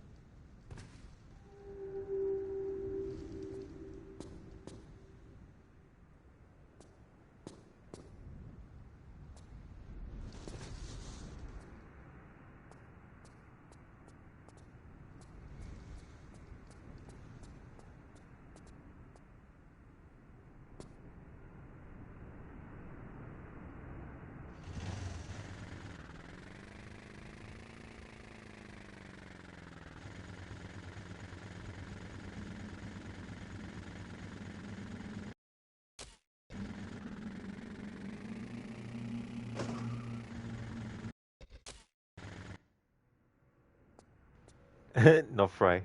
You'll definitely enjoy watching me play it. After catching on and finishing it, Sekiro is easily one of your favorites. Oh, very nice, Not Fry. That one I'm not too familiar with visually. I haven't actually seen much from that one. Do you think I'd be very quick at raging at it, Vegas? And Not Fry yet?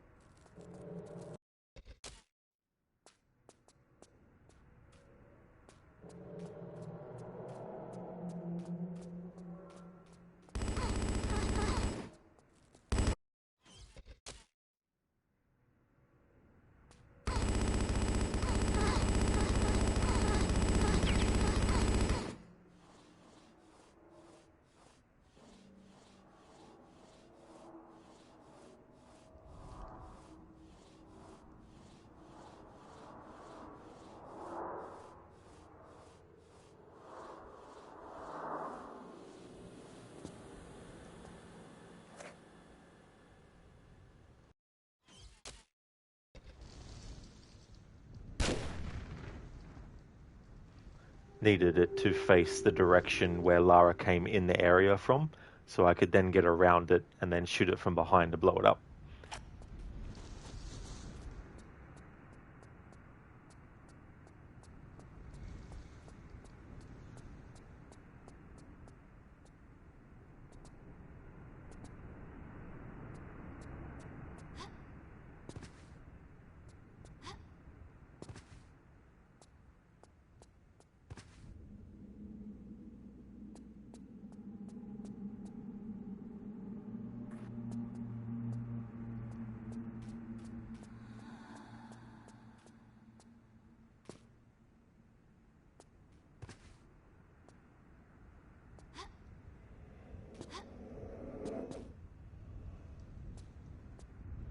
Biko, you never knew there was a scope with that one. Is that in the original? It is Biko, yeah. Yeah, you can get two scopes actually. However, when you get one and then you get the next one, if you go to your inventory, you only have one still. It's a shame that they didn't, in the remaster, give you the ability to have two individual ones, so you could then put them both on each weapon, the revolver and the crossbow, respectively. That way, you wouldn't have to keep on taking one off one weapon and putting on the other one. Not fry. All right, right back to luck mode for you. You're going to continue playing Resync. Keep me tapped in the background. Awesome, not fry. Thank you very much for the lurk. And I hope that you get some good session in of the Black Flag remake.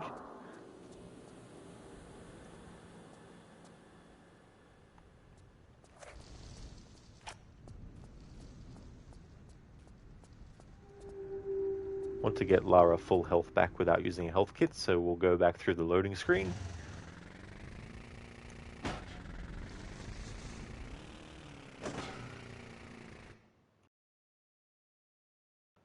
Oh, that's all good, not Frey.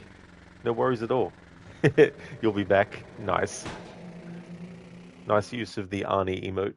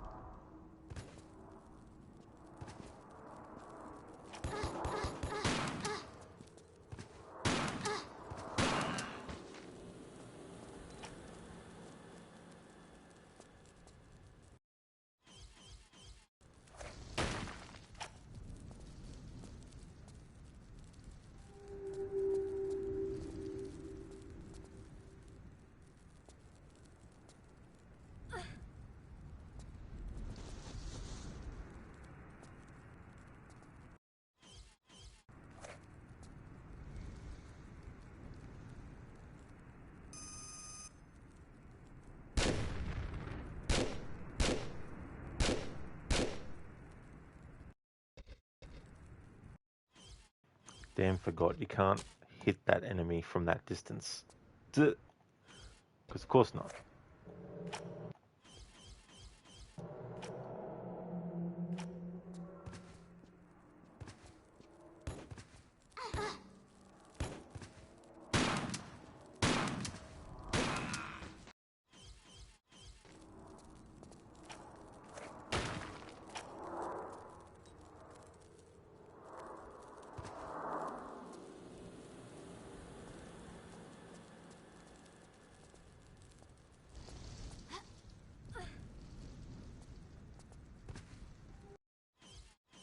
No.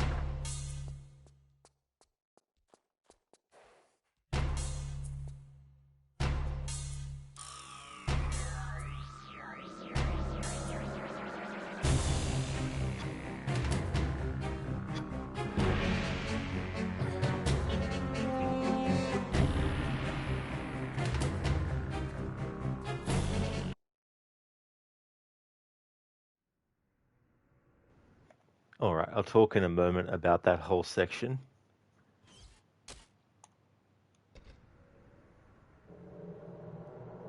Biko, you never played Revelation as much as the others. Got the remastered on your PS5 though.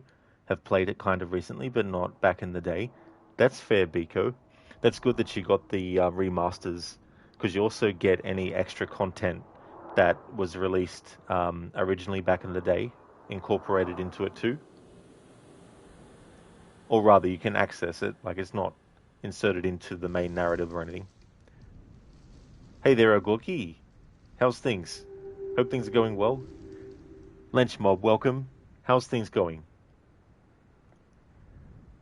In the original version of this game, you could actually get past that whole part there with that mechanical bull man thing by climbing up that wall that I was climbing up with the alternate way of Lara climbing it. And I'll show what I mean now that we're safe. Okay, so when you are climbing the ladder, if Lara is hanging like that, her legs are dangling, and you climb, she'll do this kind of animation.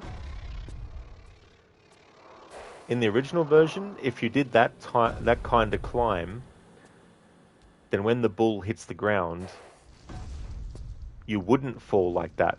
However, if you climbed normally with Lara putting her legs on the wall as well, then the bull would knock you down regardless.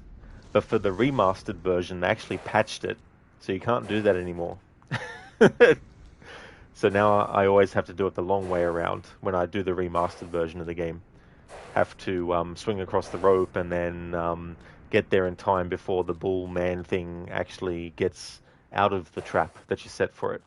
But yeah, in the original, you could bypass even having to set the trap for him and just get here, get to the ladder, jump up, climb on the left or right side of it to the far side, and then you'd be able to get up there without being knocked down, but not anymore.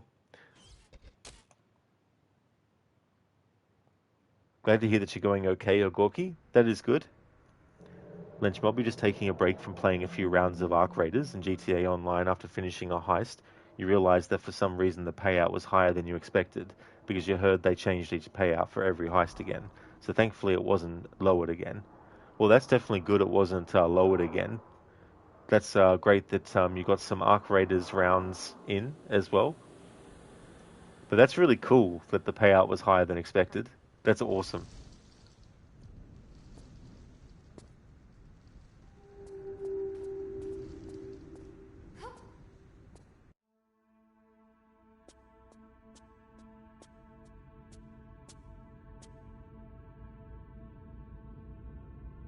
What in God's name has happened here? Where are the rest of my men? I banged into a couple of them. They appear to have sealed off all the exits. Yes. Yes, this is good. You must help us to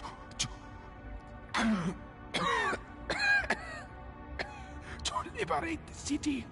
I'm just here for directions. I need a route to the Citadel. This is not so good. This is where the main activity takes place. Activity? We encountered it as the skies began to darken. A creature from our ancient past. It tore through my men like a firestorm. I managed to station our ammunition truck before the beast, with a mind to igniting the explosive device in the rear. But with renewed vigor, it forced us back. It was as if it knew of our plans. Beast or no beast, Sarge. I've got to get into that building.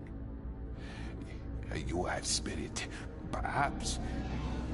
As we retreated, we have mined some of the streets to prevent contamination. 2 of my men are still in the area, out by the northern cemetery. One of them holds the frequency for the mine detector. The other holds the second half of the code for the explosive device. And if I find them? Tell them Sergeant Aziza sent you.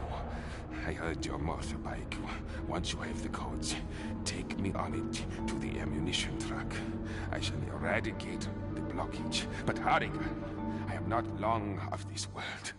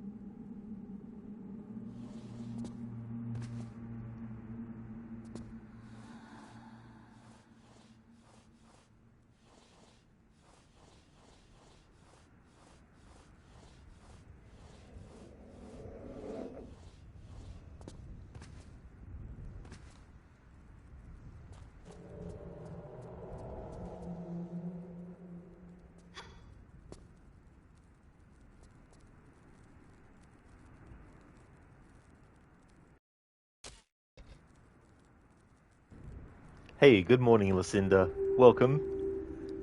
The last revelation is going really well today. I've knocked out quite a few levels. We just got past this big, giant mechanical man crossed with a bull head thing. Has a big, giant hammer that when it hits the ground, if you're trying to climb something, it'll knock Lara off the ladder every time.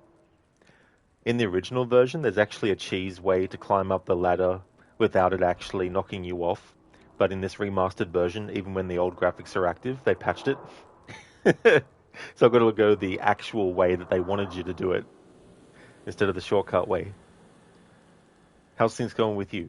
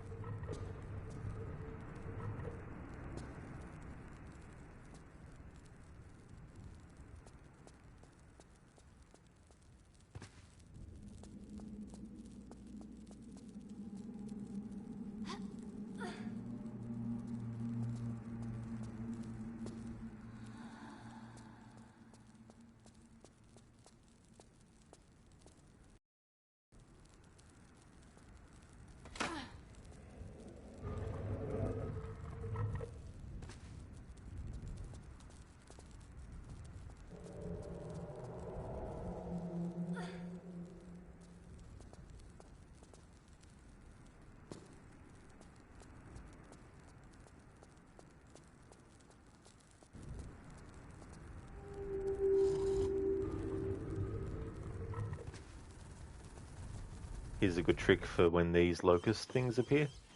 If you make a quick save,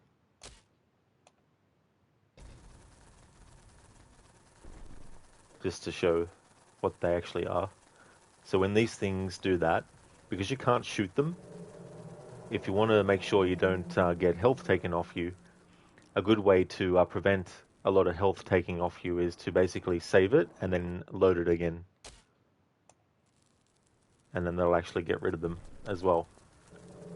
So save, then load. They might come back, of course, but that's a quick way to get rid of them for when they do.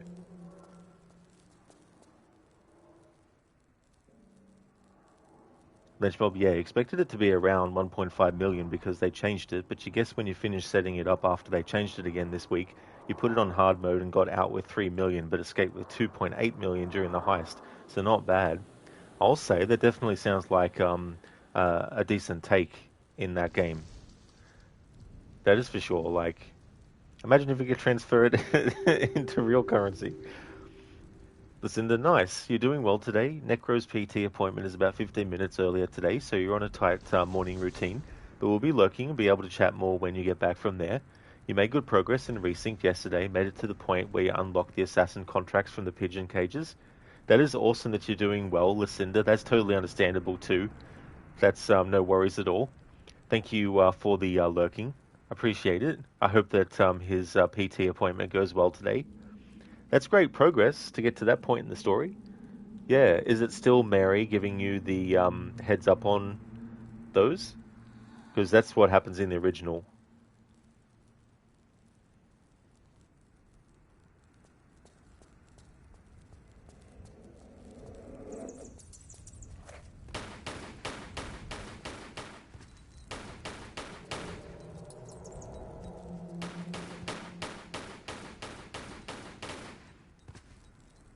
Lucinda, yeah, that's where you left off.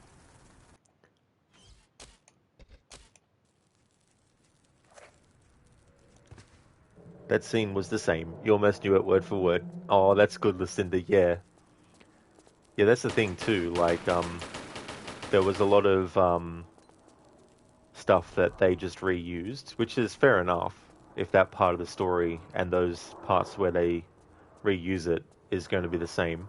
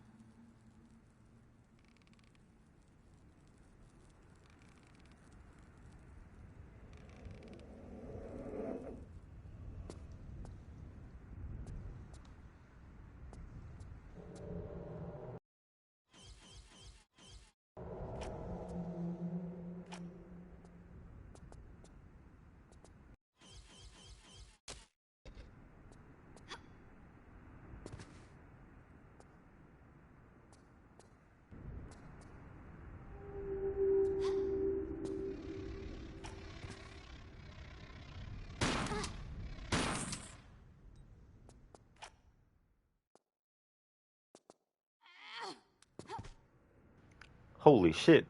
I didn't know you could do that. Did not know you could do that at all. Huh. That's a fancy way of Lara actually getting into position for a safety drop. Basically, how you do it is holding down the walk button. When you're hanging from a ledge and you hold down the walk button and then press up, Lara will do that.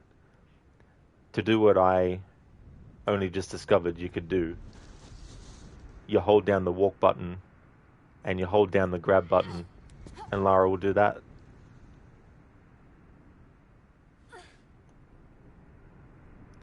Biko, do what? You have a look.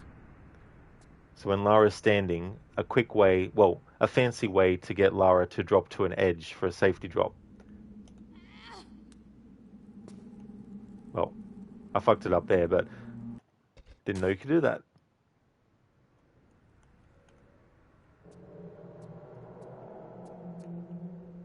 I mean, I'm not saying that I've discovered the first person to discover it, but I mean, I didn't know you could do that.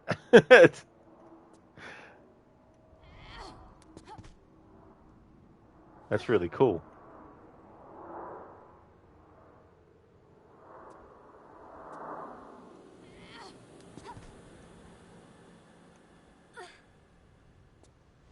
Fancy indeed, Lucinda. It definitely is. Biko, you've learned something and you're very into Lara Croft games. Yeah, Biko, it's just something I never saw anyone do, didn't read about it. I mean, there are a lot of things that the game doesn't point out to you, so there's that. But yeah, that's really cool. Lucinda, that would be good for my stylish playthrough. Yeah, that would have been good. I wonder if you can do it in 3, because there's some stuff that you couldn't do until a certain game in the series. So I don't know if I could do that in the other ones, but I definitely want to test it. That's really cool. Lynch Mob looked like a new move to you. Yeah, it's really cool when that happens though, when you find out something that is in a game you've played multiple times before.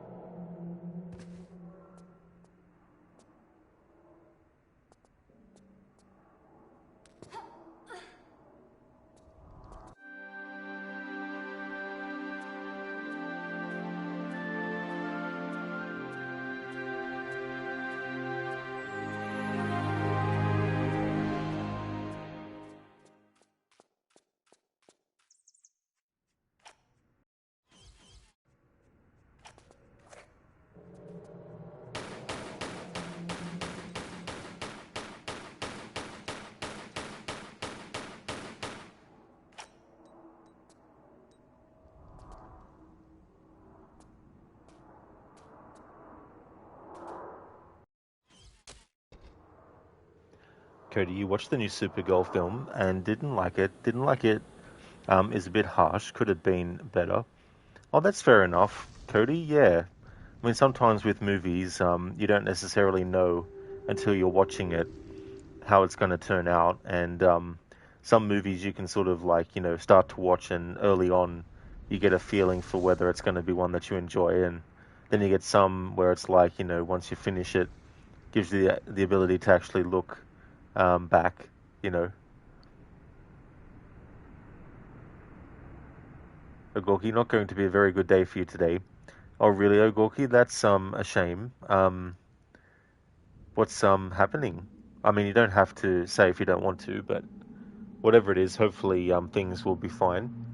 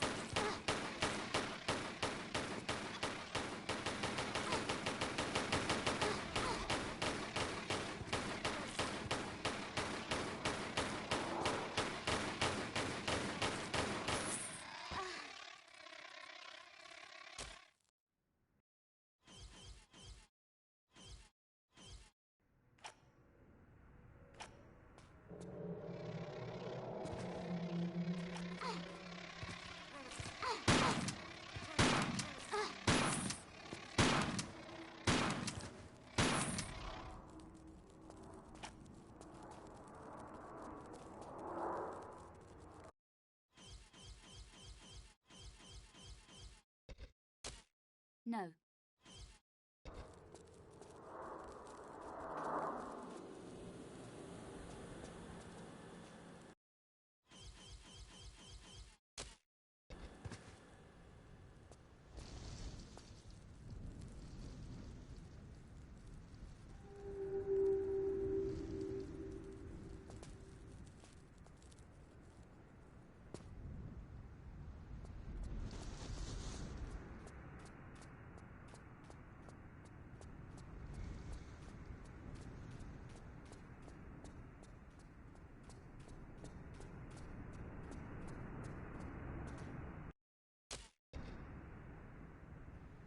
Dr. Darling, you bought Coke again. This time you're drinking all of it before leaving the work office. You won't drink disgusting warm Coke again. I don't blame you, Dr. Darling, for not wanting to. It definitely is disgusting. That is for sure. Oh, I see, Ogorki. It's your dad's birthday today if you're still alive. That's totally understandable to not be having a good day today.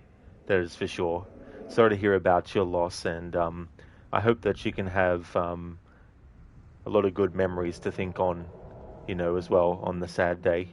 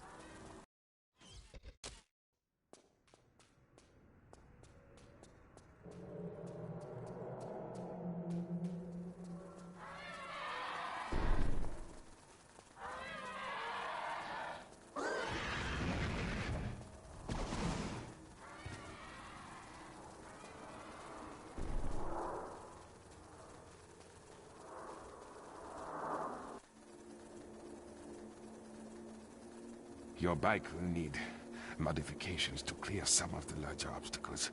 Nitrous oxide connected to the carburetor should give you the extra punch. Go, guy. Bring me the codes. A please would be nice. No.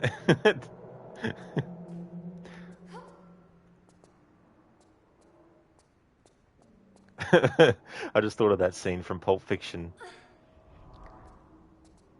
where unfortunately Marvin gets shot in the head and blood and brain and everything goes all over the back seat of the car. and they need to get it cleaned and everything. Anyway, they call Mr. Wolf, played by Harvey Keitel, and he turns up, and basically he's telling them all what they need to do to make sure that they can get it done quickly before Jimmy's wife returns back from work.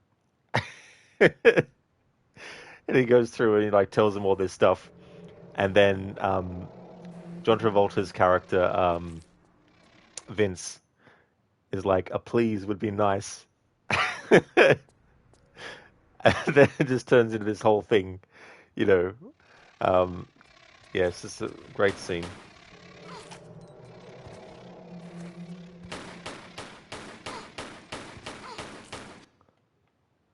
There's a pretty please with sugar on top. Go clean the fucking car or something like that. Is what he ends up saying at the end.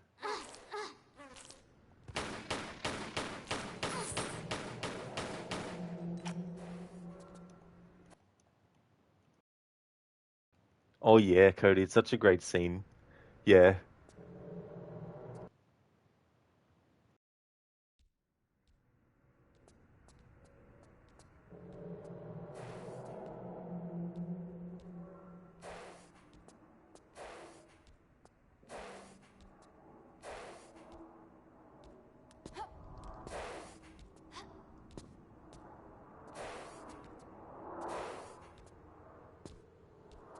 Yeah, go.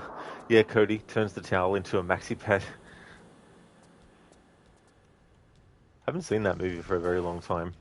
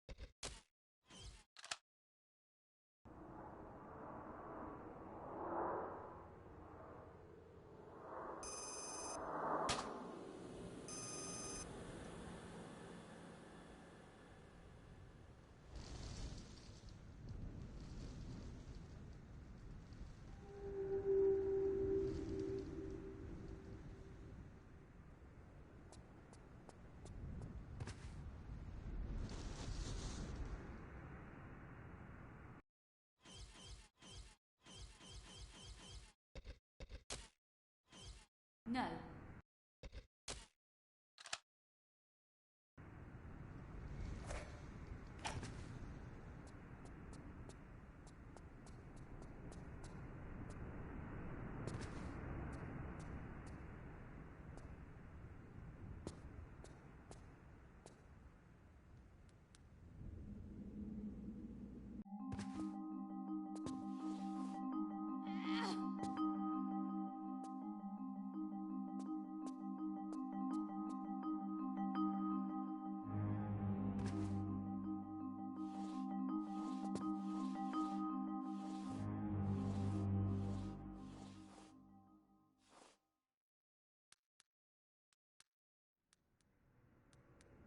I was thinking about other games that came out the same year this one did.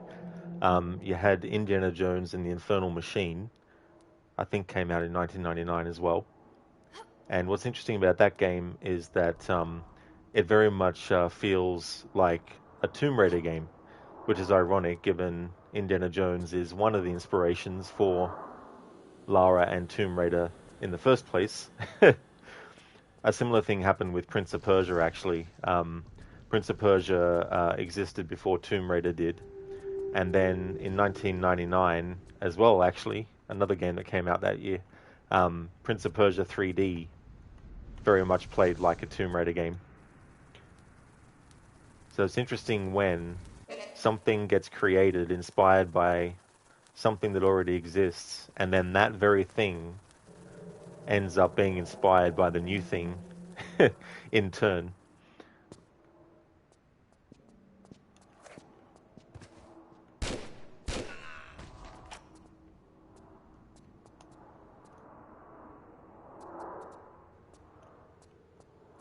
And there's also a connection between Indiana Jones and Prince of Persia, because Jordan Mechner, who created Prince of Persia, one of the inspirations was Raiders of the Lost Ark, the first Indiana Jones movie, No.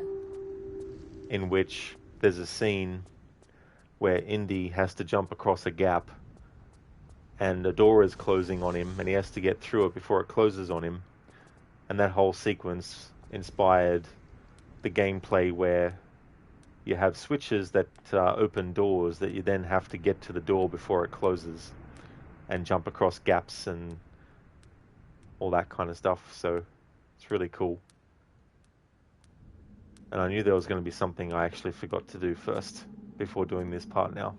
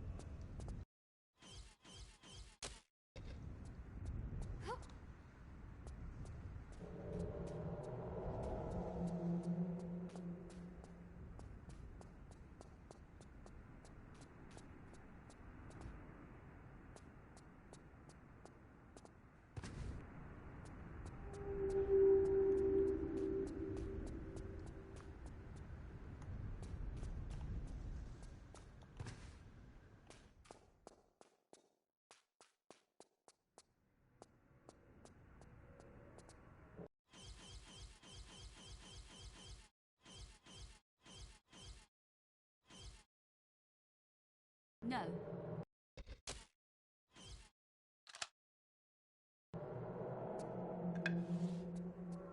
There we go. That's what I forgot to do.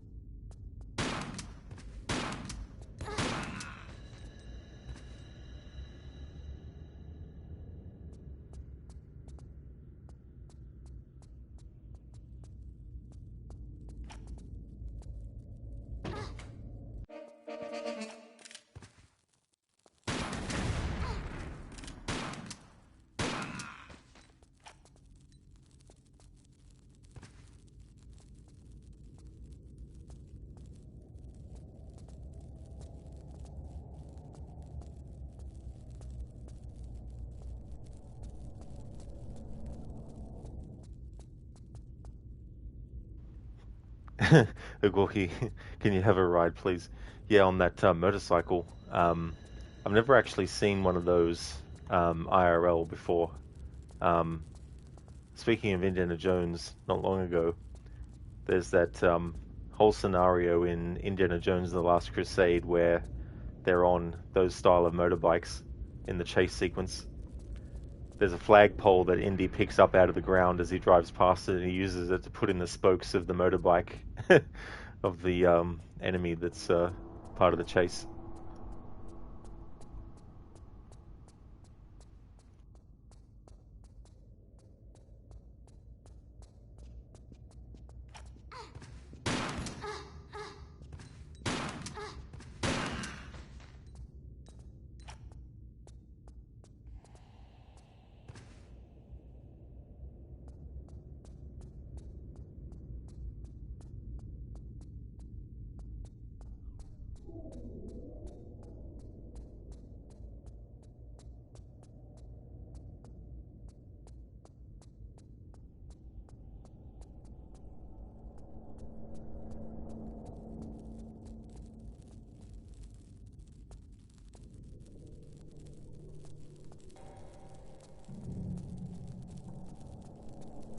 Oh, you have, Ogorki? You've seen a motorcycle like that in real life? Oh, that's cool.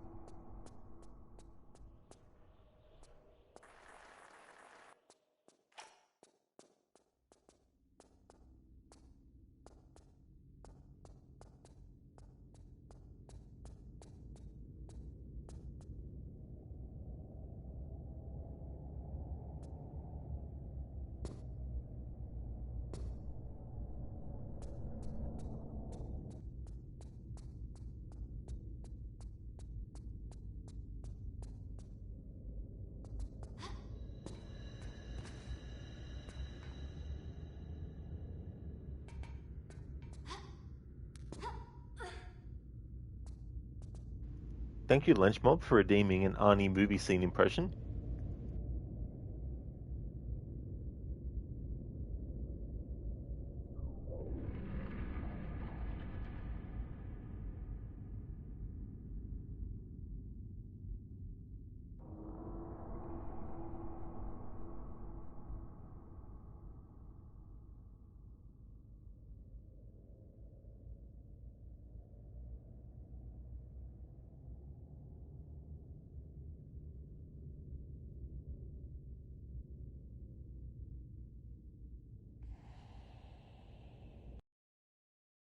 Okay, so I've got one.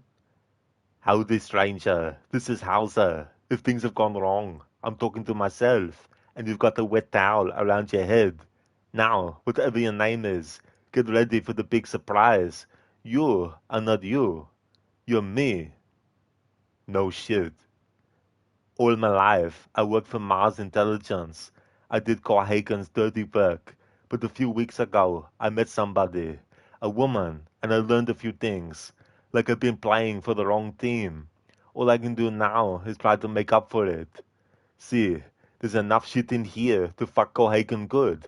But unfortunately, if you're listening to this, that means that he has got to me first. And here comes the hard part, old buddy. Now, it is all up to you. Great. First, let's get rid of that bug in your head. Take this out of the case and stick it up your nose. Don't worry, it's self-guiding. Just shove real hard. When you hear a crunch, you're there. Now, pull it out. Be careful. That's my head too. Now, this is the plan. Get your ass to Mars and go to the Hilton and flash the Brubaker ID at the desk. That's all there is to it. Just do what I tell you, and you can nail that son of a bitch who fucked you and me. I'm counting on you, buddy. Don't let me down. From the original Total Recall. Thanks for redeeming that, Ledge Mob.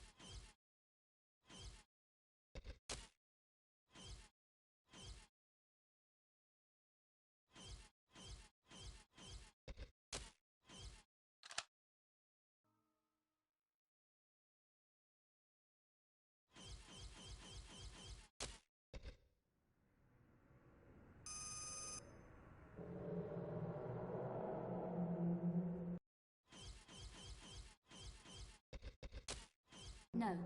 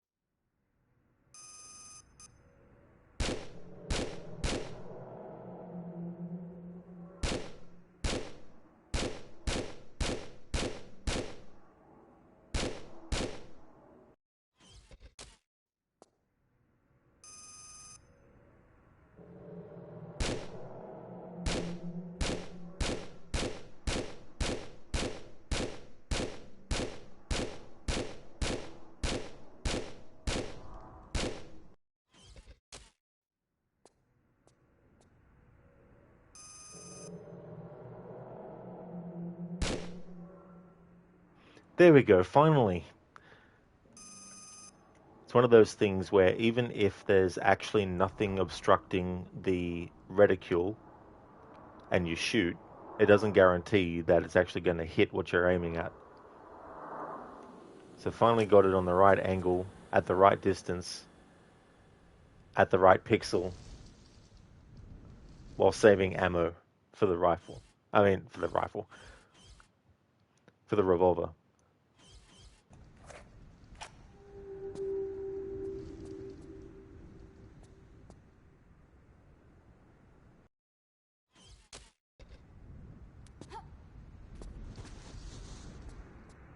Pico, try smack in the center. It turns out you had to hit it kind of like on the sides of it. Blame the game, Rod. It is the game, not your aim, actually. Oh, sometimes it is, but other times it's just the fact that it's very finicky with what distance Lara has to be away from the thing to prevent hitting something that's not apparently in front of the reticule, but they've programmed it to be an obstruction and all that kind of stuff.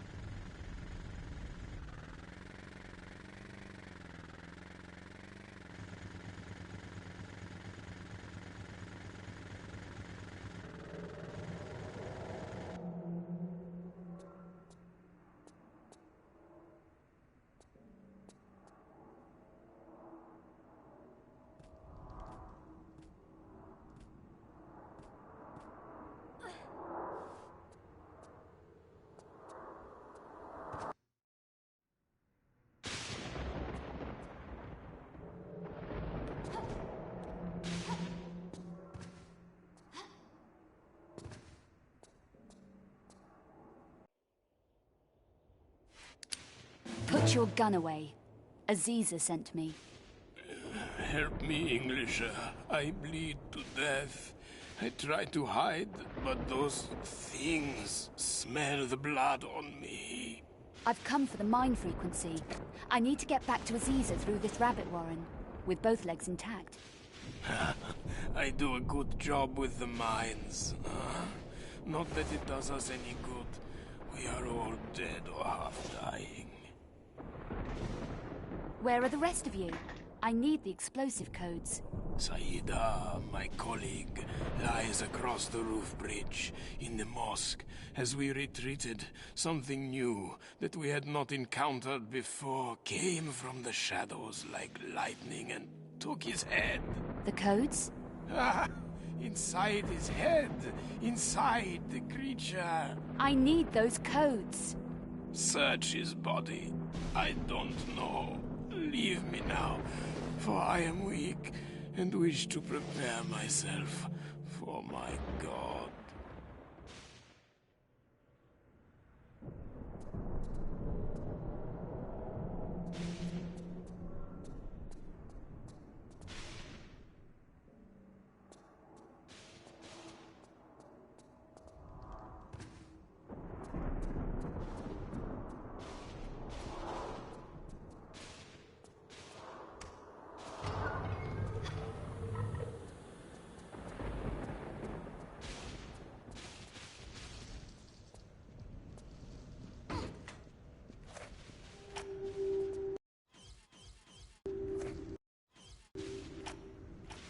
Biko, it was that one stubborn pixel dot, a lot smaller than a grain of sand, being awkward.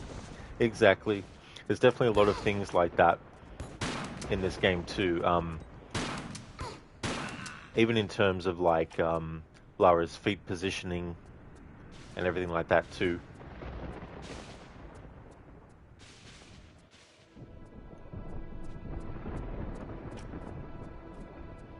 Yeah, Biko, English, lol, you never heard that in any literature. Fascinating. Yeah. Very unique.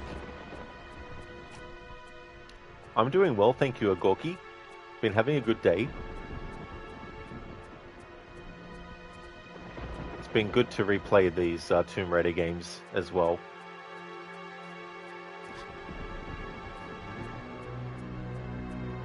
Still got a fair few to go.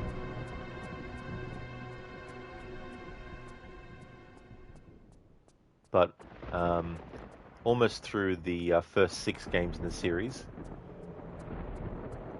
After this one, there's 2 more, and then we get to the trilogy of Anniversary, Legend, and Underworld.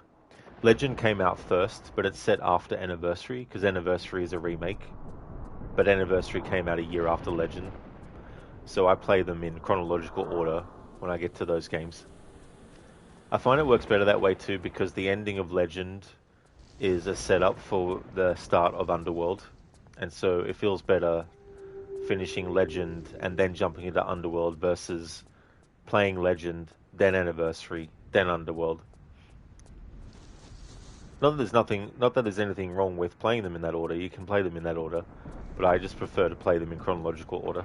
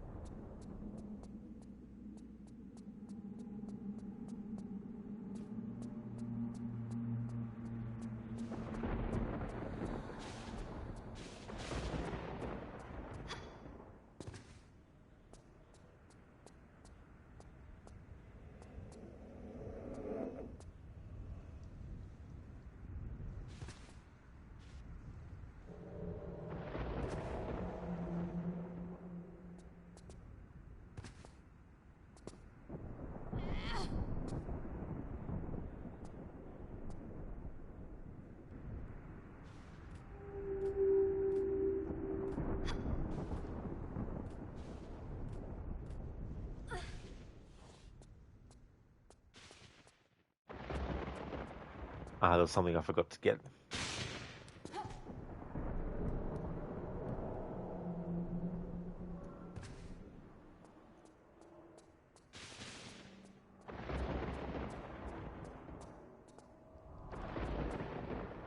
There we go. We need the car jack.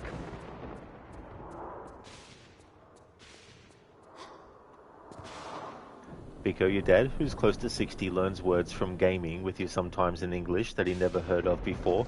Very, very in-depth, uncommon words. Oh, that is really cool, Biko. There's something to be said for entertainment being a good way to learn different words and languages and things like that as well. Because for some people, having something that's entertaining might help them better learn.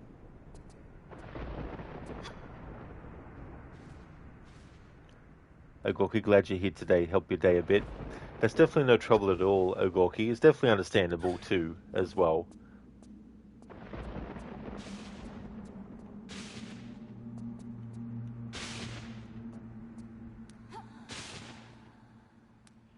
Hey there, Dex. Thank you very much for the 115 stream streak. That is awesome, dude. How's things going today?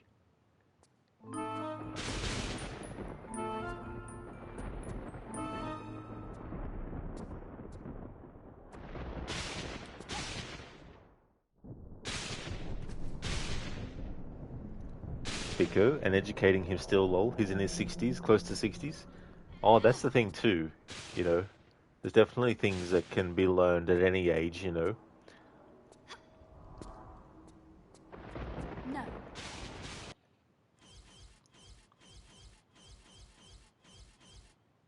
No. No. Hang on. Down and then right. There we go.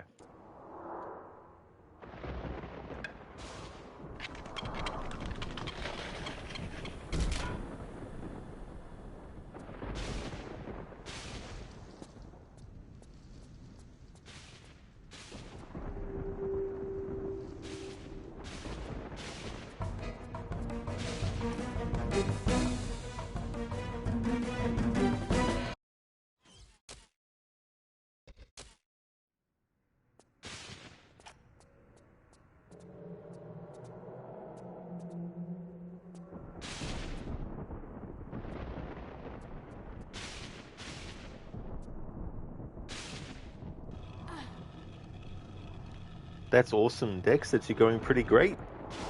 That is awesome, dude. As for me, I'm doing well. Having some good running and jumping and swan diving with Lara. It's going really good. Making some good progress.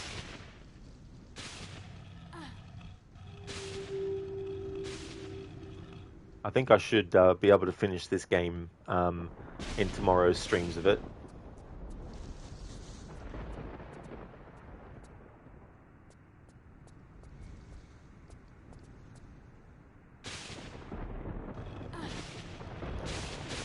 Dr. Darling, thank you very much for redeeming a rest in peace Lara. Lara dies tragically to a bolt of lightning. Definitely can do.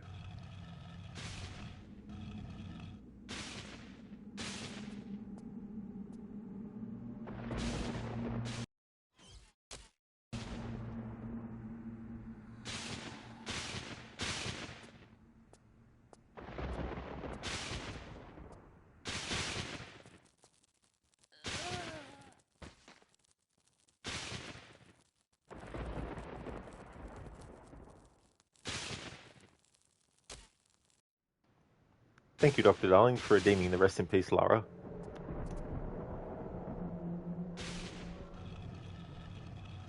Dr. Darling, overcooked. Yeah. Just a tad.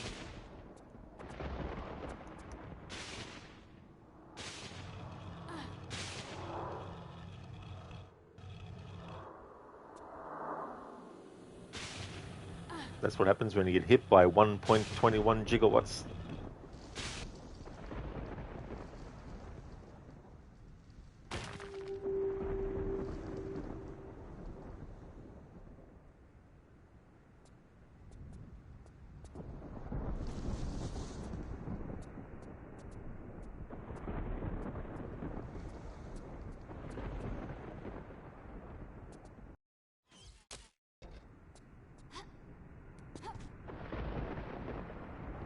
Biko, well, this is going to be a nice breakfast. You'll be enjoying a tray of fruit, the nicest, most refreshing of breakfasts. awesome, Biko. That sounds really nice too. Sounds good.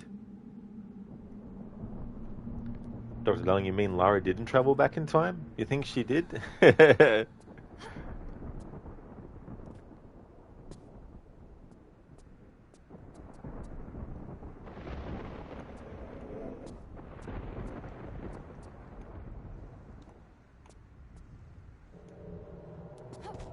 Because I reloaded to a previous state.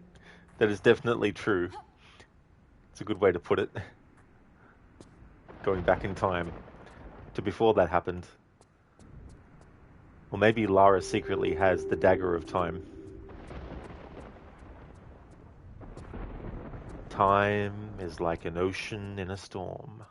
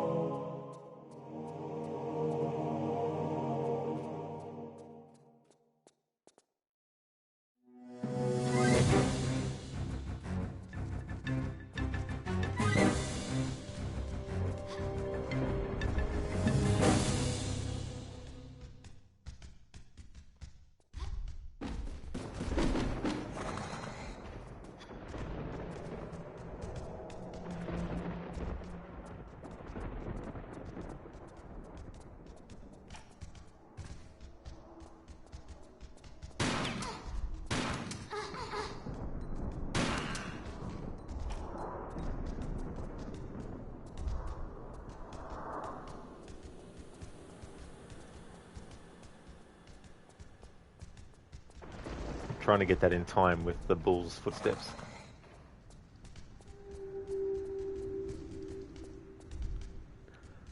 Biko, that must sound strange to you though. What time is it there now in the evening, late at night? Yeah, it's getting close to 9:30 at night, Biko here. So you're having watermelons, mango, grapes, pineapple, and more melon, all in the tray of fruit. That's really good. There's not really any fruits I don't like, to be honest. Thank you very much, Agorki, for the lurk. I really appreciate it.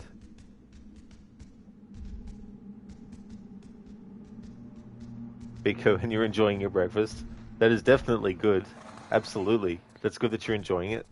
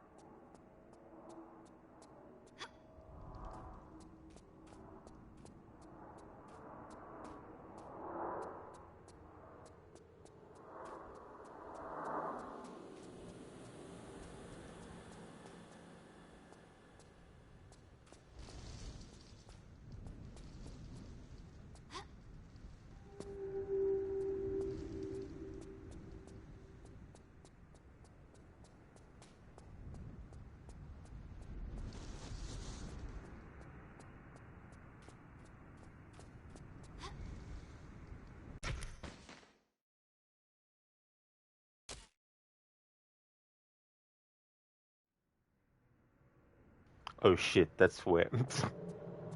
that's where I freaking saved last. Great. Biko, jealous of Australia, you have a plethora of fruit you can grow in your climates. Out of all the fruit you love the most, you love mangoes and grapes. Oh, that's cool.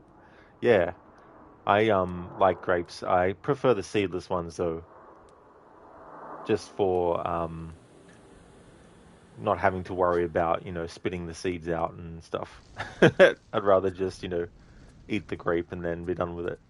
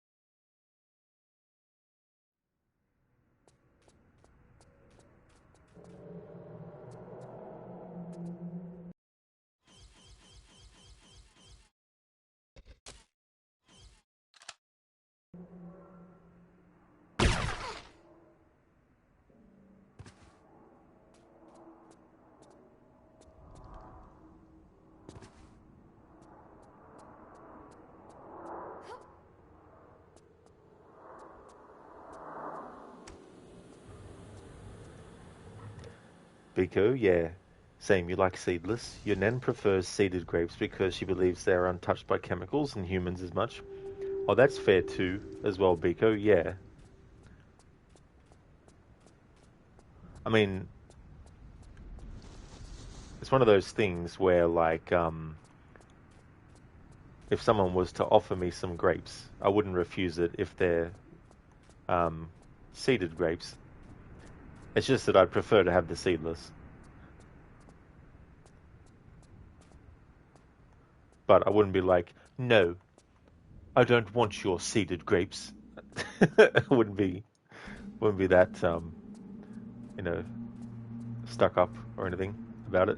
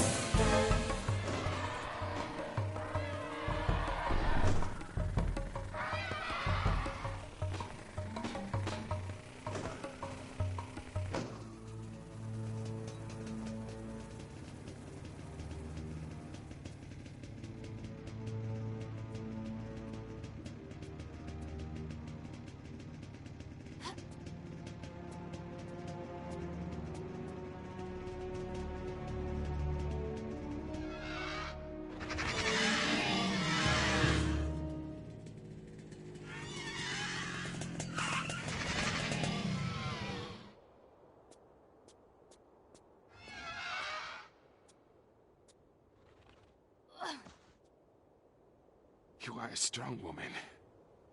Lara, and you handle yourself pretty well, Sergeant. You've got the codes? What now?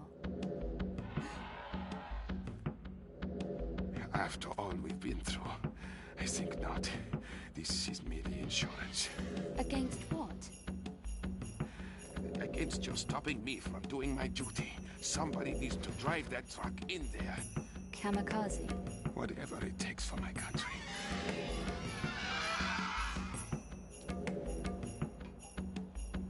In the next life, then, my friend.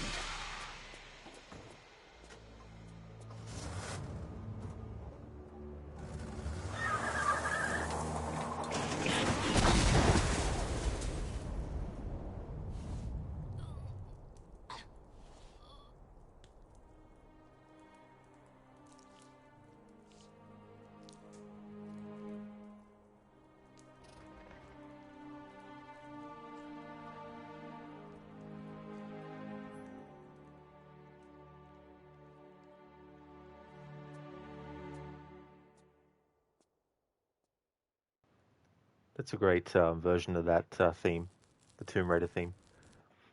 It'd be cool to have like a full version of the Tomb Raider theme done in that kind of, I guess, key and emotion as well.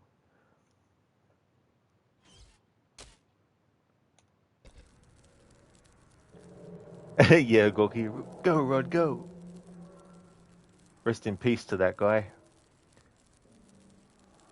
This is actually where I'm going to call it a stream. For my Tuesday stream of this, I'll probably get through the rest of the game maybe in one more stream. So potentially I'll be starting Chronicles tomorrow, because my Tuesdays are usually split stream days. So we're up to the Citadel level.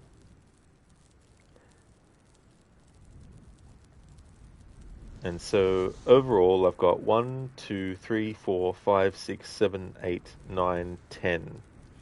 10 levels left.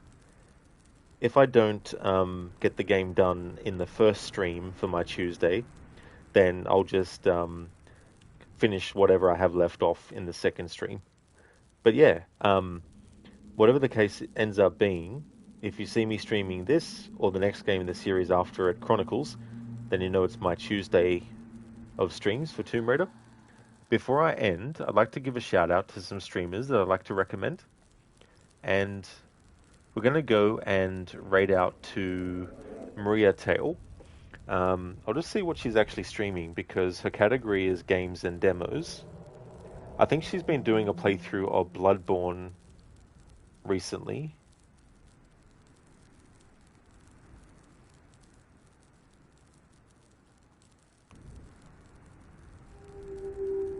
That's okay, Ogorki, for the stream.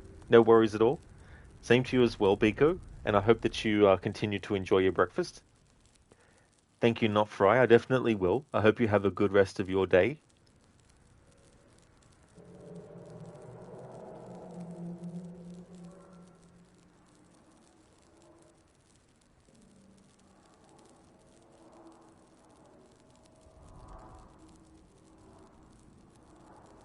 Not actually sure what game Maria is playing. It looks like a retro horror game with PlayStation 1 looking textures.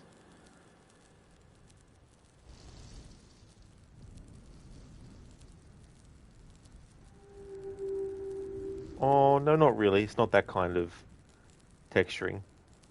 But yeah, we'll read out to Maria anyway and see what game it is that she's playing. Before we do, would like to give some shout outs to some streamers I'd like to recommend.